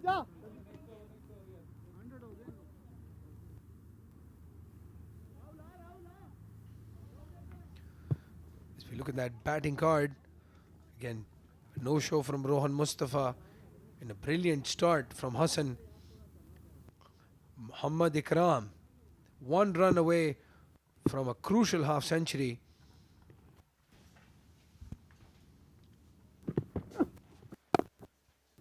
Punch down the ground, and that is 50 for Mohammad Ikram of 46 deliveries. He's gotten a promotion in the batting lineup today, and he's delivered in style. Well played, young man. Oh, very, very good innings. Again, all that confidence coming in from that domestic form. We can never underestimate the performance, the importance of form. And 50 of 46 deliveries with 4 boundaries and 3 massive sixes. And good to see a 100+ strike rate. Absolutely, that is more like it. That is the kind of aggressive cricket we need in the UAE domestic scene. 50-over cricket has really changed over the last 5-6 years, and you have to be current with the times. Oh, leading edge there from Rizwan CP. Extra cover was interested. Sultan, he struggled tonight. 35 runs already off 4.5 overs. But he needs to produce a wicket here. Dawood Ijaz, you can see the tension on his face. Sultan comes into bowl, the 4th delivery of the over. Again, a lot of excitement in that delivery. They were going to go up for an appeal for an LBW, but eventually Rizwan sneaks a quick single. But I'll be honest with you here, Abdurrahman. Every time they've gotten excited on that arm ball, it's hit the middle of the bat. Yeah, it is. We've seen that arm ball hit the middle, as you mentioned. That's more like it hitting the splice of the bat. Ikram, he is absolutely well set to get a big score here. But we've seen he tends to lose his concentration. He has a bit too many shots in his quiver. No! Dot ball to end the over. 14 overs gone, 107 for 2.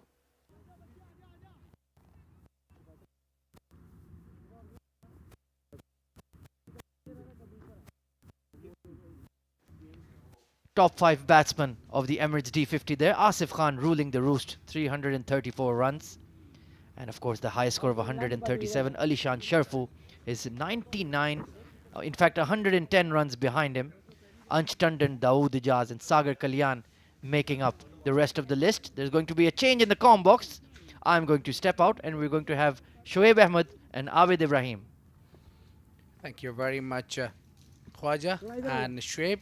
Both were doing fabulous job keeping the spectators and the co-commentators on their toes. And this is the clash, and this is the dugout of Sharjah, where we are keeping an eye on. It's 107 for 2 after 14. They are going at a healthy pace.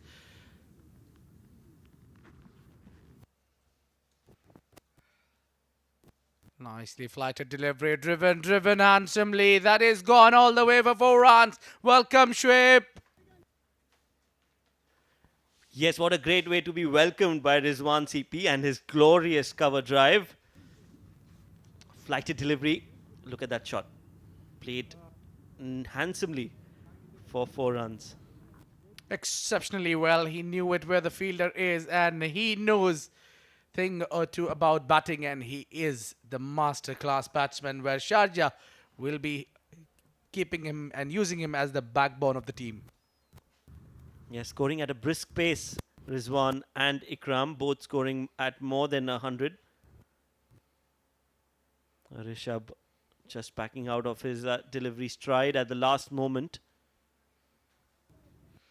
Well, Shoaib, when I was having a look at the pitch, it did look that batting first would be an easy job, but then Dew coming in and making it easier for Sharjah. It's Nelson for 2.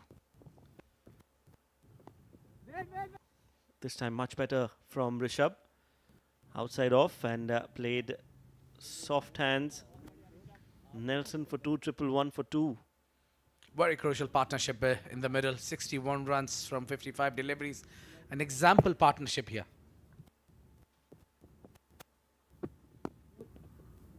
Nicely played again. Rizwan CP getting a single.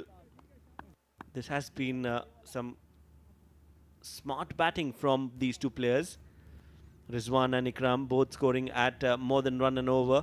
And they know once they get a boundary, they just want to rotate, strike, take singles and keep the pressure mounting on Ajman.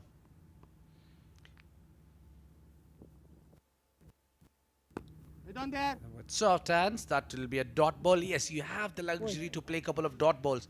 Since that initial stage of the over, you have greeted the bowler with the boundary. You have all day to bat on.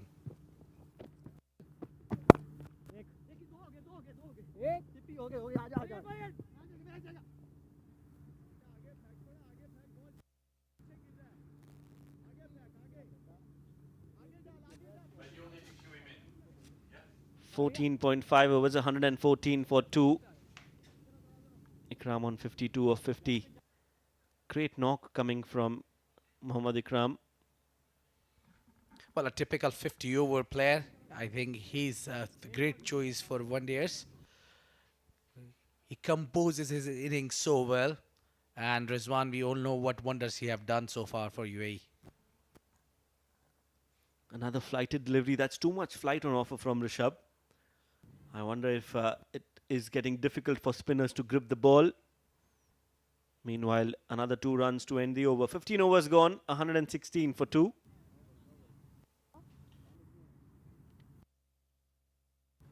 Right, so it's time to head to the sidelines where we have our colleague Abdul Rahman with a special guest.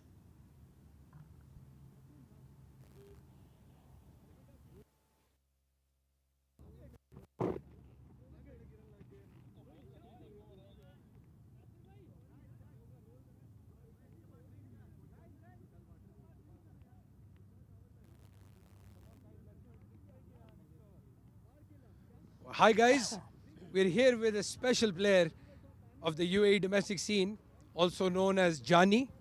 You should follow him on TikTok as well. Umar Ali Khan, क्या हाल चाल है? बिस्मिल्लाहिर्रहमानिर्रहीम। ठीक ठाक हूँ, आपके सामने हूँ, देख लें। ज़बरदस्त यार, आपका ये अभी मैच में हमने देखा बॉलिंग वगैरह परफॉर्मेंस भी अच्छी काफ़ी गुजरी।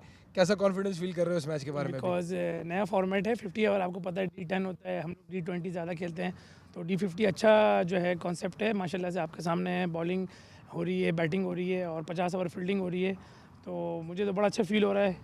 अच्छा यार, आपकी फिटनेस के ऊपर 2-3 सवाल उठे हैं, मगर जैसे आपने बोला 50 ओवर फील्डिंग भी हो रही है, बॉलिंग भी हो रही है, बैटिंग भी हो रही है, मज़ा आ रहा है? माशाल्लाह मज़ा आ रहा है। आपके सामने मैं जो है अपनी टीम का सबसे अच्छा फील्डर हूँ, कैच में पकड़ता हूँ, 6-6 ओवर के स्पेल में कर रहा हूँ और जब कप्तान को ज़रूरत होती है तो मैं जो है उस टाइम उसको बॉल करके देता हूँ।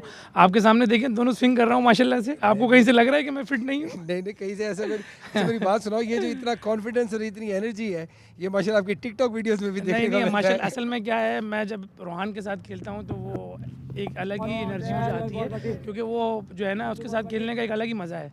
वो सब लड़कों को एनर्जी दे के रखता है, क्योंकि मैं और जो वो है, मैंने उससे डिस्कस किया था कि हम दोनों एक बहुत अच्छा, क्योंकि हम दोनों ऑलराउंडर हैं, हम दोनों ने ही करना है, क्योंकि हम टीम की जान है, हम लोगों को नहीं टीम को लेके चलना है। और आपके सामने आज भी माशाल्लाह से मैंने 8 और 9 ओवर आपने देखा कितने अच्छे किए। आखिरी ओवर में अगर वो लाला का कैच हो जाता मेरी बॉल पे तो ये 80-90 रन नहीं होते, मगर आप कुछ कह नहीं सकते क्योंकि कैच छोड़ा रोहन ने। रोहन ही ने छोड़ा है ना, इसलिए। अच्छा, एक और सवाल आपसे ये पूछना है कि अभी माशाल्लाह वही D10, D20 की काफ़ी अच्छी परफॉर्मेंसेस, इधर भी बड़ी कंसिस्टेंसी से परफॉर्म कर रहे हो, तो है उम्मीद कि एक दफ़ा फिर UAE का कॉल अप आएगा? इंशाल्लाह ज़रूर आएगा। लास्ट मैच में भी आपने देखा मैंने बॉलिंग नहीं की थी, मैं गया जब टीम को ज़रूरत थी, मैंने 30 रन 35 रन बनाए थे, उसी लिए हम लोग वो मैच जीत गए थे। और आज भी इंशाल्लाह यही कोशिश करेंगे कि हम ये मैच जीतें और पॉइंट टेबल पे टॉप पे आएँ और इंशाल्लाह आपको अच्छे जो है परफॉर्मेंस देखने को मिलेगी। चलिए इंशाल्लाह, ऑल द बेस्ट यार। Nice talking to you. Thank you so much. TikToks बनाते रहो भाई, टिकटॉक बनाते रहूँगा, आप लोग एंजॉय करते रहिएगा और हम भी आपके बड़े फ़ैन हैं, आप भी इसीलिए आपकी सपोर्ट ही चाहिए हम लोगों को। आपकी सपोर्ट होगी तो इंशाल्लाह हम जो है अच्छी से अच्छी क्रिकेट खेलेंगे। चलें, ज़बरदस्त। Thank you. Back to you guys at the comm box. So that was Umair Ali Khan, bravo, as we fondly call him, a live character, likes to be in the thick of things, batting, bowling, fielding, ticks all departments. An absolute pleasure to be witnessing his game and a hearty conversation with Abdul Rahman out there on the sidelines. Yeah, he's straight. There is a call for 2 straight away from Rizwan, but they'll settle with 1. That will bring the over number 16 to end. 121 for 2, Sharjah. Well, what Abdurrahman was telling him that your fitness has been under the question, so you need to prove yourself. And what he's in reply, he says that he's bowling 10 overs, 6 on throat, scoring runs. He's amongst the best fielder in his side. Well, absolutely a fine all-rounder, and clearly knocking the doors of the UAE side. Yes, that's the bowling card for, in fact, the batting card for Sharjah. Rohan Mustafa getting out for a golden duck. Hassan Isa Khail scoring a handy knock of 30 or 15. Mohammad Ikram and Rizwan CP are out there in the middle. A solid partnership between them. 16 overs gone. The total is 121 for 2 with the help of 7 extras. Well, that is the bowling cards. Shiraz Ahmed 2 overs 19 for picked up a wicket of Rohan Mustafa. Sultan Ahmed 6 overs 41. His wicketless. Ankur Sangwan 4 overs 23 for none. Nasir Aziz, the skipper of Ajman, has picked up a wicket in his 2 overs, giving away 19 runs. Rishabh Mukherjee 2 overs 18. I mean, apart from Sangwan, everybody have been on a higher side in terms of economy. Sultan Ahmed with the economy of 6.83, which is in his caliber, which is huge. But I think they had to deal with one man, Hassan Isa Khail, who did the damage in the initial stages, where he was playing flawless, played a big knock.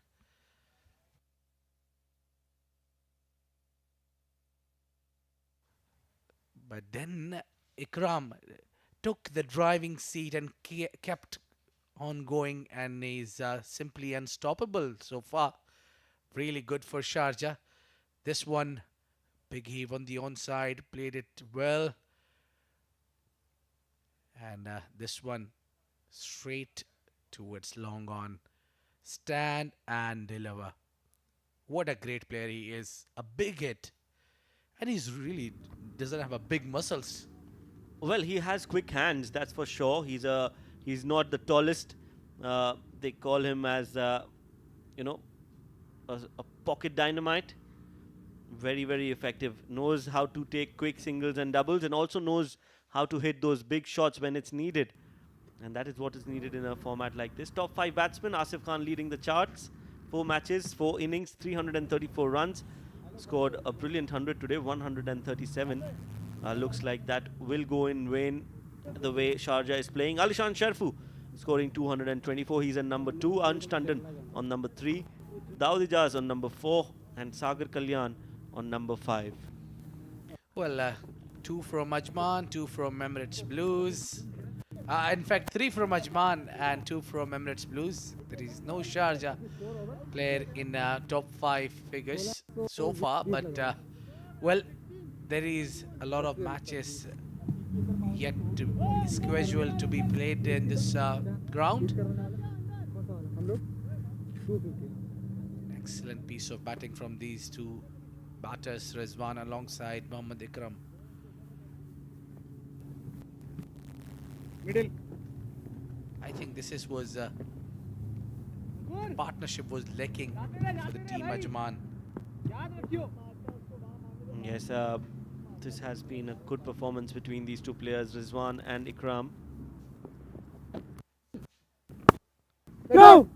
Outside off, slashed, looking for 2, and will get them easily in the end.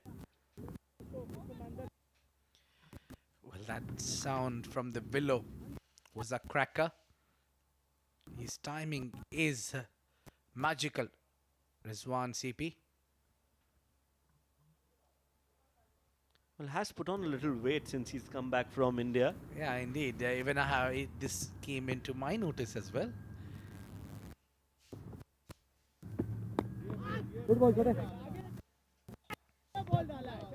That's why maybe he is tired there. Maybe extra 3 to 4 kgs he's carrying.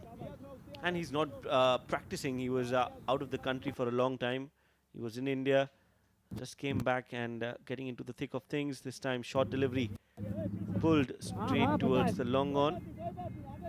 Will get a single. Well, he need to work out really well because there will be soon a lot of games coming in their way, maybe next month. Short delivery pulled and pulled well. That's gone a long way. It's gone into the grass somewhere. That's another 6 off the bat of Ikram. He's dealing in boundaries and sixes at the moment. Brilliantly muscled it, and there was a pure timing on it. A lot of bottom hand as well. A short delivery was asking for this kind of treatment. Brilliant. Nice ball for Ajman, for Sharjah. Loose delivery, and Ikram makes full use of it. He moves on to 61. Score moves on to 130.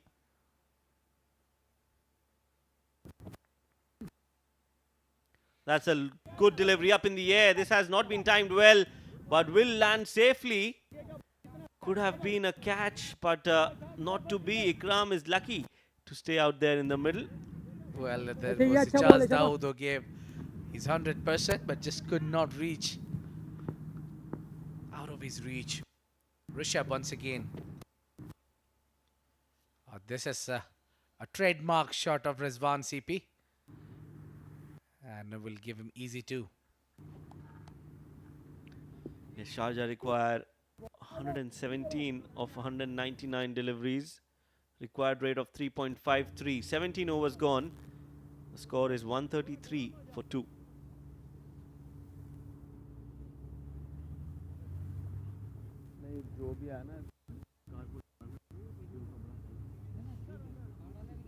Let's have a look at the bowling figures of Ajman.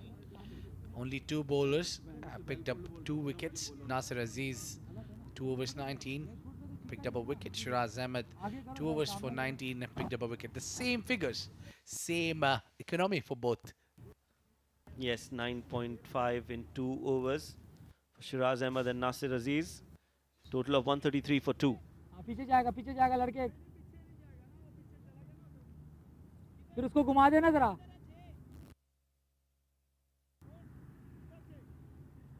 तो उसको घुमा दे कर देना Dhoni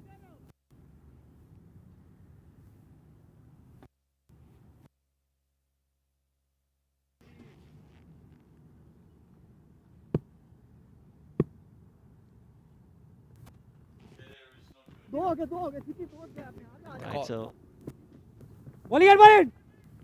looking for 2. We'll get them easily. good fielding, Nasir Aziz has brought himself on the attack. Well, he realizes too soon that the ball was a bit short. I think this is better line and length. Yes, fuller length. Played well by Ikram. 64 he's on of 58 deliveries. Almost into the block hole this time from Nasir. Drilled down the ground for a single. Required run rate is just over 3. It's 3.7 if I'm not wrong. Need 112 runs from 195 deliveries.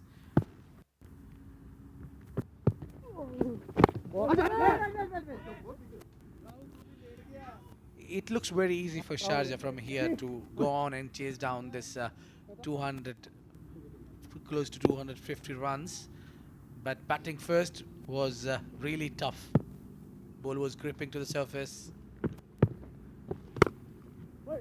Ken drilled towards the sweeper cover. This time the fielder was inside the circle. So once that cleared, it was always going to be 4 runs for Rizwan CP. This is his shot, trademark shot, and he plays that to perfection. He can get you 4 runs in middle of the night. What a shot that is. Excellent piece of batting there from Rizwan. What a timing. He's masterclass at this shot. You pitch him there, the result will be same every time. Dawood Ijaz could not bat well. He's amongst the top 5 batsman that could not chip in today. Look at the partnership now, 90 runs partnership, and this is what makes the difference.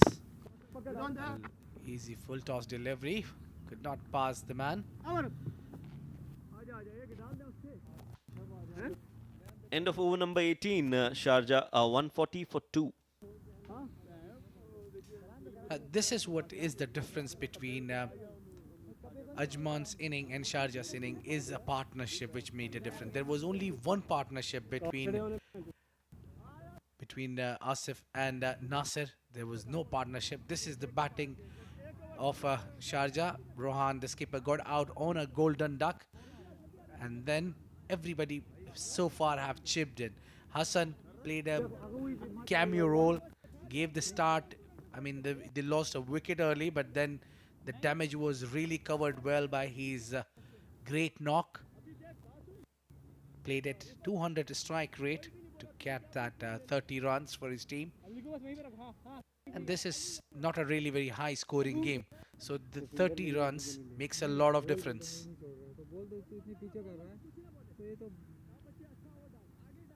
Yes, 140 on board.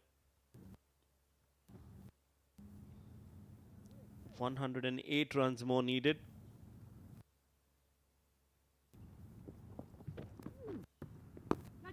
Catches the ball, clears the fielder, will go not to the boundary. I thought there was a mid-off.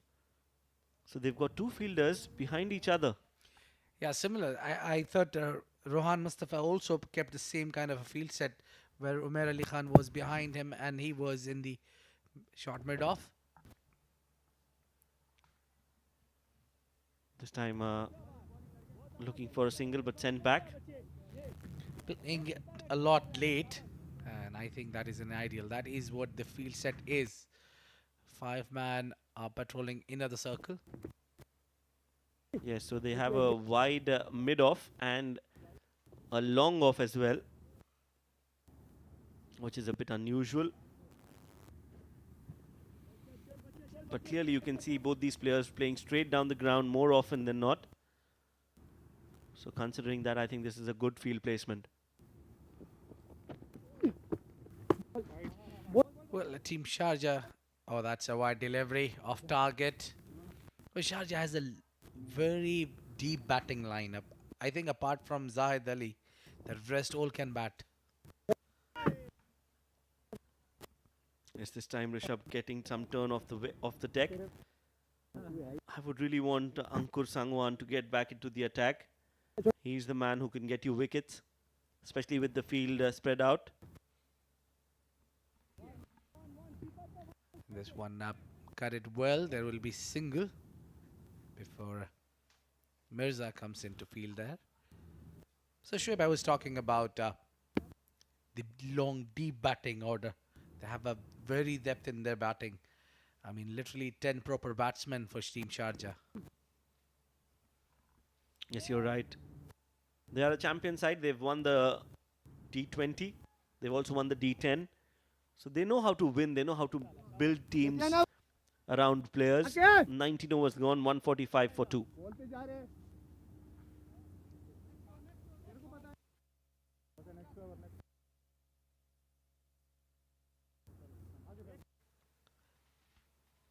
Yeah, they are doing a few things pretty right.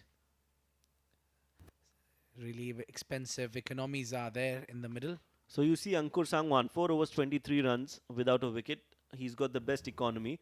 And this is when he was bowling in the power play restrictions. I would want him to bowl now and try to break this partnership. Yeah.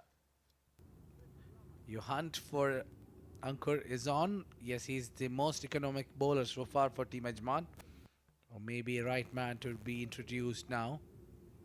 लाले को पीछे क्यों करना SVEEP नहीं मार रहे SVEEP नहीं मार हाँ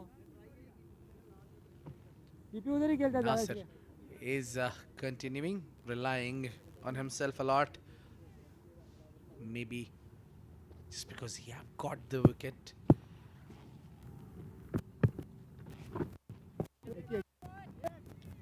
There'll be single available only.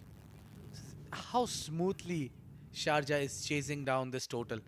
And this pair is an ideal pair to chase down in the 50 overs format. Yes, they have shown how to chase totals in the second innings. Catch it. Catch is the call. Has played that in the air. But there is the fielder there, so won't go all the way. These two players have really batted well. Rizwan is on 41, Ikram on 67. Babu Aisha Badane. Ajman need a wicket desperately. Badi kare. जाओ दे. It's a slightly different जाओ दे field इधर set जाओ here. They. Dawood Ijaz standing at short. अब आ जा Shot mid on. Trying to stop that single down the ground.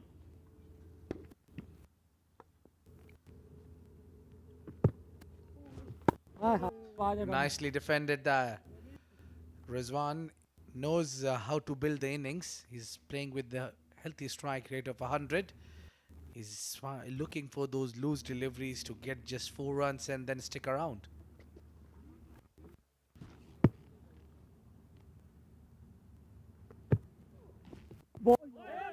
Nicely bowled again. Yes, no is the call. No danger in the end for both of them. Good over from Nasir Aziz, just given away 2 runs in his 5 deliveries. In fact, it's the end of the over. This is the batting card of Sharjah. Look at the names. All of them have a capability to play all 50 overs.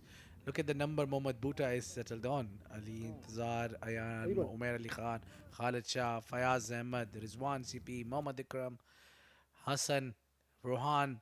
I mean, a very deep batting lineup. Imagine now Mohammad Bhutta coming at number 10. You're right. That is a great batting lineup. 10 batsmen out of 11. Flighted delivery, full toss, played up in the air, cleared the boundary for another 6. Ikram is dealing in boundaries and sixes.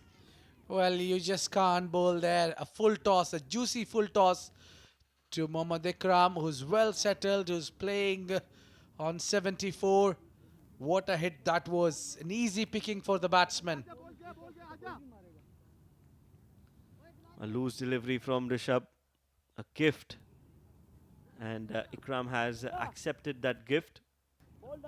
Dispatched it over the mid-wicket for another 6. 150 comes up with that maximum. He's coming to switch his gloves. Yes, due factor has come into the play.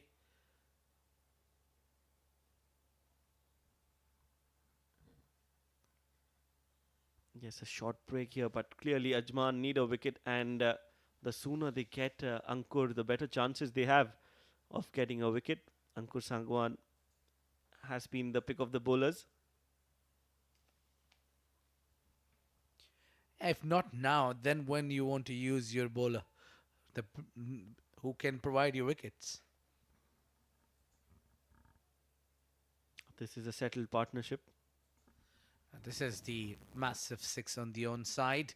He waited for the ball. Easy one to pick. And clears the fence with ease.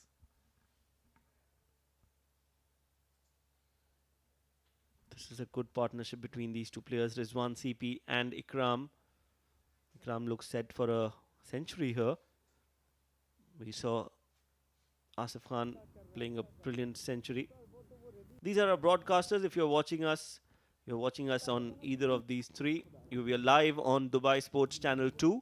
And we are also streamed live on Wolf777 News website, on the UAE Emirates Cricket Board official page on Facebook, and on YouTube on the UAE Emirates Cricket Board channel.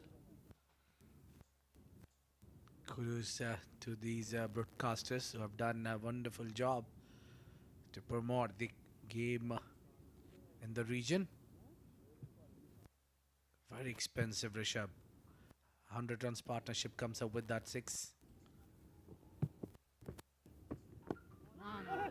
Now, he does not need to even take a single. Your asking rate is somewhere close to 3, and you're getting 6 from the first ball. What else you need? Yes, does not need to do anything silly from here.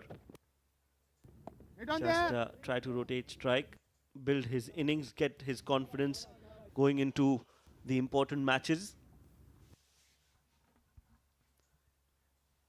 Yes.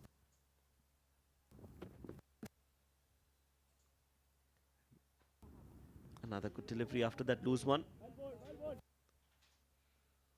So it's not that Rishabh is bowling bad, it's just that one or two odd loose deliveries are conceding a lot of runs. Indeed.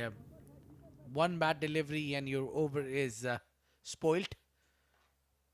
Similarly happened with the very first delivery. Was a juicy full toss, and then followed with 4 good deliveries.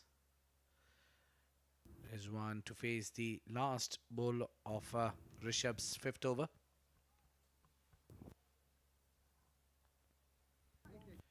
Another good drive from Rizwan, another single. So clearly now Sharjah are in the driver's seat, in full control of this innings.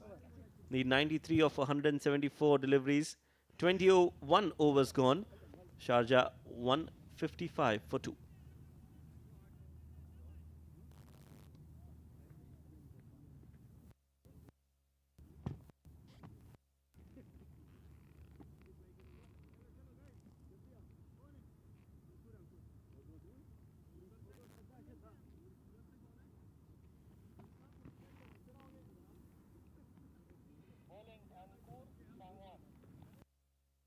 Well, just to quickly look at both these batsmen, Mohammad Ikram, Rizwan are doing a great job with the bat so far for Team Sharjah. And Ajman have given away only 8 runs as an extras, where if you compare to the Team Sharjah, by this time they have almost given 12 to 13 runs as an extras. So there is difference in the bowling, but the batting is being exceptionally well. And Ankur is brought into the attack. Finally, the captain Nasir, Aziz have heard you. Yes, now they would want to build some pressure. So get some extra fielders inside and make Ikram and Rizwan CP try to do something different. Don't give them easy singles of Ankur. Good delivery outside off and played for a single.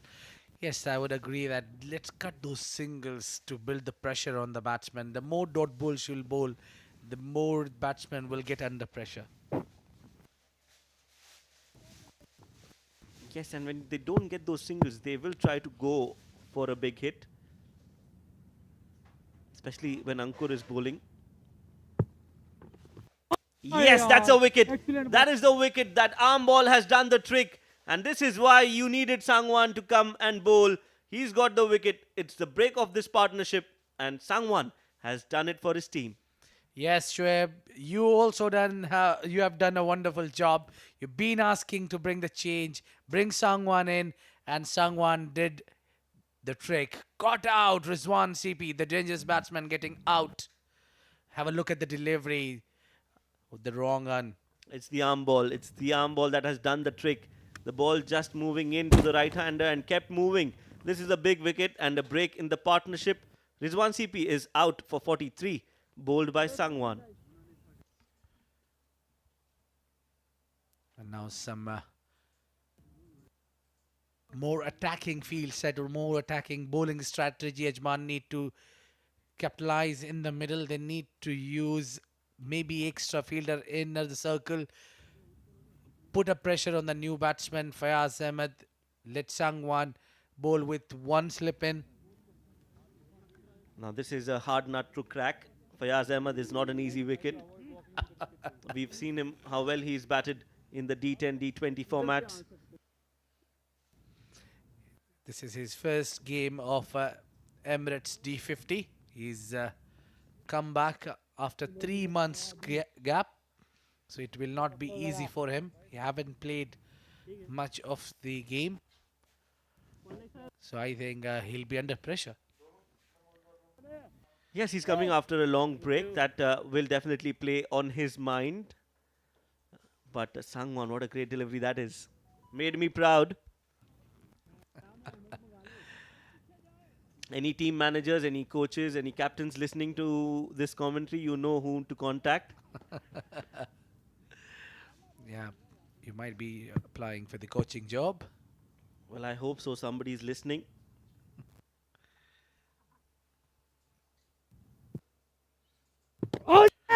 Oh, big shout from behind the stumps. Abdul Shakur was a little too excited. And a perfect delivery to welcome Fayaz Ahmed. Yes, as you rightly said, he's come after a long break. He looks a little hesitant. The foot not moving. Just a hesitant push. Lucky not to get an edge.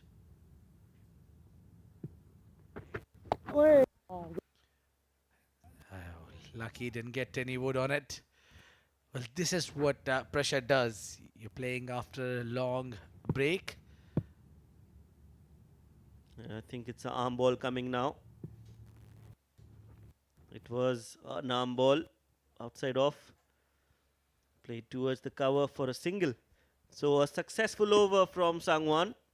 Well done, young bond. Young man, 22 overs gone. And it's a good wicket for Sharjah.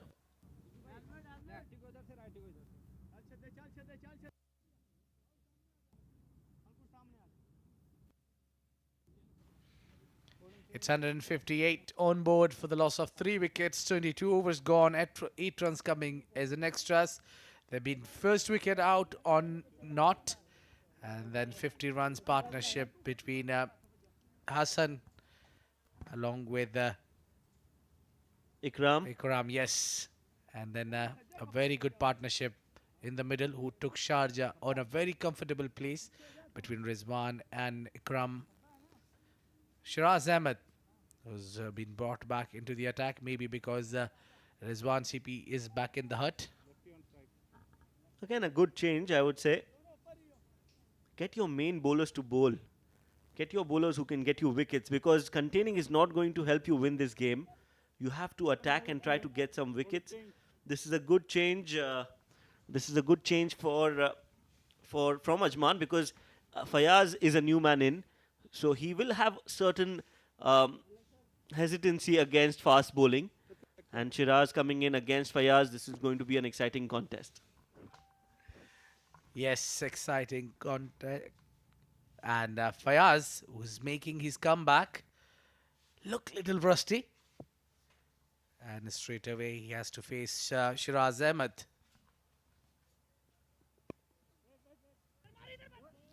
Good delivery to start off. Straight to the point fielder. Sagar Kalyan is the fielder at point. Well, why they don't have a slip for Fayaz, I wonder. They need to bring in the slip, especially against a new batsman who's making a comeback after a gap of 3 months. Yes, a slip will not do any harm. He's new to the crease. So, you're right.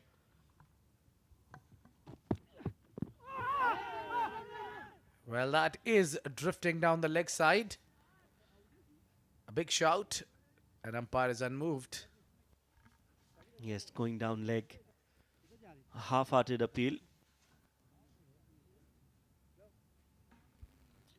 Have a look at this replay. Yeah. Clearly going down leg. Good call by the umpire. Shiju Menon. Very experienced Shiju. Shiraz has left the station.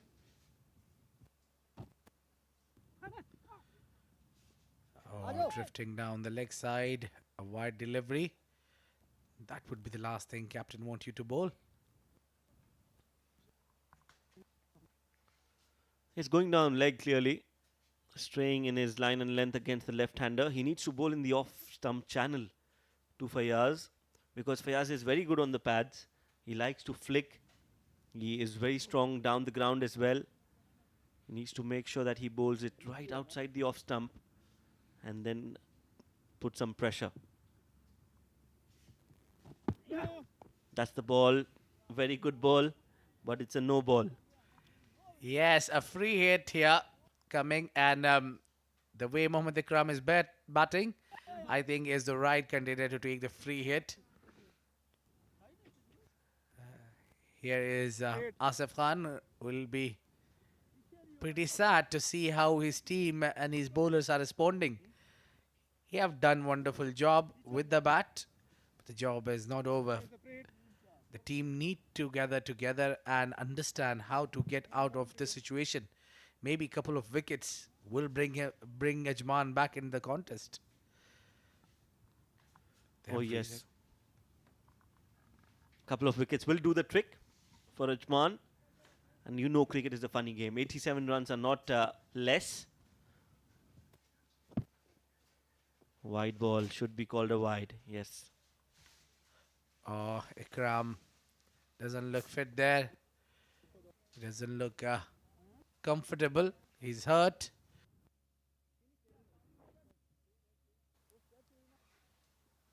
This is what happened in the free hit. Short ball, that jump just after landing. He's pulled himself. Yeah, I think he's cramped himself.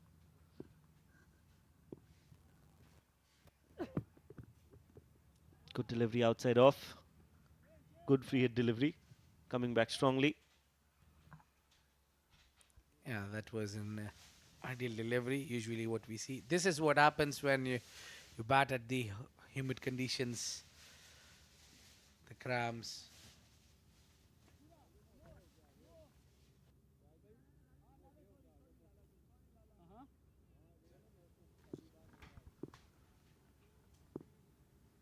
So you're right, it is a little hot.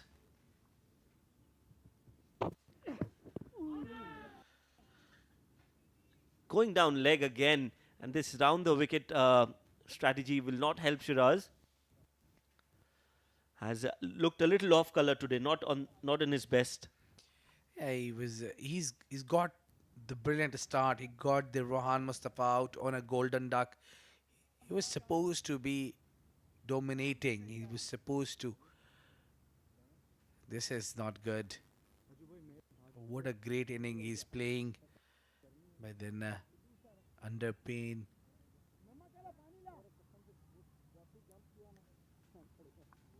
Yes, this is, it's not an easy format, D50. It's a challenging format. You need to be really focusing on fitness if you want to play this longer format. Ikram is not the fittest in the team.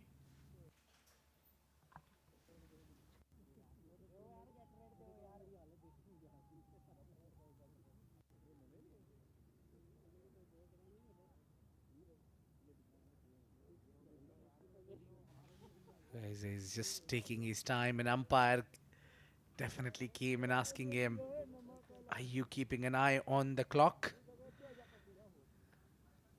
Shiju Menon. So, some medical attention for Mohammad Ikram. Meanwhile, we just take a quick look on how this Sharjah batting has fared so far. Rohan Mustafa got out on a golden duck. Hassan Isa Khail scored 30 of 15. Rizwan CP scoring 43 of 46. Mohammad Ikram is still out there in the middle, 76 of 71. And Fayaz Ahmed was the last man to walk in, scoring 2 of 6. 163 for 3. There's a change in the com box. It is going to be Ahmed Khwaja alongside Abdul Rahman.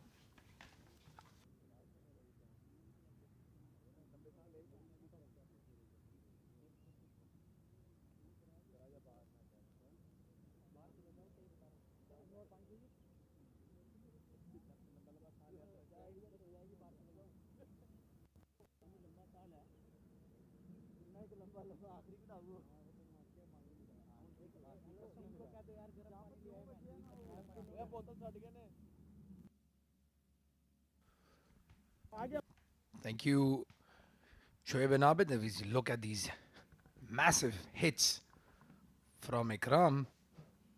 He's been absolutely brutal. Anything short, he's gone on the back foot and put it away. In anything full, it's just gone out of the park. That was a full toss. Rank bad delivery. So Ahmed, where are you putting your money?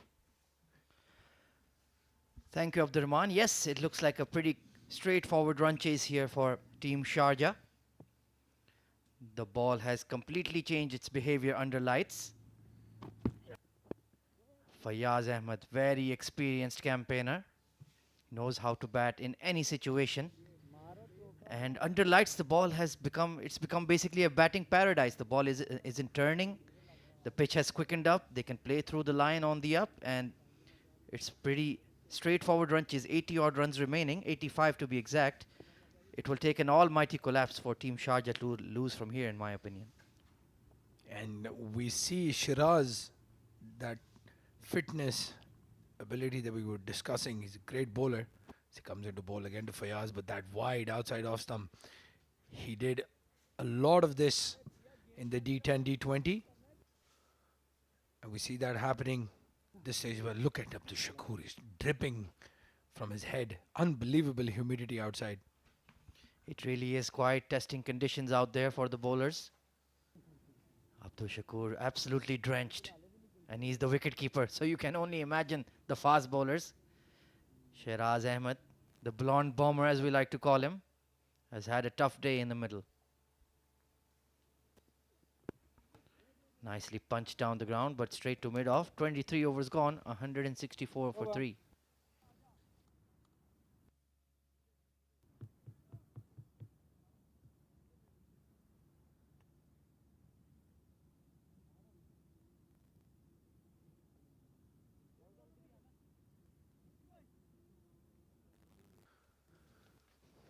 If we have a look at that bowling card, Shiraz Ahmed 3 over 24, very expensive.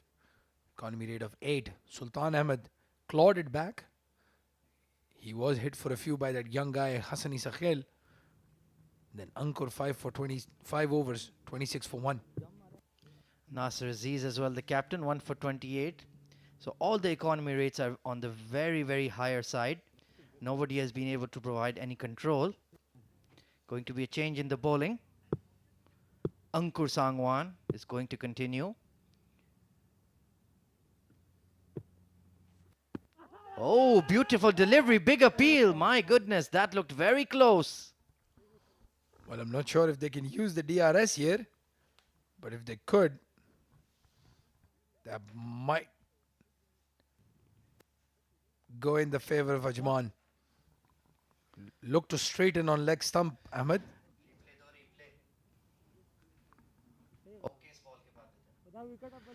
Very, very close shout. We'll definitely need to see a replay of that. But Ikram, 76 of 72. He needs to maintain his concentration. Nicely punched down the ground. He's hobbling a bit. Seems to have been hit on the fleshy part of his upper thigh. But let's take a look at that replay, Abdurrahman. I'm going to trust your umpiring skills. Well, the only umpiring skills in this com box were of Shoaib. He did mention he has a level 1 umpiring course done. Ankur Sangwan, you can see the rag even he's using to dry his hands, and the ball is absolutely drenched. My goodness. Fayaz Ahmed over the top of extra cover. One bounce over the ropes. Beautiful shot. What a good looking shot that by Fayaz. That's his strength. He's very strong over cover. And again, that wet ball, difficult to grip. Outside off. Hit me ball, and Fayaz. Beautiful shot there. That'll give him a lot of confidence having come back into the side after a long break. It's quite amazing how these guys are coming back after breaks and making runs for fun. This time pulled away. It was a bit short, but not quite catching it on the blade, but he will get a single. So Fayaz Ahmed immediately within the flow. He is looking in good rhythm, Fayaz. And rhythm is something that Sangwan is lacking at the moment. He's struggling with that ball. Look at that. 170 for 3. Team Sharjah. This has been sliced over the top of point. Cover sweeper is giving it a chase. And Dawood, bit of a misfield, but he will haul it in. They'll pick up an easy 2, but Mohammad Ikram is definitely hobbling out there. This is difficult. Well, I think the plan now for Ikram is to go for that boundary shot. That would have not helped him one bit, having to run for 2. Again, wide outside off. Dawood said extra cover. That went to the cover point boundary. Ready? And honestly, in this situation, it's just the halfway stage of the tournament. Why are you risking your fitness, my friend? Just go off and live to fight another day. You're a key player for your side. The match is very much in a winnable position. Why do you want to risk aggravating an injury? Well, Ahmed, as we look at that batting card, there is Umair and Khalid Shah. Then not a lot to come. Well, to be honest, again, there's Mohammad Bhuta as well. They do have a lot of batting. But the responsibility right now is at Ikram, and he's 21 runs away from that triple figure mark. Something that will make him a lot more excited and play through that pain that he's feeling. As we see Shiraz at the top of his bowling mark. He's had an indifferent over the last one. Bowled a lot of wides and no balls.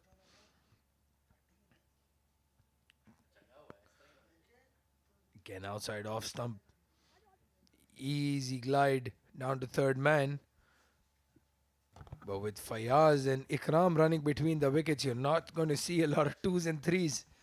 Well, what are you trying to suggest there, Abdur Rahman? I was pointing out Ikram's injury. We don't have to get controversial here. Of course, all of the players in the Emirates D50 are listening to your comments very closely. So you have to be as diplomatic as possible. Not just the players, the umpires, everybody is listening to me. Diplomacy is the name of the game. 79 of 75 is Mohammad Ikram. Shiraz. Lovely cut shot there in the gap. Cover sweeper giving chase, but it's going all the way for 4. Mohammad Ikram is batting like he is in paradise. My goodness, what a shot. And again, a poor delivery by Shiraz. A lot of width outside off stump. That's a full delivery, and all Ikram had to do is get some bat on it. Ali Mirza, he's extremely quick, and if he can't reach it, nobody's reaching it.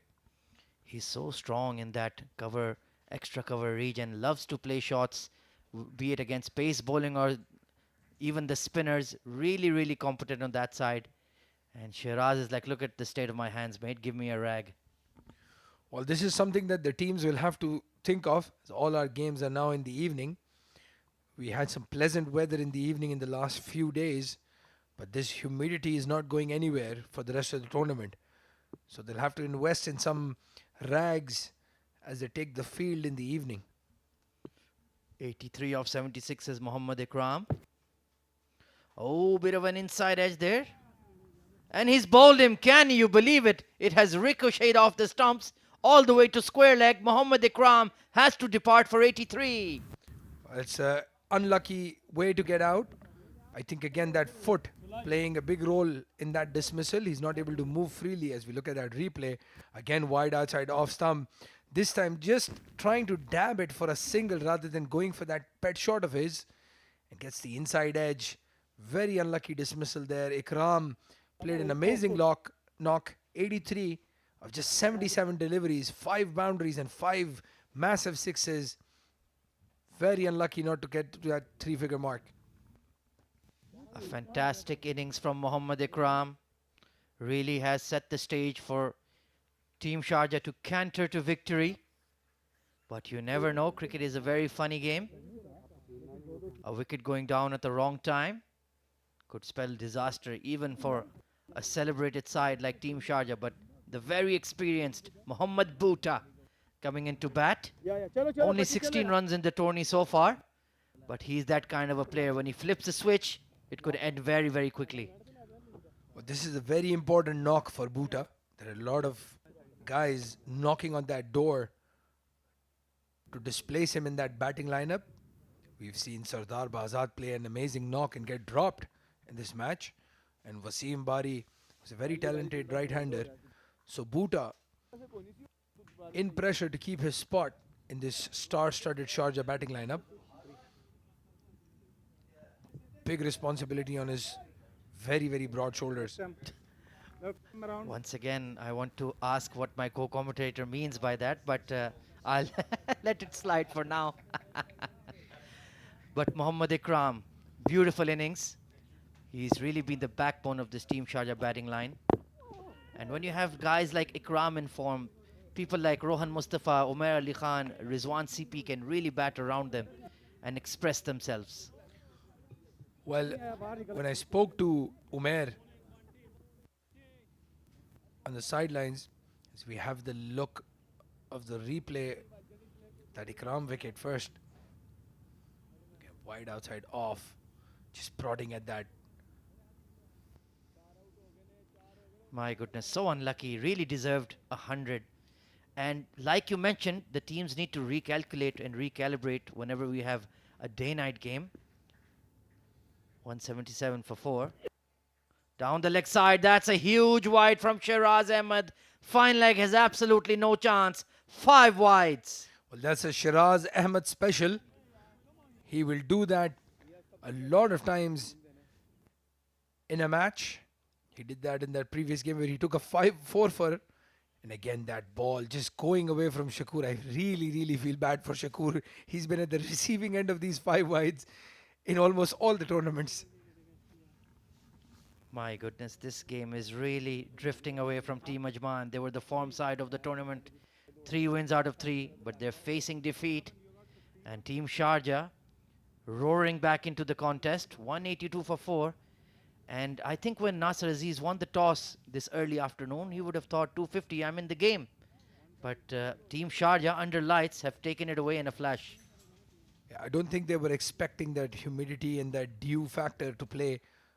They've played two night games, Ajman, and have fielded really well. They defended 280 against a star-studded Emirates Blues lineup. And this is the first time we are seeing the humidity and dew in play. So this has definitely caught the Ajman team by surprise. And this will make the top of the table very, very interesting. If Ajman do go on to lose, they'll have 3 wins and 1 loss, just like Team Sharjah. They will have 3 wins and 1 loss as well. So Fujairah, Blues and Team Dubai will be looking to make a mark and seal their spot in the semi-final stage. Don't know what the hold-up is.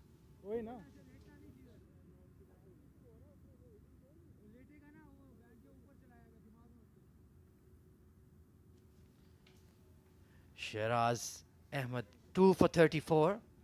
He's been very expensive, but once again just manages to get wickets for his side. Mohammad Bhuta chases that wide one, and when Bhuta is in fine form, he just slaps that through extra cover for 4. Well, I'm sure he'll think he's missed out there. You can see when a batsman is out of touch, out of form a little bit, even the bread and butter shots don't come off. He did have his foot heavily strapped in that last Sharjah game against Dubai. That's why he missed out. So we'll have to see if he's fit enough to bat across.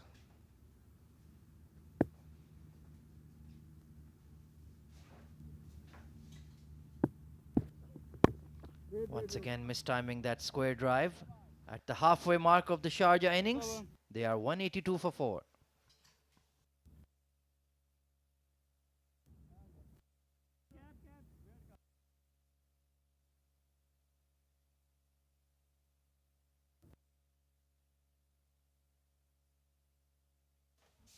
As we have that quick look at the bowling card again, not a lot has changed.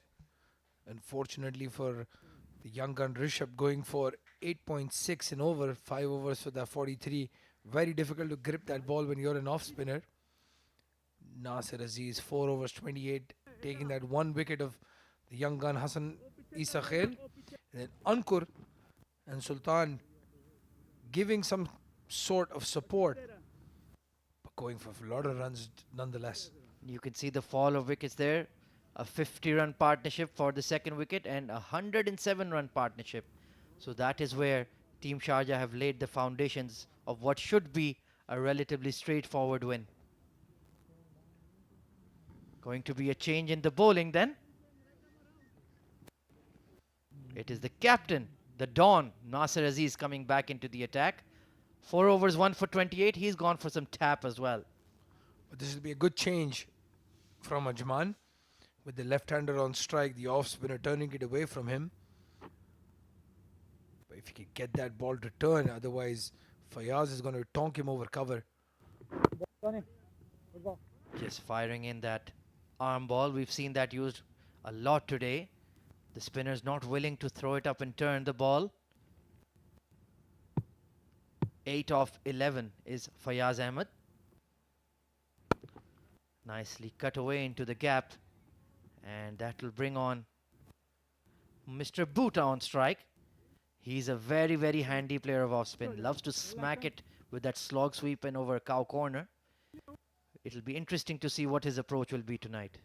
Well, Bhuta's release shot is that shot, as you mentioned, over long on and mid-wicket. And Nasser Aziz with the ball drifting in.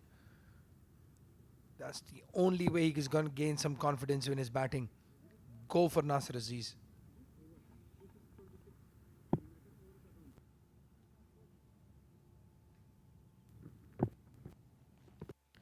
He's gone for that slog towards cow corner, not timing it well. The square leg will clean up, but like we predicted, my goodness, that hidden mic in the outfield once again coming out. Well, And immediately he went for the fences. Well, it seems that it's only there when you and I are in the commentary box, Ahmed. But good to see that intent from Bhuta. Ball, Tony. Giving some respect to the Don is Fayaz Ahmed. Very interesting nickname. You must have had some interesting nicknames as well, Abdul Rahman.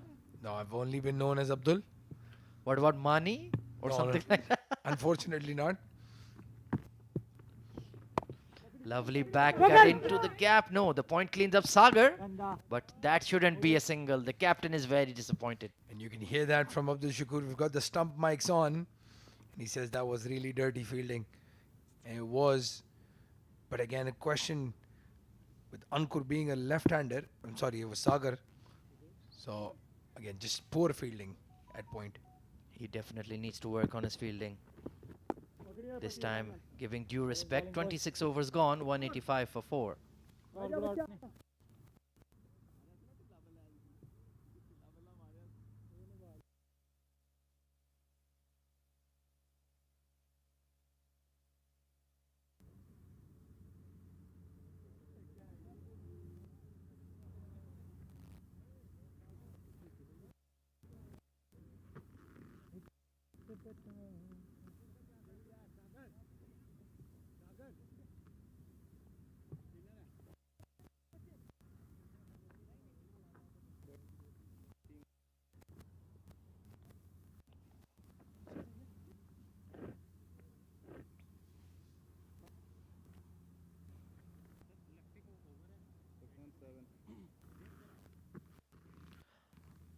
Ankur Sang on to continue.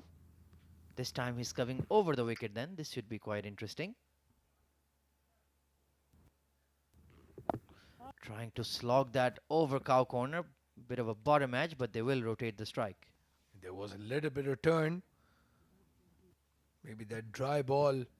They tried to keep drying it in between overs.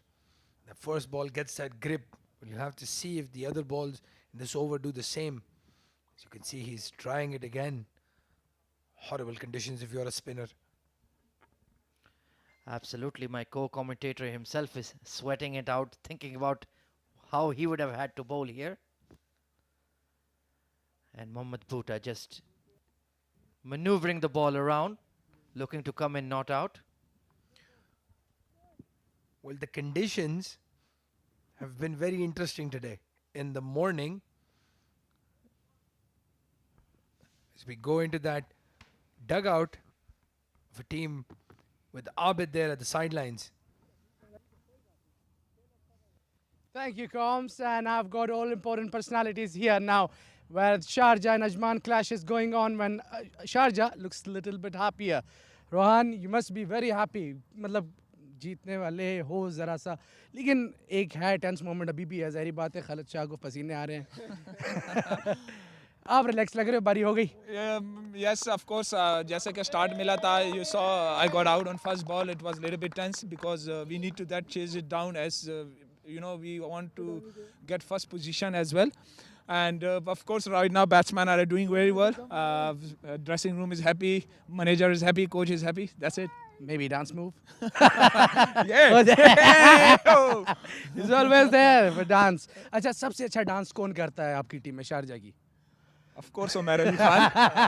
He's very funny guy, and he's very good. Omer एक आध step हो जाए. Please, Omer, come आजा, because they do opposite to me. So please do it now. Or do it together. No. He's doing totally opposite. चलो.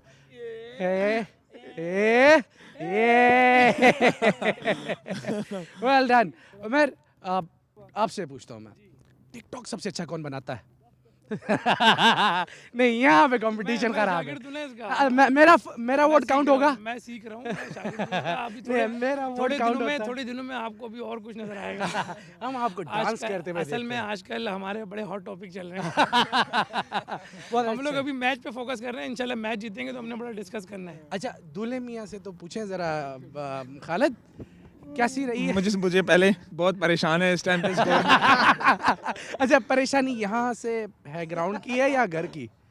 नहीं, परेशानी तो कहीं की घर की तो कहाँ होगी अब. घर की कहाँ, घर में तो खुशियाँ हैं. यहाँ पे भी खुशियाँ चल रही हैं, यहाँ पे भी खुशियाँ ही चल रही हैं. अच्छा, कैसा खालिद था कि शादी हुई, अगले दिन ग्राउंड पे आना, फिर उसके बाद मैचेस ही मैचेस, घर पे शिकायत वगैरह?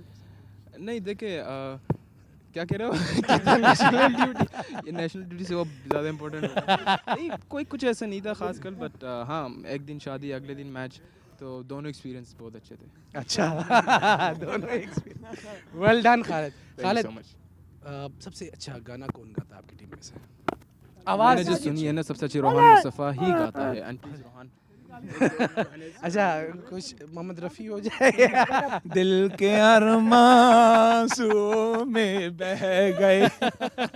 वैसे थोड़ा सा यंगस्टर की तरफ आ जाते हैं. मतलब इनको कितना सीखने को मिलता है? आपको चाहिए, मतलब थोड़ा सीरियस, कि कितना सीखना चाहिए? Of course, in my point of view, he's one of the best youngster in like under 19 age. And to be honest, I trust him a lot. Sometimes जो बोलता हूँ वो नहीं करते, तो गुस्सा भी करता हूँ, गाली भी देता हूँ. ऑफ कोर्स ये माइंड नहीं करते हैं, मेरा छोटा भाई भी है. But trust me, I am not lying at all. He is future of UAE. Yes, definitely, indeed. You need to work out. कहाँ लगता है इसको, कहाँ काम करना चाहिए? आई थिंक उसको मेरी सोच है, ये थोड़ा सा लाइन और लेंथ अपना छोड़ते हैं, बॉल शॉट कराते हैं जब बैट्समैन सीनियर देखते हैं. आई थिंक अगर ये अपने लाइन पे स्टिक रहे हैं, आज इसने शुरू में देख रहे थे लेग स्टंप पे जा रहा था मैं, और उसमें मैंने कहा आप ऑफ स्टंप पे 5 छक्के कालें, कोई कुछ नहीं बोलेगा, let them hit. And I think he took a wicket of Rahul. He bowled it there, dot, madden हुआ. I think ये चीज़ें छोटी चीज़ें होती हैं. अच्छी देखें, अब इसने सब कुछ पिक किए हुए हैं, बहुत सी चीज़ें, अब छोटी चीज़ पिक करना होता है. तो आई थिंक ये अगर ये अपने लाइन लेंथ पे ऐसे वर्कआउट करे, आई थिंक मैं बता रहा हूँ कि he can bat also, he can field also, so इसके पास प्लस पॉइंट है ये क्रिकेट में. Right, wish you good luck. Ayaan, ये टिप्स आपको रोज़ नहीं मिलने वाली. Well, thank you, Rohan, entire team. Thank you, manager, Mr. Nair. We always love to see you around the team Sharjah. आ जाएं. ये हमारी दुल्हन ओरिजिनल ये है. Well, it has been a pleasure being with these guys. It's back to the comms. Very entertaining sideline chat there. Thank you, Abid, with Team Sharjah in very high spirits. Meanwhile, 200 has been brought up by Fayaz Ahmed and Mohammad Bhuta, who's striking some mighty blows, getting this match done and dusted very soon. Well, he's gone for that mid-wicket 6 that we were talking about of Nasir. Fayaz plays that paddle sweep, and Shiraz having to chase that ball and stop it from going to the fence. You can just see from Fayaz's batting that he's a man who knows exactly how to construct an innings in 50-over cricket. Fantastic batting, 202 for 4 after 28 overs.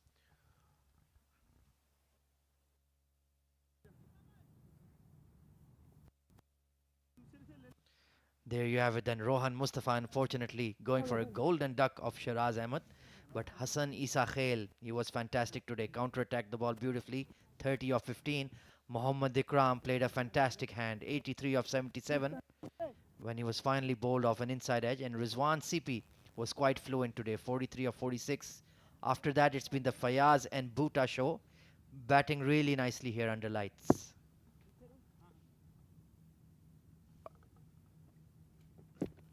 Ankur to continue. Ooh, good delivery, bit of turn off the straight finally. Looks like he's got the ball dry enough to turn it. Yeah, and again, that first delivery of his turns quite a bit. He'll want to keep it on that strip, not get hit across the grass. Flick down towards a long on. So Mohammad Bhuta getting some very, very needed runs underneath his belt, get some confidence going. Because he's the kind of player, if he's feeling good about himself, he'll take over a game all over and dominate it from ball one.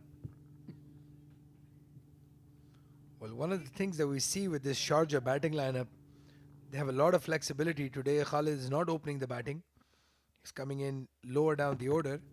So Ankur bowls a faster delivery to Fayaz, played to the cover region. I think he's worried about that slog sweep, the way he gets his bat underneath the ball, so he's just trying to dart the ball in. But Fayaz is so good and deft, he can use it to work it behind point as well. So needs to be careful. Can't offer any width at all. Nicely flicked away, and it's a no ball. Can you believe it? Ankur Sangwan. That is not acceptable at this level. It's a free hit. That trouble that he's having with his front foot, Ankur Sangwan. Shiju's eagle eyes having a look at that front foot. My goodness. You're a left arm orthodox spinner and you're giving away so many no balls. Let's take a look here. That's a massive no ball. Can you believe it? My goodness. Brilliant catch by Shiju. And again, big front foot no ball. Bowls the free hit. Fayaz has missed out on that. Will be highly disappointed. And the problem is, Abdurrahman, they're not even small, marginal ones. He's overstepping big time. There's like at least a 3 to 4 inch distance between his landing foot and the popping crease. That's just not good enough. Well, we saw somebody like a Farazuddin bowling from way behind the crease. Maybe he can try something like that as he comes in to bowl the 5th ball, the 29th over, to try to take a single. But quick singles in the circle for this pair, it's not something that's going to be very regular.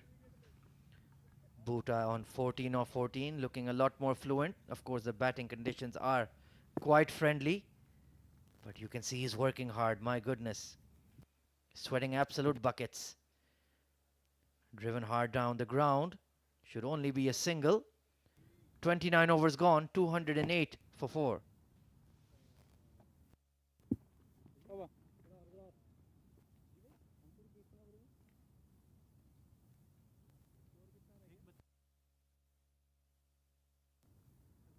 Shadday.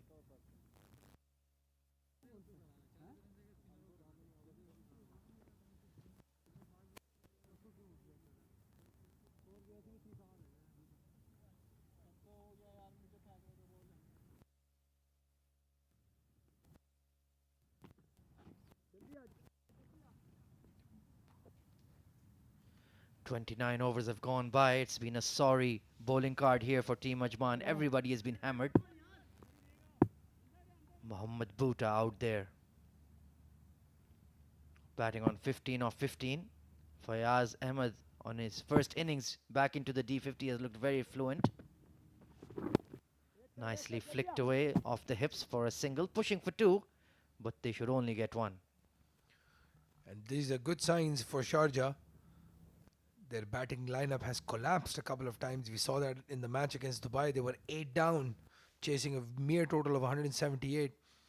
And they didn't score a lot of runs against Fujairah. So this will give them a lot of confidence as they get into the business end of the tournament.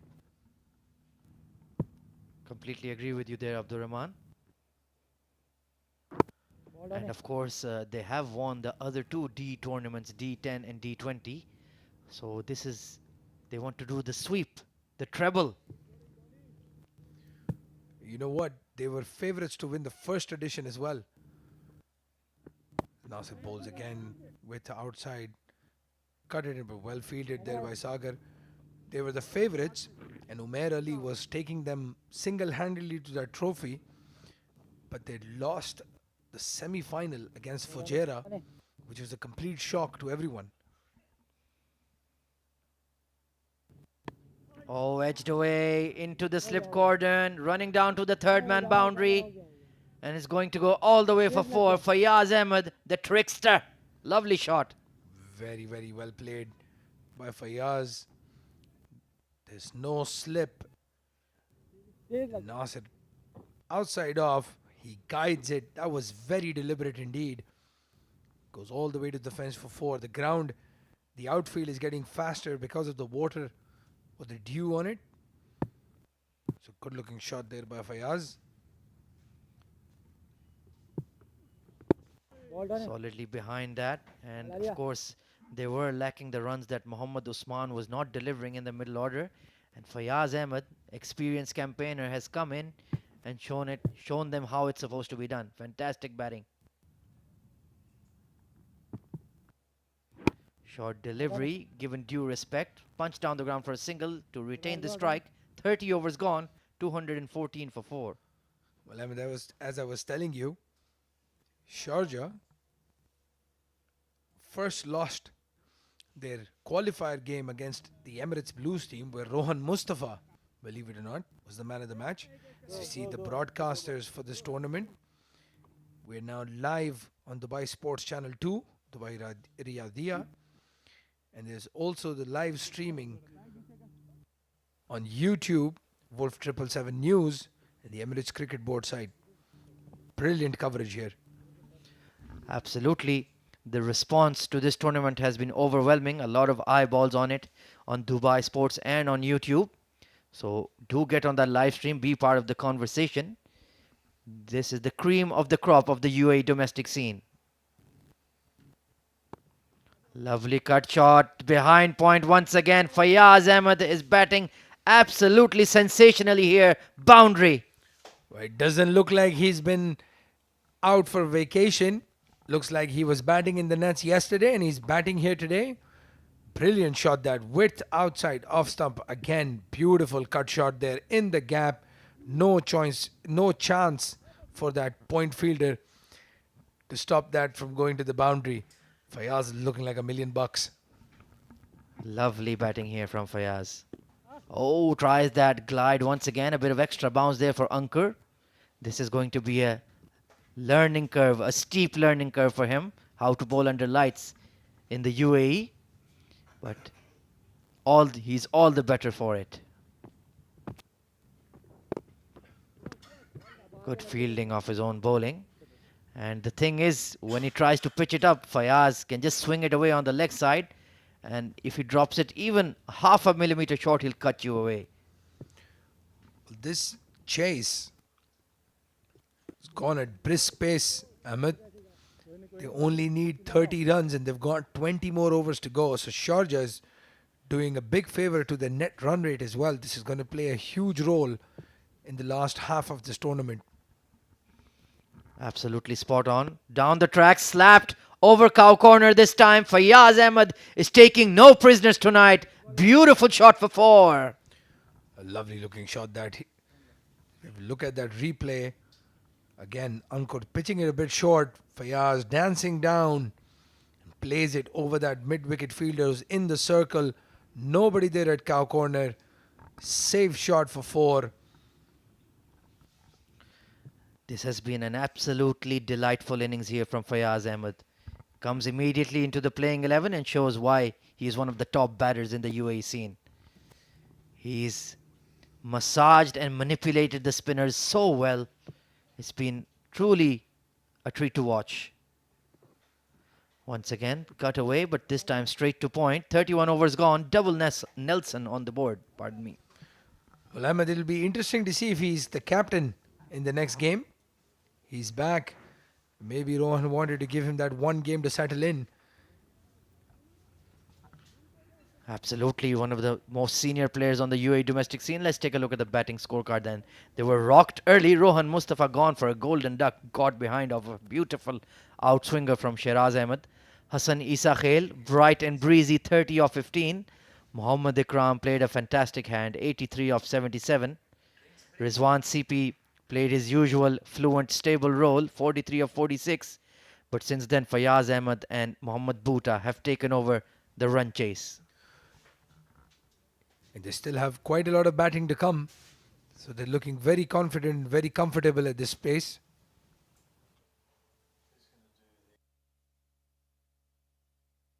As we have a look at that bowling card, Shiraz Ahmed, 4 overs, 34 runs, taking the 2 wickets, and he took that first wicket of the first delivery of the match, of the innings.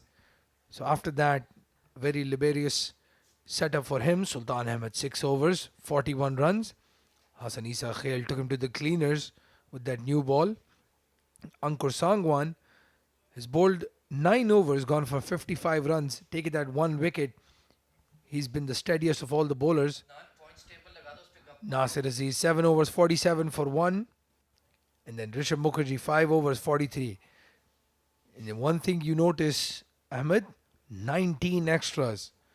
I think Sharjah gave only 6 or 7. So the extras hurting them a lot when they're defending. Not very big total at this stage. Well, let's take a look at the standings and talk about this then, Abdurrahman. Ajman, of course, ruling the roost, 3 wins out of 3. This is their 4th game and they're heading towards a loss. So they will remain on 9 points. Sharjah, though, in their 4 games, they will have 3 wins and a loss. And that net run rate boost they're going to get after this game will be very fascinating to watch. But the battle for the 3rd and 4th spot between Fujairah, Emirates Blues and Dubai is going to be absolutely nail-biting here. Yes, there are 2 slots available. We'll assume that Ajman and Sharjah are probably going to go through after the end of this game. Sharjah look very comfortable to win and get those 3 points. And Fujairah and Emirates Blues Dubai will have to fight out for the last 2 slots. Abu Dhabi, unfortunately at this stage, looks like they've completely lost the plot. I don't see them making an entry into the top 4. But we've seen weirder things happen in this game. And you could just see the net run rates of Fujairah, Emirates Blues and Dubai. Absolutely nothing to choose between them. The margins are so fine. So every game that Emirates Blues and Dubai especially play after this is virtually a knockout game for them. Yes, and with Sharjah, as you mentioned, winning with such a big margin today, most likely, I think they're going to top the table, which will also open up the semi-finalists. It's going to be mouth-watering encounters in the semi-finals. Sultan Ahmed then being reintroduced into the attack. He's had a tough day out there. None for 41 in his 6 overs. He's had a tough time gripping the ball and getting it to rip off the surface. Mohammad Ikram especially took to him very nicely. And Mohammad Bhuta is no different. 26 runs required for victory here for Team Sharjah.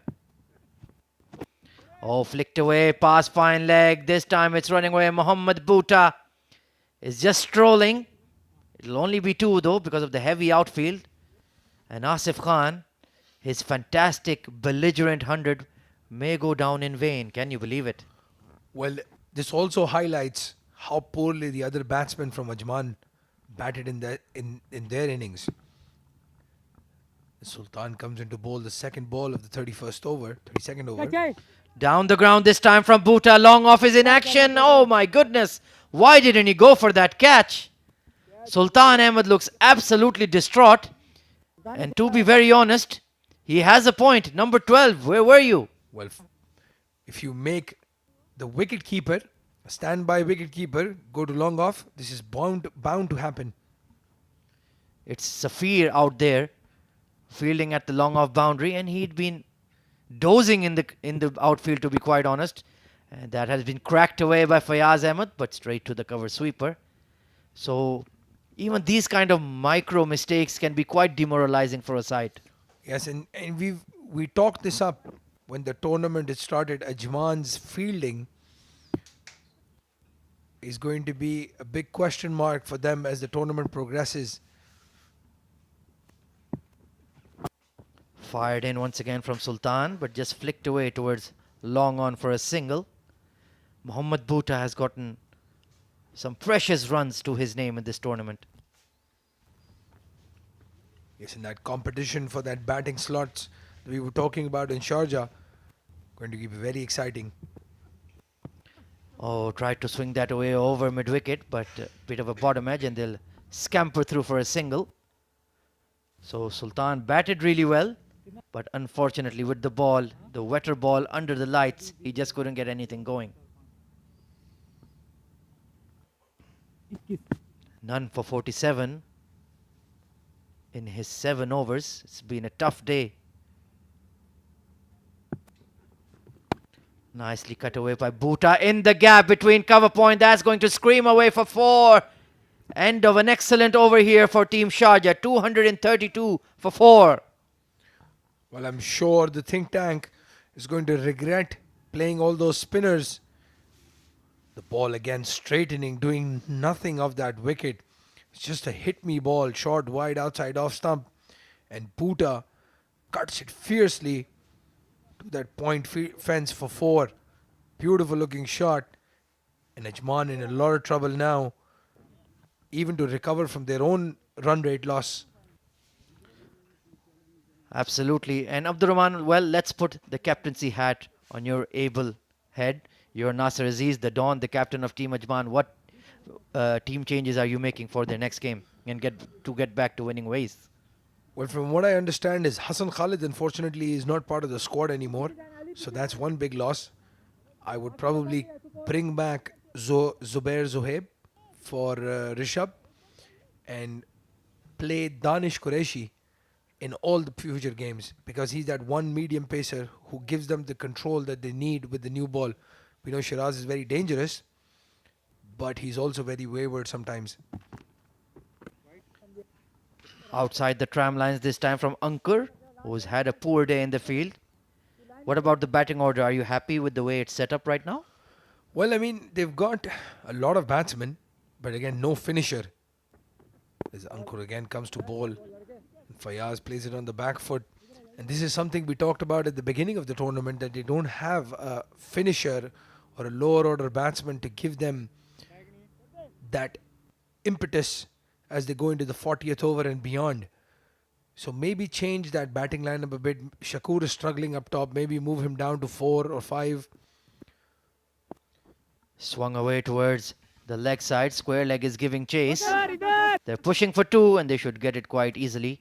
That's a very good point you make about Abdul Shakur. He's not delivering at the top, even though he's been given a license to counter-attack. So who would you open with alongside Sagar? Well, if they've got Ali Mirza in their side, then Ali Mirza should open the batting because he's a steady opener. He plays the new ball. Again, Bhuta coming down the wicket, trying to talk that over long on. And then have Shakur at maybe 5. That is probably the only thing that makes sense. Because if you see Sharjah, they've got the likes of Umair, and now they're playing Khalid Shah as a finisher. If you look at Dubai, they've got Muhammad Hassan. Fujairah has got Ahmed Raza. This has been lofted over point, but the cover sweeper will not be able to get around to it. So they're definitely swinging for the fences and trying to finish this even earlier than we imagined. Excellent points you're making there, Abdurrahman. Every side has a aggressor at that number 7, number 8 spot, except Team Ajman, who have their captain, the Don, Nasser Aziz, batting at 7 or 8. So they definitely need to tweak that batting lineup. Their deficiencies are being masked by that man, Asif Khan. Hard hit towards mid-wicket this time, but there will be a sweeper in place. So less than 10 runs required for Sharjah to complete a comprehensive win. And this is a big margin. You have to realize that 239 runs in 32.5 overs is no joke. If Sharjah would have batted first and batted like this, they could have crossed the 400 mark. Oh, a bit of a top edge there. Fine leg getting around and he takes it. Fayaz Ahmed has to depart right on the brink of victory. 35 runs to his name. Well, too little too late as Sagar takes that catch. Sangwan just helping his tournament bowling figures. As we have a look again, that nice jump. Fayaz going for that sweep shot. Top edge. And brilliant camera work as we see that ball go land into the hands of Sagar. Well, So he looks quite happy taking a meaningless catch in the long-term meaning of things, but an excellent hand played there by number 25. and good to see there Dawood and Fayaz. A fist bump. Dawood appreciating his fellow batsman as he walks out. Good looking knock there. But again, with Dawood and Asif, the only batsmen scoring for Ajman, they need to fix their things very quickly. As we see the hard hitting Umair Ali Khan come into bat for Sharjah. Look at that strike rate. Just in the 3 innings, he scored 60 runs, but he's already hit 5 sixes. Bhuta going over cow corner, and that is a huge 6. My goodness, what a shot. Well, we'll have to see if Umair gets to face a single delivery. He's going to stay at the non-striker end. And Bhuta's looking to finish this match in 2 deliveries. Outside off stump, he's fetched that. All that strength, all that power that Bhuta has. He's thrown it into that delivery and tonked it out of the park. Well, I have a bit of a dad joke here for you, Abdurrahman. We know about brute strength. This is boot strength. This time, once again, down the ground, and it's going all the way for 6. Team Sharjah sealed the victory by 5 wickets in just the 34th over of the game. What a victory! Well, another good-looking shot there by Bhuta. That boot strength you were talking about. Brilliant shot this. There was long on position there, but Rishabh Mukherjee was nowhere close to this. This was always going for 6. And Bhuta and Umair celebrating. They know they have made a big statement in this tournament by beating the table toppers Ajman. So this tournament is now taking an interesting twist, with Ajman losing their first game of the Emirates D50, powered by Wolf777 News. A commanding victory for the men in red. Team Ajman had been ruling the roost. They had posted a decent score thanks to that man on the left of your screen in the black cap, Asif Khan, 139 not out. But Hassan Nabi Isa Khail, Mohammad Ikram, Mohammad Bhuta, Fayaz Ahmed, Rizwan CP. It was a collective batting effort, and they completely took over the run chase in difficult bowling conditions. And in the end, they have romped home to victory by 5 wickets. And this is also a statement for Sharjah's confidence. They lost their captain, their talisman, Rohan Mustafa. The first ball of the innings still managed to chase down 248 runs in 32 overs. What a brilliant batting performance by them. That run rate, that net run rate we keep talking about, so important in tournaments like these. Sharjah is definitely making a solid statement. They're here to win this.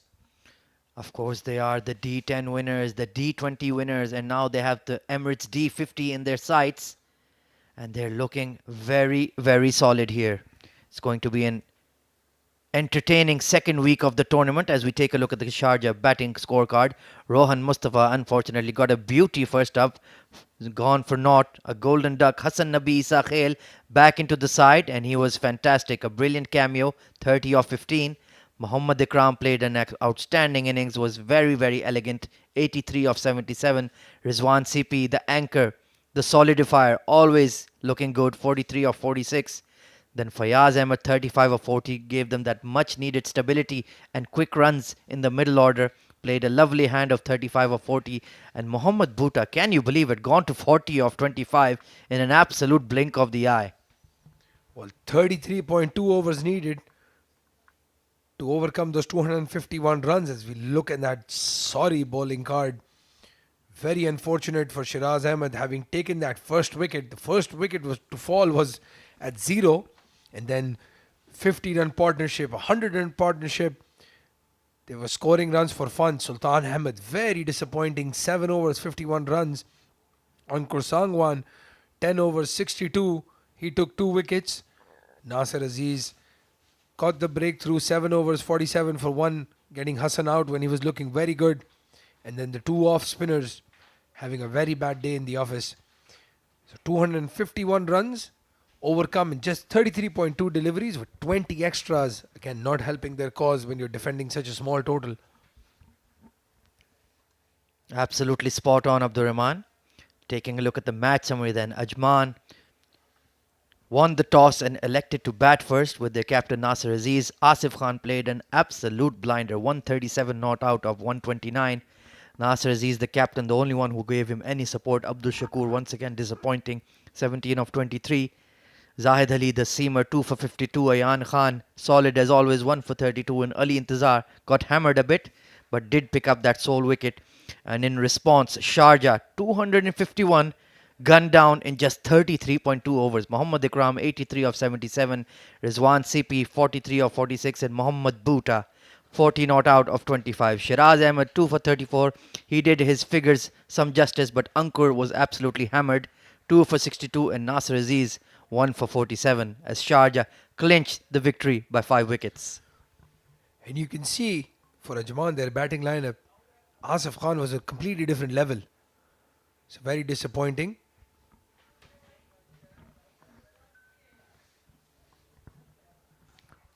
Right then, we are all set for the post-match award ceremony. It's going to be Shoaib Ahmed conducting the affair. Over to you, Shoaib.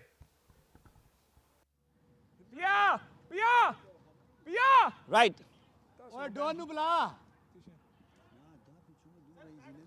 Right, so this is the post-match ceremony between the match that was played as between Ajman and Sharjah. Sharjah winning it comfortably in the end. Well, there were some good performances, some not so good performances. I have to discuss with me the two captains. We'll start off with Rohan Mustafa, who is here with us. Rohan, well, congratulations for the win. I think it was a good win because initially the pitch looked a little difficult, but in the second innings, it was really nice to bat on. When we went for a toss, Nasser Aziz asked me later on that what were you thinking to do. I said I was really confused because sometimes when there is wind, there is no dew. But today there was no wind, which was that was in our bonus. And the later on ball were coming on the bat, and we chased it down in 33, 240 runs. It's not easy to chase. Yes, I think in the bowling department also you juggle your bowlers really well. What was the plan to bring Mohammad Bhuta in the penultimate over? There was no other bowler because Zahid did only 6 overs, so there was no other option. CP doesn't want to bowl because it was like, his hand was wet. So there was no other option. So I told to Bhuta to, he can bowl it out. So then he said, okay, I will bowl. So then he bowled it. And also you started with seam up first and then you moved on to off spin. What was the plan behind that? Asif plays spin really well, and there was a little bit, ball was a little bit seaming, and so I was thinking to take advantage of that. And when the team needed me to bowl fast, so I can do it. And tell us about the batting. I think Ikram came really well. And there was some good partnership between Rizwan, CP, and then Fayaz and Bhuta. So your middle order is playing really well. Yeah, Fayaz is back from Pakistan. I think is good for us. As you know, he has a lot of experience. Yes, Ikram played really well. And, the young guy, that Hassan, who started 15 ball 30, who gave us some more morale up. And, the batsman went in the flow. And as I said, there was a little bit dew, ball were coming on the bat, and we took advantage of that. Disappointed not to score today? To be honest, I was not a disappointment, but I was disappointed to drop a catch of Asif. He scored till 140, and if I have took that catch, they were restricted till 180. So, in batting, when you got out on first ball, you don't get as disappointed because it was not a reckless shot or something like that. But yes, of course, dropping these kind of catches in main matches, it's not good. Well, a good win for you. All the best for your future matches. Thank you very much. Thank you. So that was the winning captain, Rohan Mustafa. We also have the losing captain for today. It was Nasser Aziz from Ajman. We'll have a quick word with him as well. Nasser, hard luck. I think toss की अगर बात करें, आप जीते toss, आपने पहले बल्लेबाजी करने का फैसला किया. अब जब मैच हो गया है तो आपको लगता है कि शायद वो डिसीजन थोड़ा सा गलत था?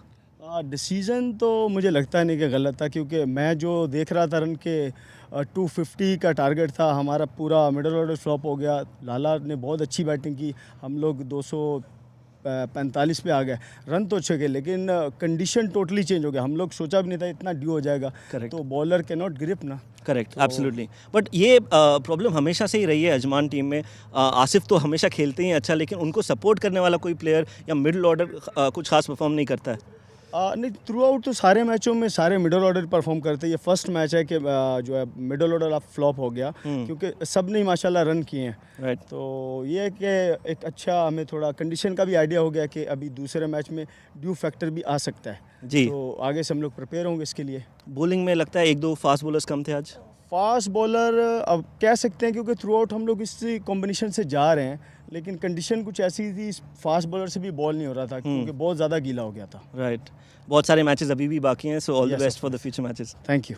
Right, so that was Nasir Aziz, the losing captain, but it is an important time in this post-match presentation because it is someone who's really, really special in this tournament. He's also the man of the match for today. It is Asif for his brilliant 137. Asif, बहुत बहुत मुबारक हो। फिर से एक बार आपने बहुत ही अच्छा perform किया है। खुशी उस बात की ज़रूर होगी, लेकिन मैच नहीं जीत पाए तो उस बात का गम भी होगा। बिस्मिल्लाहिर्रहमानिर्रहीम। सबसे पहले तो अल्लाह का शुक्र है। मेरा ख्याल है कंडीशन थोड़ा सा उनको सूट कर गई है, लेकिन पार्ट ऑफ गेम है। जो हमारे कैप्टन थे उन्होंने, हमारा प्लान यही था हम टॉस जीत के पहले बैटिंग करेंगे, तो क्योंकि थ्रू आउट ही हम बैटिंग करते आ रहे थे तो काफ़ी अच्छा, मतलब लड़के जो हमारे मिडल ऑर्डर हैं काफ़ी अच्छा खेल रहे थे। आज थोड़ा सा क्लैप्स हुआ, खैर ये गेम है, गेम का हिस्सा है, तो मेरा ख्याल है थोड़ा सा ड्यू की वजह से हम उनकी फेवर में गेम गया। आपके परफॉर्मेंस की बात करते हैं। D10 में आपने बहुत अच्छा परफॉर्म किया, D20 में भी आपने बहुत अच्छा परफॉर्म किया और अब D50 को तो आपने अपना बना लिया है। तो ये डिफरेंट फॉर्मेट्स में आप अपने आप को कैसे अडेप्ट करते हैं? देखिए, एज ए प्रोफेशनल हमारी जो भी यही है, हमें एडजस्ट करना पड़ता है। मेरी कोशिश यहाँ ये होती है, चाहे मैं डोमेस्टिक खेलूँ चाहे यहाँ पे खेलूँ, तो मेरी कोशिश ये होती है जो टॉप 3-4 बैट्समैन हैं ताकि उसमें रहूँ, उसके ऊपर टॉप पे रहूँ ताकि हाईलाइट में रहूँ। आगे के मैचेस के लिए कुछ खास तैयारी? बस मेरा ख्याल है आज हमने एक फास्ट बॉलर कम खिलाया, तो हमने भी मीटिंग में भी यही बात की है। इंशाल्लाह कोशिश करेंगे पॉजिटिव खेलें, अपनी टीम को जिताएं। जी हाँ, अभी भी आप टॉप 2 में हैं, तो अभी भी काफ़ी मैचेस बाकी हैं। एक अच्छा कॉम्बिनेशन अगर बैठ जाएगा तो शायद वो आपके लिए, आपकी टीम के लिए बेहतर होगा। मेरा ख्याल है जो अगला मैच है वो रन रेट पे दोनों टीमों के लिए क्रूशल है, शारजा के लिए, हमारे लिए भी। तो इंशाल्लाह हम कोशिश करेंगे उनको कम रन पे स्टिक करें और जल्दी चेस करें। बहुत अच्छी performance, all the best. Thank you very much. Thank you. So that was the man of the match, Asif, in this game. It is back to you guys in the com box. Thank you very much, Shoaib. A wonderful post-match ceremony there. Asif Khan, although on the losing side, but deservedly named man of the match for his outstanding hand of 139 not out. But it was Team Sharjah, the men in red, who got the victory by 5 wickets. Rohan Mustafa looking very, very satisfied with the victory. Taking a look at the second innings highlights then. Abdur Rahman, take us through it. Well, a brilliant catch taken by Abdul Shakur, and the dream start for Ajman. Sharjah losing their first wicket on the first delivery. It is all downhill for Ajman after that. With no wickets falling for a long time. Shiraz P a little bit all over the place. And then a big shot from Hassan, giving him that loosener, that free hit. He was really enjoying himself on the crease. So we'll have a look at some of those big hits. He really took Sultan Ahmed to task, Ahmed. Absolutely, and then that man in the yellow helmet, Mohammad Ikram, played an absolutely beautiful innings, was really good on the offside, lovely punch through cover point. And then down the leg side, Shiraz Ahmed, he's always had that problem, struggling to control his swing. Some good deliveries as well in the middle of that. But Mohammad Ikram, look at that, lovely through the offside once again. He's such a free-flowing player when he gets going. And then down the ground, we've seen a truckload of sixes today from Asif Khan and from the likes of Mohammad Ikram and of course Hassan Nabi Isa Khail. Really, really clean striker of the ball, very talented youngster. And if you give any width to Mohammad Ikram outside off stump, he's going to crack you away each time. Nasir Aziz came into the attack and then did produce a wicket. Very good catch there at mid-off by Dawood Ijaz. You felt like there could be a bit of unsteadiness from Sharjah, but then Mohammad Ikram just took over. Lovely shots down the ground. Really punished Nasir Aziz. Nicely glided past short third man for a boundary there as well. But the spinners just couldn't get any grip on the ball, couldn't get any turn on it. Rizwan Sipi with a very, very elegant extra cover drive. He's been in excellent form in this tournament. And then Mohammad Ikram, just a flick of the wrist. My goodness. Good catch taken there as well. And Rizwan Sipi peppering that extra cover boundary as always. He's very confident through the covers. We saw that, and again, as you see, Ikram was just enjoying himself. It's good to see playing such an innings in such a crucial game in a tournament like this. He sort of enjoyed batting against Rishabh, who's playing his first game in the D50. A lot of poor deliveries, full or short. Nasser Aziz as well tried his level best, but Rizwan CP was in princely form. And Rishabh really struggled. Big, hanging full toss that was slapped over cow corner. So Mohammad Ikram was capitalizing on any poor deliveries. And then eventually Rizwan CP missed a straight one. Good delivery by Ankur. But then Ikram chose to take over. He's like, fine, I'm going to keep the pressure on them. And he kept counter-attacking. Lovely cut shot there. Cover sweeper had absolutely no chance. And they just kept building the partnership. Mohammad Bhuta got an absolute gift. Well, it didn't go against his name, but he didn't feel the pressure after that. Lovely extra cover drive, getting down to the pitch of the ball. Fayaz Ahmed and Mohammad Bhuta really played excellently. And then when it was the slog overs, when the target was within reach, he took over. Fayaz Ahmed, quality as always. The stabilizer, the experienced hand. Nicely slapped over mid-wicket this time. He really unsettled Ankur there. And then Mr. Bhuta, the boot strength coming out. Sultan Ahmed really struggled, could not control that arm ball. Lovely square cut there. Ankur Sangwan finally did get some reward, top edge and a good catch there by Sagar Kalyan at fine leg. But Mohammad Bhuta was there till the very end and then just started smashing the ball all over the place and ended the game emphatically in style for Team Sharjah. Well, it's back to the drawing board for Ajman. As we heard Asif say, they were missing a fast bowler. And with one more game to go before the round matches finish, that's the last opportunity for them to get their plans in place. As we have a look at that standings, Sharjah's topped the table, Ahmed, with that net run rate improving drastically. And Ajman, 4 matches, 3 wins in second spot. They remain with 9 points. And then, of course, the battle for the final 2 semi-final spots. Fujairah, Emirates Blues and Dubai all battling it out there. Fujairah do have 2 wins in their 3 games, but Emirates Blues and Dubai are hunting them down. They're the young bucks in Emirates Blues and Dubai. Very, very young, promising cricketers. There could be an upset on the cards in the future. It's going to be fascinating viewing in the Wolf777 News Emirates D50 2021. Abu Dhabi, unfortunately, with the wooden spoon. They won't be making it to the semi-final stage, but there are 3 sides battling for 2 spots. Well, the next game, the crucial game for Emirates Blues, they will be playing Abu Dhabi. So unless and until they can avoid an upset, Emirates Blues would want to make a statement in this game, improve their run rate and get those 3 points as we come live from the Sevens Cricket Stadium on Wednesday, the 8th of September for a 3:30 p.m. start. Well, that's all it is from today. An emphatic victory for Sharjah. So do tune in on Wednesday for Wolf777 News Emirates D50 2021. We'll see you then. Good night. Good night.